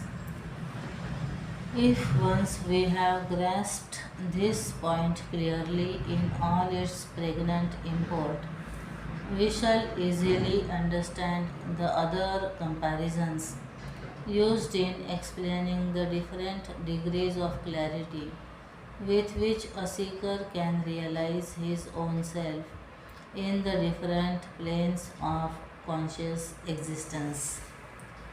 All those who have been regularly following so far the Yajna discourses are sure to understand the depth of the significances in the comparisons as in dream, so in the world of forefathers, and as in water, so in the world of Gandharvas. Chinmaya does not wish to commit the sin of repetition. Chaya atapayoho iva, as in light and shade. In Brahmaloka, the Shruti explains the knowledge of the self can be certainly most clear as black letters would be against a white back, background. In fact, Shruti is unequivocally emphatic in her assertion that self realization in the world of the cosmic mind is the clearest. But we should not forget that this plane of consciousness is very difficult to be reached, for this is the lot given to such ego centers who have come to gain the required merits through a synthetic yoga of both karma and upasana, worship and meditation. The one having reached the Brahmaloka according to the scriptures remains there enjoying for long the subtlest joys of that world until at last, ultimately guided by the Creator Himself, he attains immortality. When that plane of consciousness gets folded back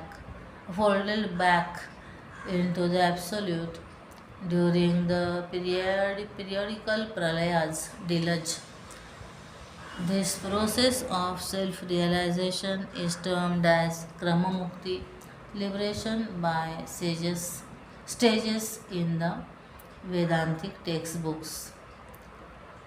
Mantra number 1 to 5 says, through knowledge of self, man is lifted to the highest, the self being our own nature.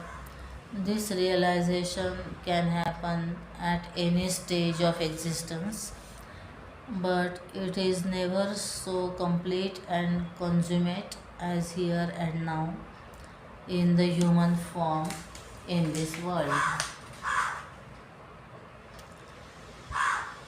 Verse number 6. Indriyanam pruthagbhavam udayastamaya uchayat पृथगुत्पद्यमानानां मत्वा धीरो न शोचति.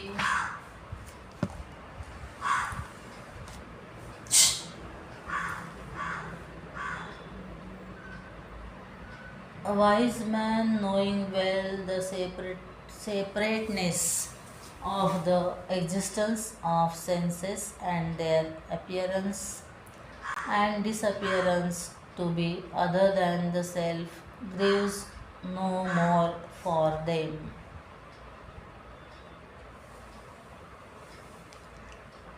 One who has read the previous mantra and has thoroughly understood its significances shall surely ask the question, why, after all, should one try to realize the eternal self in the human life?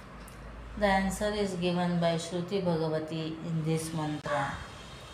The sense organs are distinctly separate from eternal and changeless truth that resides in us. The senses are separate from the Atman because they are effects produced out of certain causes, while the Atman is the very uncaused cause. Again, the five different sense organs are each different, not only in themselves but in their very original causes, the five fundamental elements. Not only they are in themselves thus different and arise from different causes, but also they are eternally changing as they react from moment to moment differently with the different objects that come in contact with them. In the waking state, they are all quite receptive and available for their individual expressions, while the moment the individual is asleep, the capacity of his sense organs to react with their objects fold themselves up into a state of dormancy. Udayastamayau, that is rising and setting, and the folded up abilities and capacities in the Indriyas seem to manifest themselves all at once. The moment the individual wakes up from his sleep,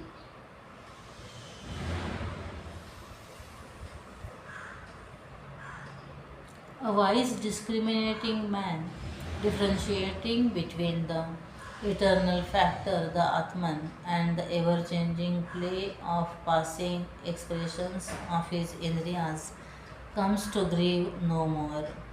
All our sorrows in life are due to our lending ourselves to the misunderstanding that we are the ego centers and thereby becoming ourselves victims to all our mental demands. Intellectual assertions and sense appetites. In the right knowledge of our total independence from the winding chains to these limitations, we shall reach a state of existence where sorrow or grief has no meaning. The state of perfect bliss, eternally untouched by sorrow, is the Padavi status that Shruti promises to one who dares follow the razor path of knowledge and realizes the self in this very birth, as she called upon us to do in the previous two mantras.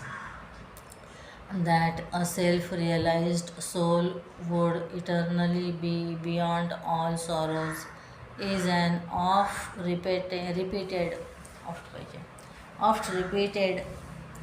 statement in our sacred scriptural literature.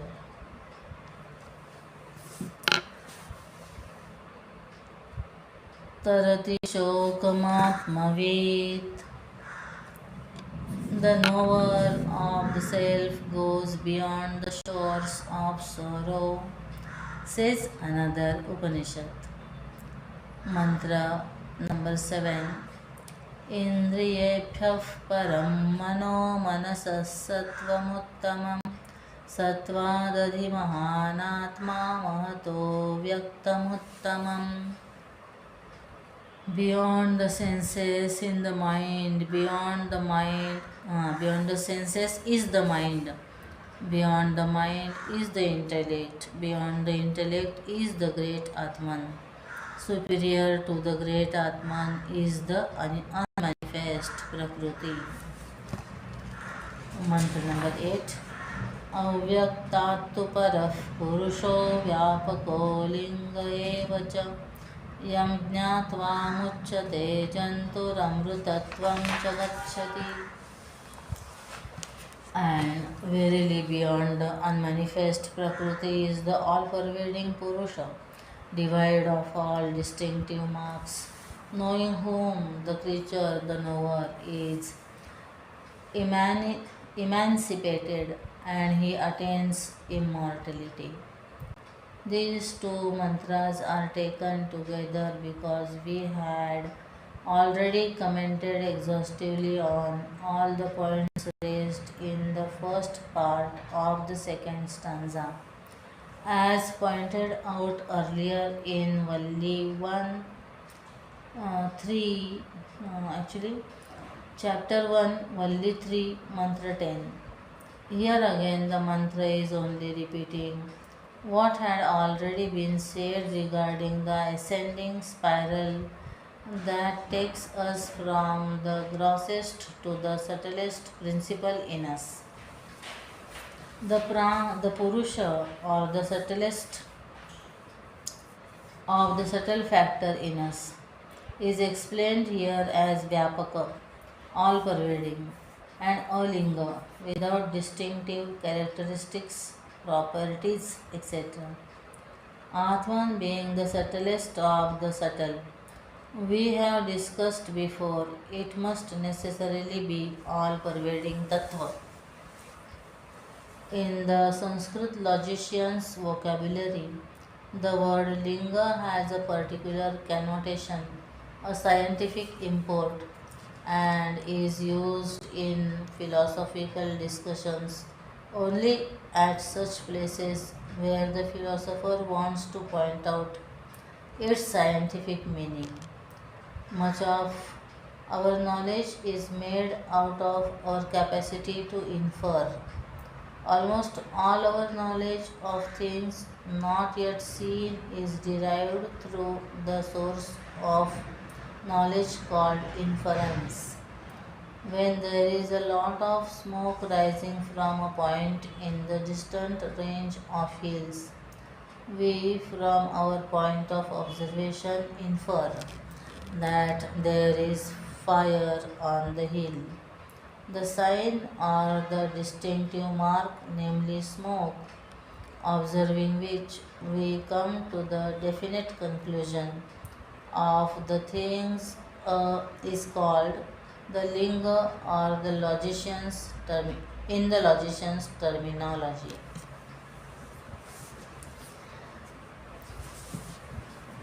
With this knowledge of the exact connotation of the word, we can now easily understand the import of the scripture when she says that the Purusha is devoid of any linga. It means that science by which we can directly perceive and therefore come to recognize the self in us. He who realizes this self through a subjective experiencing not only gets liberated from the shackles of mortal limitations, but also the Shruti asserts, most surely reaches the deathless state of eternal existence. The knower of the Brahman becomes Brahman, Brahmavid Brahmavya Bhavati, is the incessant declaration of all Shrutis. Mantra number 6 to 8 say, in this inward pilgrimage, the seeker crosses the senses and instincts, mind, reason, and great soul, the unmanifest to reach the innermost essence, the Purusha, the Self. This ends the liberating vision, the attainment of immortality. Mantra number 9. न सन्दृशे तिष्ठति रूपमस्य न चक्षुषा पश्यति कश्चनैनं हृदा मनीषा मनसा विक्लुप्तो य एतद्विदुरमृतास्ते भवन्ति. His form is not to be seen. No one beholds him with the eye. By controlling the mind, by the intellect and incessant meditation, he is revealed. Those who know this Brahman become immortal. That the self is beyond the fields of the sense organs and the mind and the intellect has by now been very often repeated by the Shruti in different mantras. If none of these instruments of cognition, feeling and understanding is available for the seeker in realizing the Supreme, the ill-informed aspirant is apt to feel despaired and may throw up all his attempts to live the life divine, saying that the goal promised by the Shrutis is an impossibility. Hence, this mantra is explaining to us the last leap with which the seeker during his meditations crosses over the frontiers of his mind and intellect and reaches the land of truth. Na chakshusha pashyati. None can see him with the eyes. Here the word eye is a representative word upalakshana, which in its true meaning in the mantra indicates all the sense organs.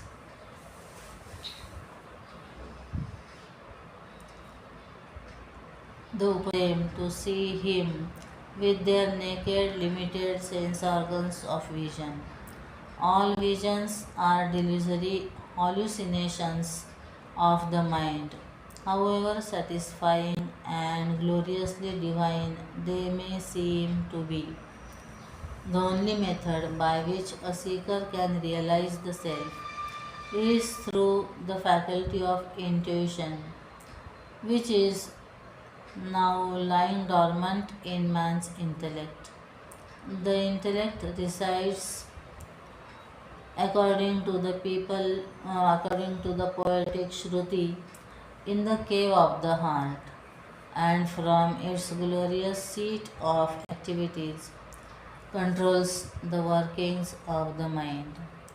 When the mind is silent, the intellect gains an inner peace. An intellect thus in complete peace itself dies away or disappears, leaving behind a newly born potency in us called intuition. It is with this intuition that a seeker comes to realize the self. Intuition is nothing but the capacity to know the knowledge, and knowing the self is but the self becoming aware of itself. For purposes of emphasis, Shruti is again repeating that the one who has, during his sojourn here, come to rediscover himself to be nothing other than the pure consciousness residing in him as his own self, shall himself become immortal and thus get away from the world of births and deaths. Mantra number 10. Yada panchavatiष्ठन्ते ज्ञानानि मनसा सह बुद्धिश्च न विचेष्टति तामाहुः परमां गतिम्. When the five organs of knowledge are at rest together with the mind, and when the intellect ceases functioning, becomes calm, that state they call the highest. Here we have the clearest exposition as far as language and intellect can go of that state of eternal auspiciousness experienced when the soul meets the soul samadhi, S small and S capital. The small soul meets the big soul when the five sense organs are perfectly controlled. Naturally the mind is devoid of almost 90% of its activities. What little field the mind has now to get itself agitated in is constituted of its stored away memories and self created imaginations. When even these agitations are controlled, we reach the state explained in the mantra, the state when the sense organs are at rest along with the mind. Even this is not sufficient, for at this state the intellect will be throbbing, though of course it will be very feeble, with its own ideas and ideals. The Upanishad wants us to reach a state where the sense organs, the mind, and the intellect are all at rest. And this state is defined by the Shruti as the state of vitally experiencing the supreme absolute reality, the self. As a matter of fact, have we not almost every one of us experienced a state wherein our sense organs, mind, and intellect are not at? In sleep, we all know that neither our indriyas nor our manas nor our buddhi comes to interfere with our peacefulness, rest, with their endless death dances. Then are we not plunged in deep sleep? Are we not experiencing the reality during all the occasions when we are plunged in deep sleep? If the condition of sleep be the condition of reality, is the Upanishad asking us to be nothing more than idlers, sleeping round the clock all the days of our lives? Thus ask the skeptics. Such and other similar questions would arise up in the mind of the uninitiated when they superficially read the mantra now under discussion entirely in itself. In fact, this mantra has no independent existence without the total knowledge we have so far acquired from the learned discourses of Lord Death. We must read this stanza especially in the light of the previous one. There is a lot of difference between sleep and a state of self meeting self. The condition of samadhi is often explained to us as something very near sleep because living as we are in a very gross plane of consciousness, the God man of the Upanishad could not explain to us their transcendental experiences, but in terms of our own world of limited experiences.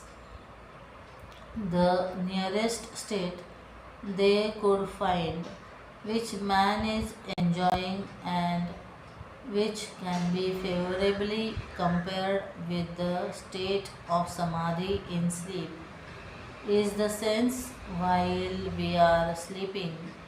Our sense organs, mind, and intellect are at rest. The comparison is only so far as as it explains this common similarity. During moments of God consciousness, the individual transcends his mind and intellect to reach the land of the eternal consciousness, while man in sleep has only folded up his mind, intellect, and sense organs for the time being and finds himself reaching the dark land of the unconsciousness. The one in sleep is drowned in the darkness of ignorance. The one in samadhi is in the sunshine of knowledge. The sleeper is a slave in a negative living, while the knower is a master in a positive existence. These ideas are hinted in the unwritten space between the above two stanzas. In order to delve deep into our own bosom and light up the match of intuition so that it may flare up and blow off the wailing walls of mental and intellectual disturbances, and thus finally reveal the self into the self. What exactly is the process to be pursued? This question is answered in the following mantra. Verse number 11. तां योगमिति मन्यन्ते स्थिरामिन्द्रियधारणाम् अप्रमत्तस्तदा भवति योगो हि प्रभवाप्ययौ. The firm control of the senses they regard as yoga. Then the yogin becomes free from all the vagaries of the mind. For the yoga is subject to growth and decay. The method of practice pursued by a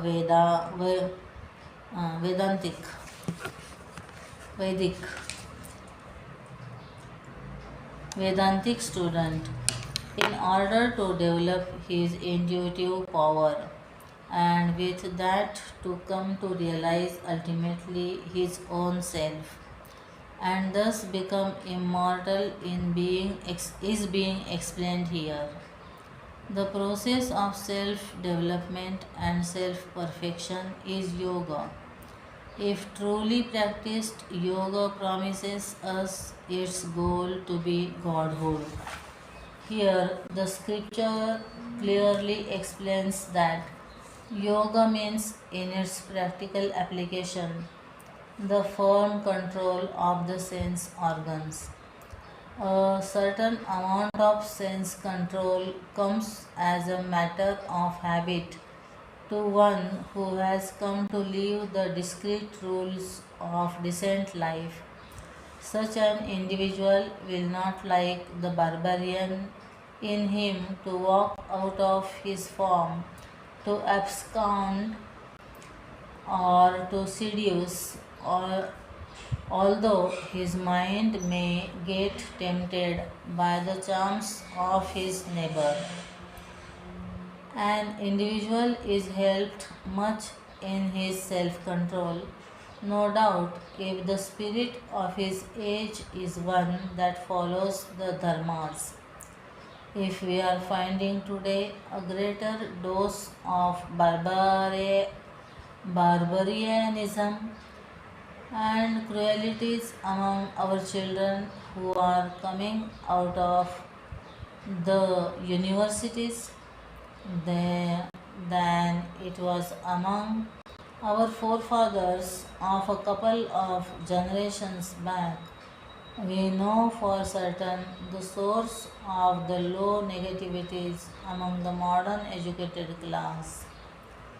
These children, innocent victims of the spirit of the age, are not to be condemned at all for the life of sensations they are seeking or the voluptuous excess they are tempted to enjoy. If they are to be condemned,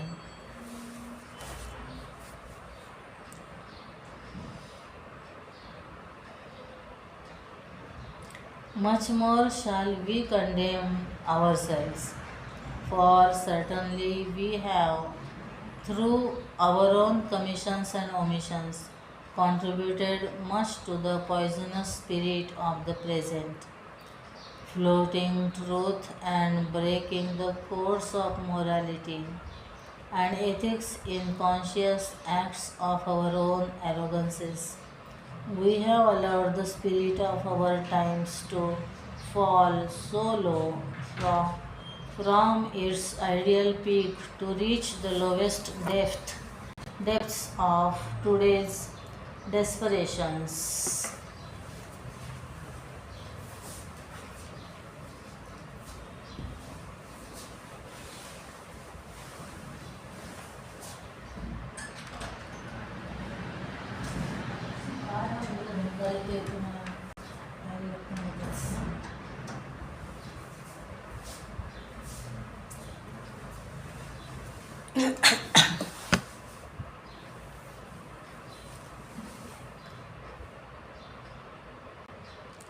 Fortunately, in the Vedic period, they maintained a strict code of the dharmas. Sanatan Dharma was the spirit of that age, and the descendants for a long time, till the recent present, have been by a superfine systems of communal living and through an ordered and rigid system of social values, trying to keep up the spirit of Sanatan Dharma. If there is yet a greater dose of individual inner joy experienced by the millions in our Indian villages, in spite of their poverty, starvation, death, and disease, we have only to thank the ever blessing, time tested system of happy living called the Sanatan Dharma. Compared with a modern citizen in the greatest of our cities, New York, we can definitely say that mentally speaking, the poor Indian Rayat is any day enjoying a greater share of inward peace and joy than his American brother. Shanti is the product of contentment and not the ghastly child born of sensuous flirtations with sense objects. Apologies for this digression. The amount of sense control a man comes to enjoy depends much upon the spirit of the very age he is living in. In the penultimate state of self development, the individual gains more and more control over his sense organs through his practice of self control. Certainly, the final and total control over the indriyas comes only from the moment of full realization of the self. Param društva nivartate. Yoga to a student of Vedanta starts with and is continued in self control. To him, the extreme development of his powers of concentration through a successful achievement in the control of the sense organs is the greatest of tapas, aikagryam, paramam tapah. Control of the sense organs does not mean merely the negative idea of taking our sense organs away from their sense objects. This is only half the battle. Success can be achieved in self control only when our minds are fixed firmly in steady concentration and meditation upon the Atman. At this time of his self evolution, the yogin becomes careful and does not allow his mind to fall back into its usual ruts of sensuous thinking. For a true student of Vedanta knows full well that unless he is very careful, the control gained over his senses might at any time get lost in the severe temptations of passing moments, especially so when the yogin lives in the same accustomed plane of sense objects. Shruti kindly warns in her own words how easy it is even for the highly developed students of yoga to get themselves lost in the midst of their own successes. If even for a moment they become careless, indeed the path of knowledge, dangerous but shortest, is a razor path wherein asleep means total annihilation. Mantra number 12. नैव वाचा न मनसा प्राप्तुं शक्यो न चक्षुषा अस्तीति ब्रुवतोऽन्यत्र कथं तदुपलभ्यते. The self cannot be reached by speech, nor by mind, nor even by the eye. How can it be realized otherwise than from those who say that it exists? The Atman is the controller of the entire mechanism of life, just as a driver, while driving the car, cannot get himself run over by the same car. So also the sense organs, mind and intellect, functioning because of the life center behind them, cannot turn themselves upon the very Atman and know him as one of the objects of their cognition, feeling, or understanding. Naturally, Lord Death here, in his exclamations, conveys to his dear disciple the accepted belief in Vedanta that there is no other source of knowing the existence of the Atman than the sacred divine words of the scriptural declarations, Shabda Pramanam, and their living symbols, the realized saints. Whatever arguments you may bring out in favor of the existence of the one Atman in all living forms, there can be equally efficient intellectual and metaphysical arguments to meet and completely floor down the arguments of a seer and prove just the opposite, the non existence of the Atman. No amount of metaphysical arguments can help a seeker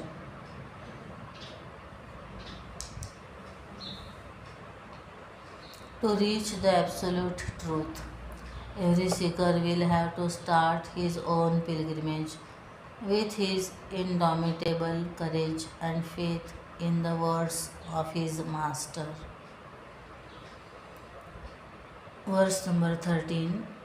अस्तीत्येवोपलब्धव्यस्तत्वभावेन चोभयोः अस्तीत्येवोपलब्धस्य तत्वभावः प्रसीदति. The self is first to be realized as existing and then as it really is. Of these aspects, the real nature of the self that has been known as merely existing becomes evident to the seeker. Though the stanza will read as a riddle to the not well initiated. It is a direct statement to all those who know the Shastra, and this sadhu is sure that all of you is in this Yajnashala are today really full blown Vedantis to whom this passage must be automatically clear. The Atma Chaitanya can be realized either as conditioned in its manifestations or in itself, and as such without any of its attributes, and therefore as a pure witness of all the states of consciousness. At many places during his discourses, Lord Death had already pointed out to Nachiketas that a meditator meditating upon the symbol of truth, Om, considering it to represent the lower Brahman, shall attain the joys of the Hiranyagarbha. And if, on the other hand, one meditates upon Om as a symbol of the attributeless pure consciousness, the practitioner fulfills his meditations and actually realizes in him the absolute and the all-pervading reality. Sri Shankara in his commentary comments upon this stanza in the true spirit of the very textbook. Many of you might find, if you are following the Ramakrishna Math edition or the Yoga Vedanta Forest University publication of Rishikesh, that both of them had felt almost an unnecessary urge to find a defect in Sri Shankara's commentary. We, however, find it difficult to accept this amendment which they have suggested. Sri Shankara comments upon this mantra and says that the Shruti is here warning the seekers against meditating upon truth as manifested with attributes, and that she is vigorously advocating the meditation upon the absolute truth, unmanifest and attributeless. According to the above textbooks, Shankara's commentary falls short of the mark, and that a closer hit would have been gained by directly explaining the mantra to hint at a warning that the meditator should meditate upon truth as existence asti and not as non-existence nasti, as some of the Buddhistic schools of philosophers maintain, along with a section of the Indian logicians Nayayikas. He who realizes the Atman as the very essence of existence has realized the Atman. In thus realizing, the successful seeker in his meditations comes to contact himself with a plane of consciousness wherein he realizes the source of all life to be pure existence alone. Existence in itself is a term used to differentiate the existence of a thing from the existence as such. Existence of a thing is well known to us, but here the existence is known in its qualified or conditioned state. Truth is the subjective knowledge of existence as such to be the very nature of the knowledge absolute. The pure state of being, Kevala Astitva Bhava, is declared in the Upanishads as the essence of the self-realization moment. He who reaches this state of knowledge reaches the supreme goal of life and rises from the seat of meditation not as the very same mortal who went to it, but as a God man upon earth. This vision of the self is not an outward possessing, gaining, but an inward discovery realizing.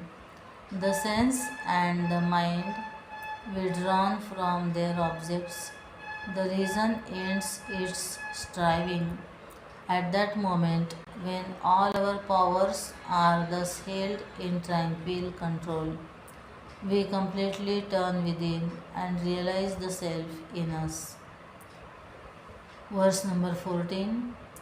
Yada sarve pramuchyante kama yesya rudhishritaha अथमर्त्यो मृतो भवति अत्र ब्रह्म समश्नुते. When all the desires that dwell in the heart are destroyed, then the mortal becomes immortal and he attains Brahman even here. The state of desirelessness is the state of Kaivalya or illumination. That state can be reached even while the individual lives his life within his mortal form. Here Shruti is amply clear in her support of the Advaitins' claim that man can realize Godhood in this very birth and reach the state called Jivan Mukti. We have discussed in Kathopanishad that there is a school of thinkers who believe that the final state of realization can come only in the very last moments of life, and that after realization the body falls off. This school believes only what is technically termed as the Videha Mukti, liberation after death. Verse number 15. Yada sarve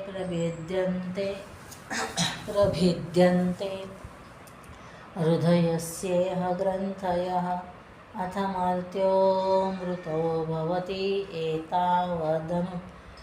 एतावध्यनुशासनम्.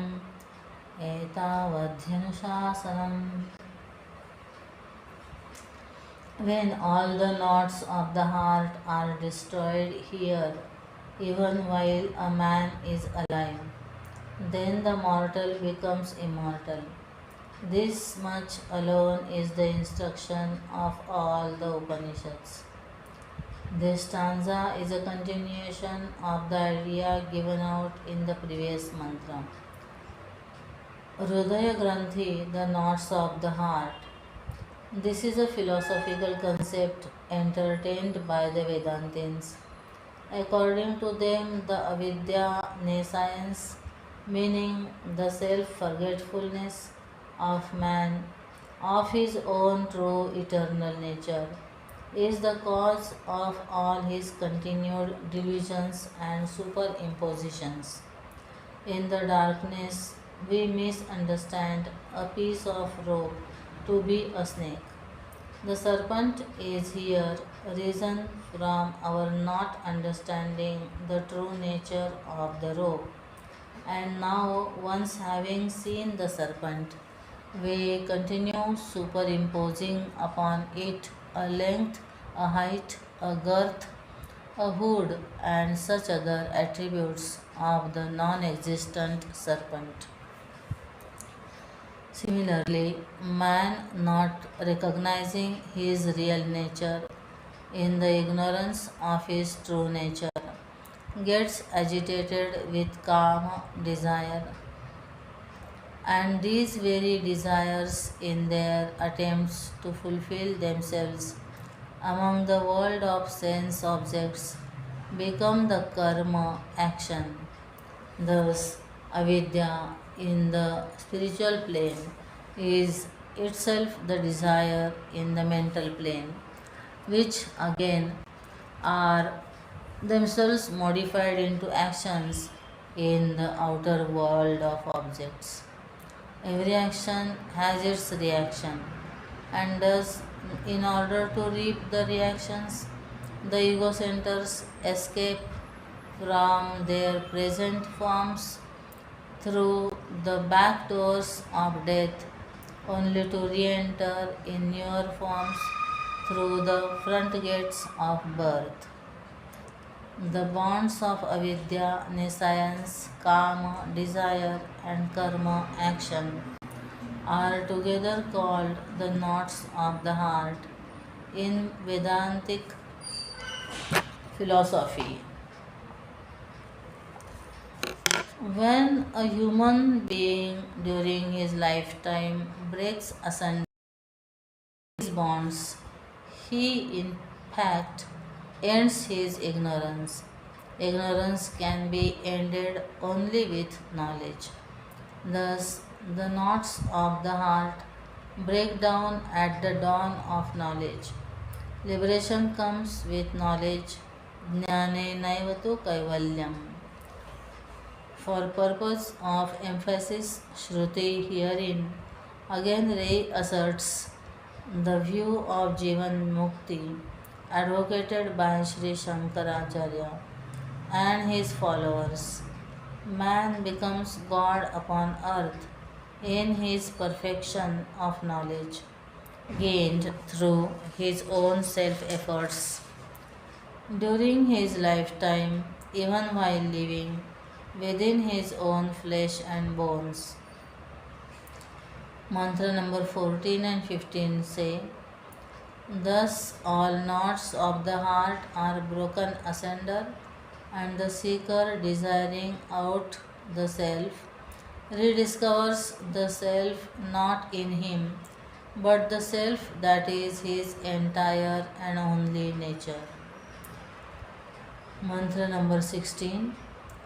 शतं चैकाचहृदयस्य नाड्यस्तासां मूर्धा नमभिनिसृतैका तासां मूर्धा नमभिनिसृतैका तयोर्ध्वमायन्नमृतत्वमेति विश्वं अन्या उत्क्रमणे भवन्ति.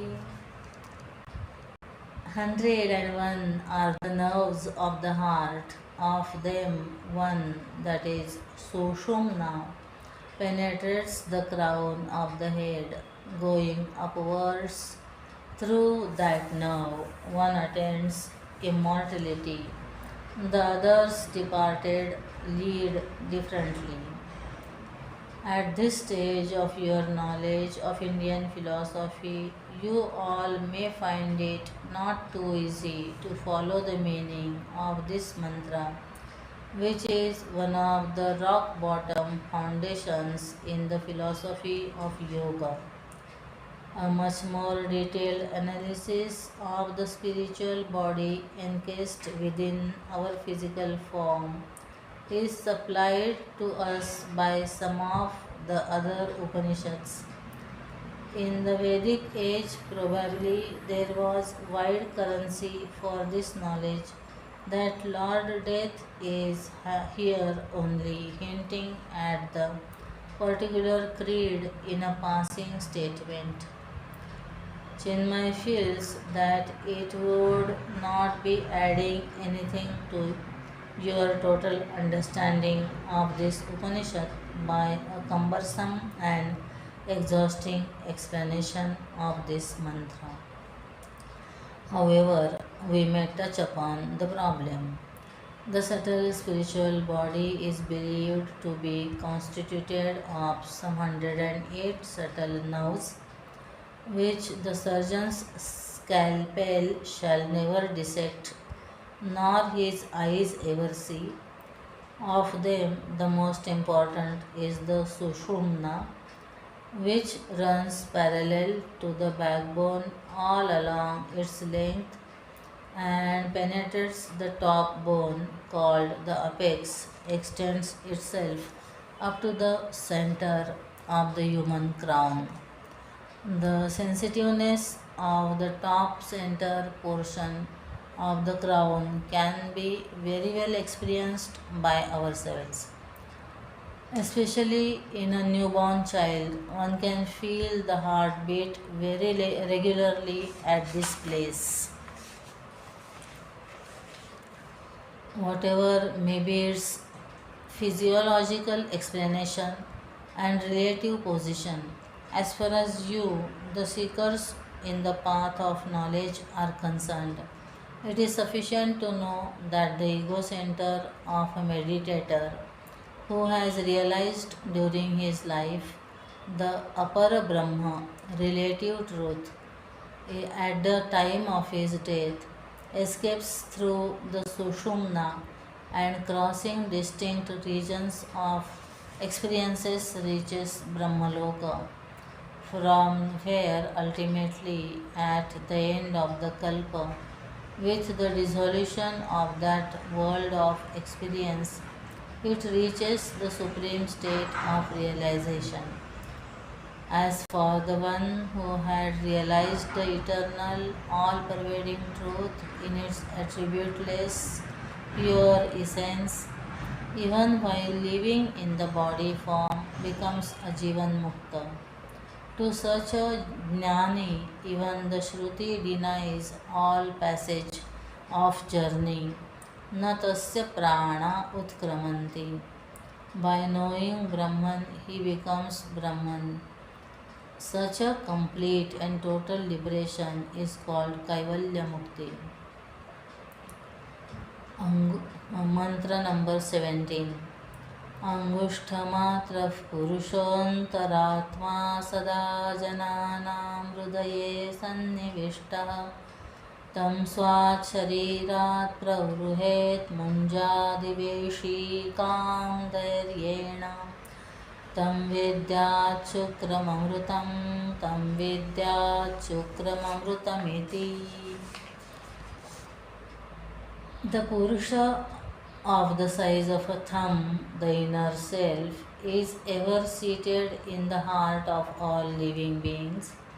One should draw him out from one's own body with steadiness as one draws the pith central stalk from a reed rush grass. Know him as pure and immortal. Yes, know him as the pure and immortal. We have already discussed in the earlier mantras the concept of the Supreme Reality as a mere presence in the shape of one's own thumb, residing in the center of one's heart. We noted there that the size of shape have been given to the self to facilitate our meditations during the earlier stages of the path of dhyana. In fact, the Atman is formless, although here self is described as having a shape and a form. This is only for the purpose of providing the seekers with a prop for their mind at meditation to concentrate upon. It is quite appropriate that Lord Death should conclude his Upanishadic declarations to his disciple Nachiketas with a direct call upon him to continue his meditations and discriminate the real divine presence in the center of the center from the unreal concentric coating for matter which the spirit has seemingly put on to play its game of hide and seek. Beyond the five koshas sheets lies the spirit.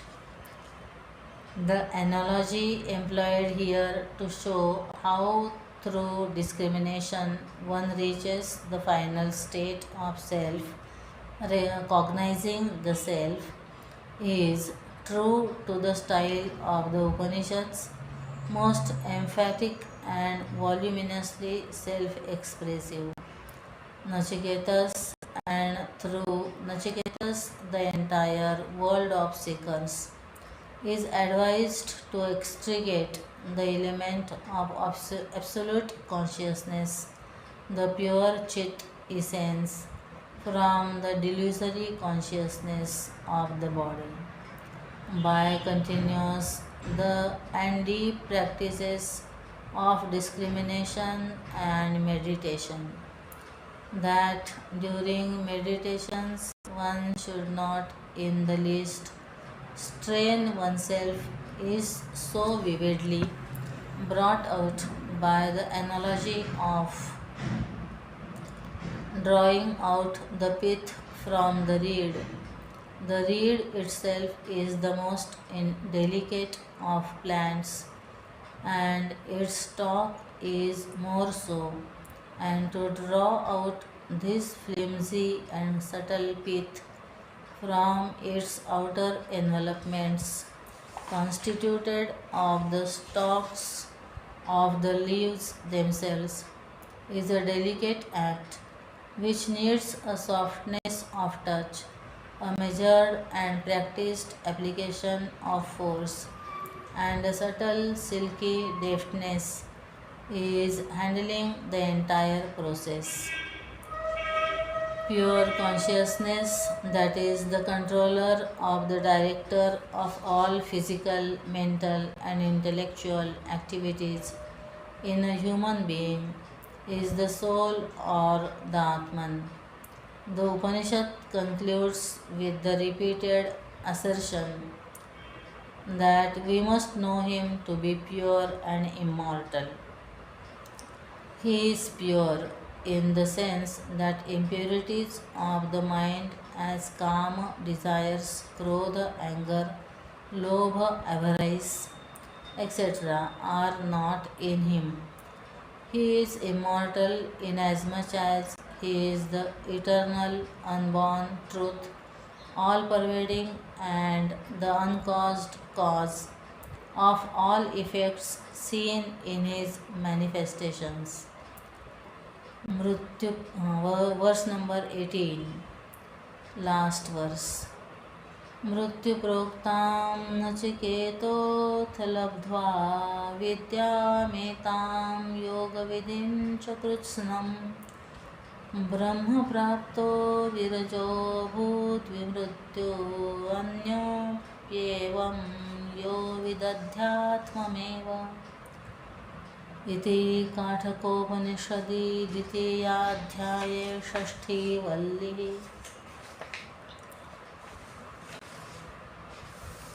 The Kathopanishad Samapta.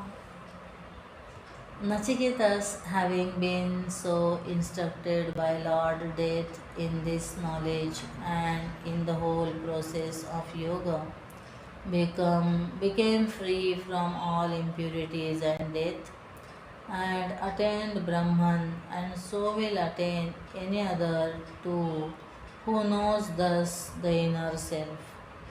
Thus ends the sixth Valli in the second chapter, and thus ends the Upanishad. The previous stanza, with its repetition in its last line and the particle iti, had already given us the indication that the Upanishad had ended. This mantra can therefore be only interpreted as the words of Shruti Bhagavati herself. Nachiketas, after listening to the entire Upanishadic advices of his master and having acquired a thorough knowledge of the technique Yoga Vidhi of self-perfection, by which he can come to experience the absolute perfection as his own real self, own real nature, retired to a quiet retreat where he, practicing the Brahma Vidya, came to be pure in mind and intellect, and through the process of higher meditations realized the self. Virajah, free from rajas or sin, free from impurities, free from vice and virtue. The jnana sadhana consists in controlling the flow of the sense organs towards their sense objects by a powerful application of the powers of discrimination and severe mental discipline. The mind is thus redeemed in slow and steady stages from its dross, such as egoistic vanities, selfish, self centered passions and desires, attachments, lusts, greeds, etc. And by applying such a controlled and purified mind to dwell at a limited chosen form or idea, its powers of concentration are developed. Lastly, these newly developed powers of continued concentration are applied with greater intensity for delving deep beneath the delusory five matter envelopments of the spirit to contact the self, which is of the nature of pure consciousness, eternal and absolute. If one seeker at the period of the Vedic era had realized the self in him through the blessings of such a super divine master as Lord Death, to many of us it may seem to be a historical accident and not a sure achievement for all seekers at all times. To checkmate this possible doubt in her readers, Shruti herein emphatically asserts, so will he too attain who knows thus the inner self. Even today, he who can fulfill in himself all the necessary qualifications explained so vividly in this Upanishad, and then practice the entire technique of Brahma Vidya as diligently as Nachiketas did. He too can realize the self and become one with truth, a God man upon earth. 16, 17, and 18th mantra are some concluding remarks, of which 16 and 17 definitely read as latter additions. Om Sahana Bhavatu Sahano Bhunaktu Sahaviryam Karavavahai Tejasvinavadhitamastu Ma Vidvishavahai. Om Shanti Shanti Shanti. Let him protect us both. May he bless us with bliss of knowledge. Let us exert together. May what we study be well studied. May we not hate, quarrel with each other. Om, peace, peace, peace. This peace verse gives us an idea of the team spirit in which the teacher and the taught approached the business of teaching and learning. How far removed is it from the modern relationship between the teacher and the taught? Today, the teacher reaches the desk only to pull through his job, and the students seem to be there to put in only their compulsory period of attendance. To the teacher, the taught has become an unavoidable and gruesome botheration. To the taught, the teachers are thorns in the otherwise soft flower bed of their college days. In Brahma Vidya, no progress is possible without the active cooperation of the teacher and equally sincere cooperation of the taught. Hence, the special prayer, may we never quarrel with each other. This prayer seems to be specially imperative In the study of the scripture, where the chances for wasteful and useless arguments are so many that they can lead us into the meshes of ruinous misunderstanding, understanding, and non understanding of the Shruti at every step. Each day, the teacher and the pupil started and ended their lessons chanting this stanza of peace. Even today, wherever the Shruti is taught, this practice is strictly followed. Hari Om Tat Sat. Om Shri Chinmaya Sadgurave Namaha. Om Shri Sadgurunath Maharaj Ki Jai. Hari Om.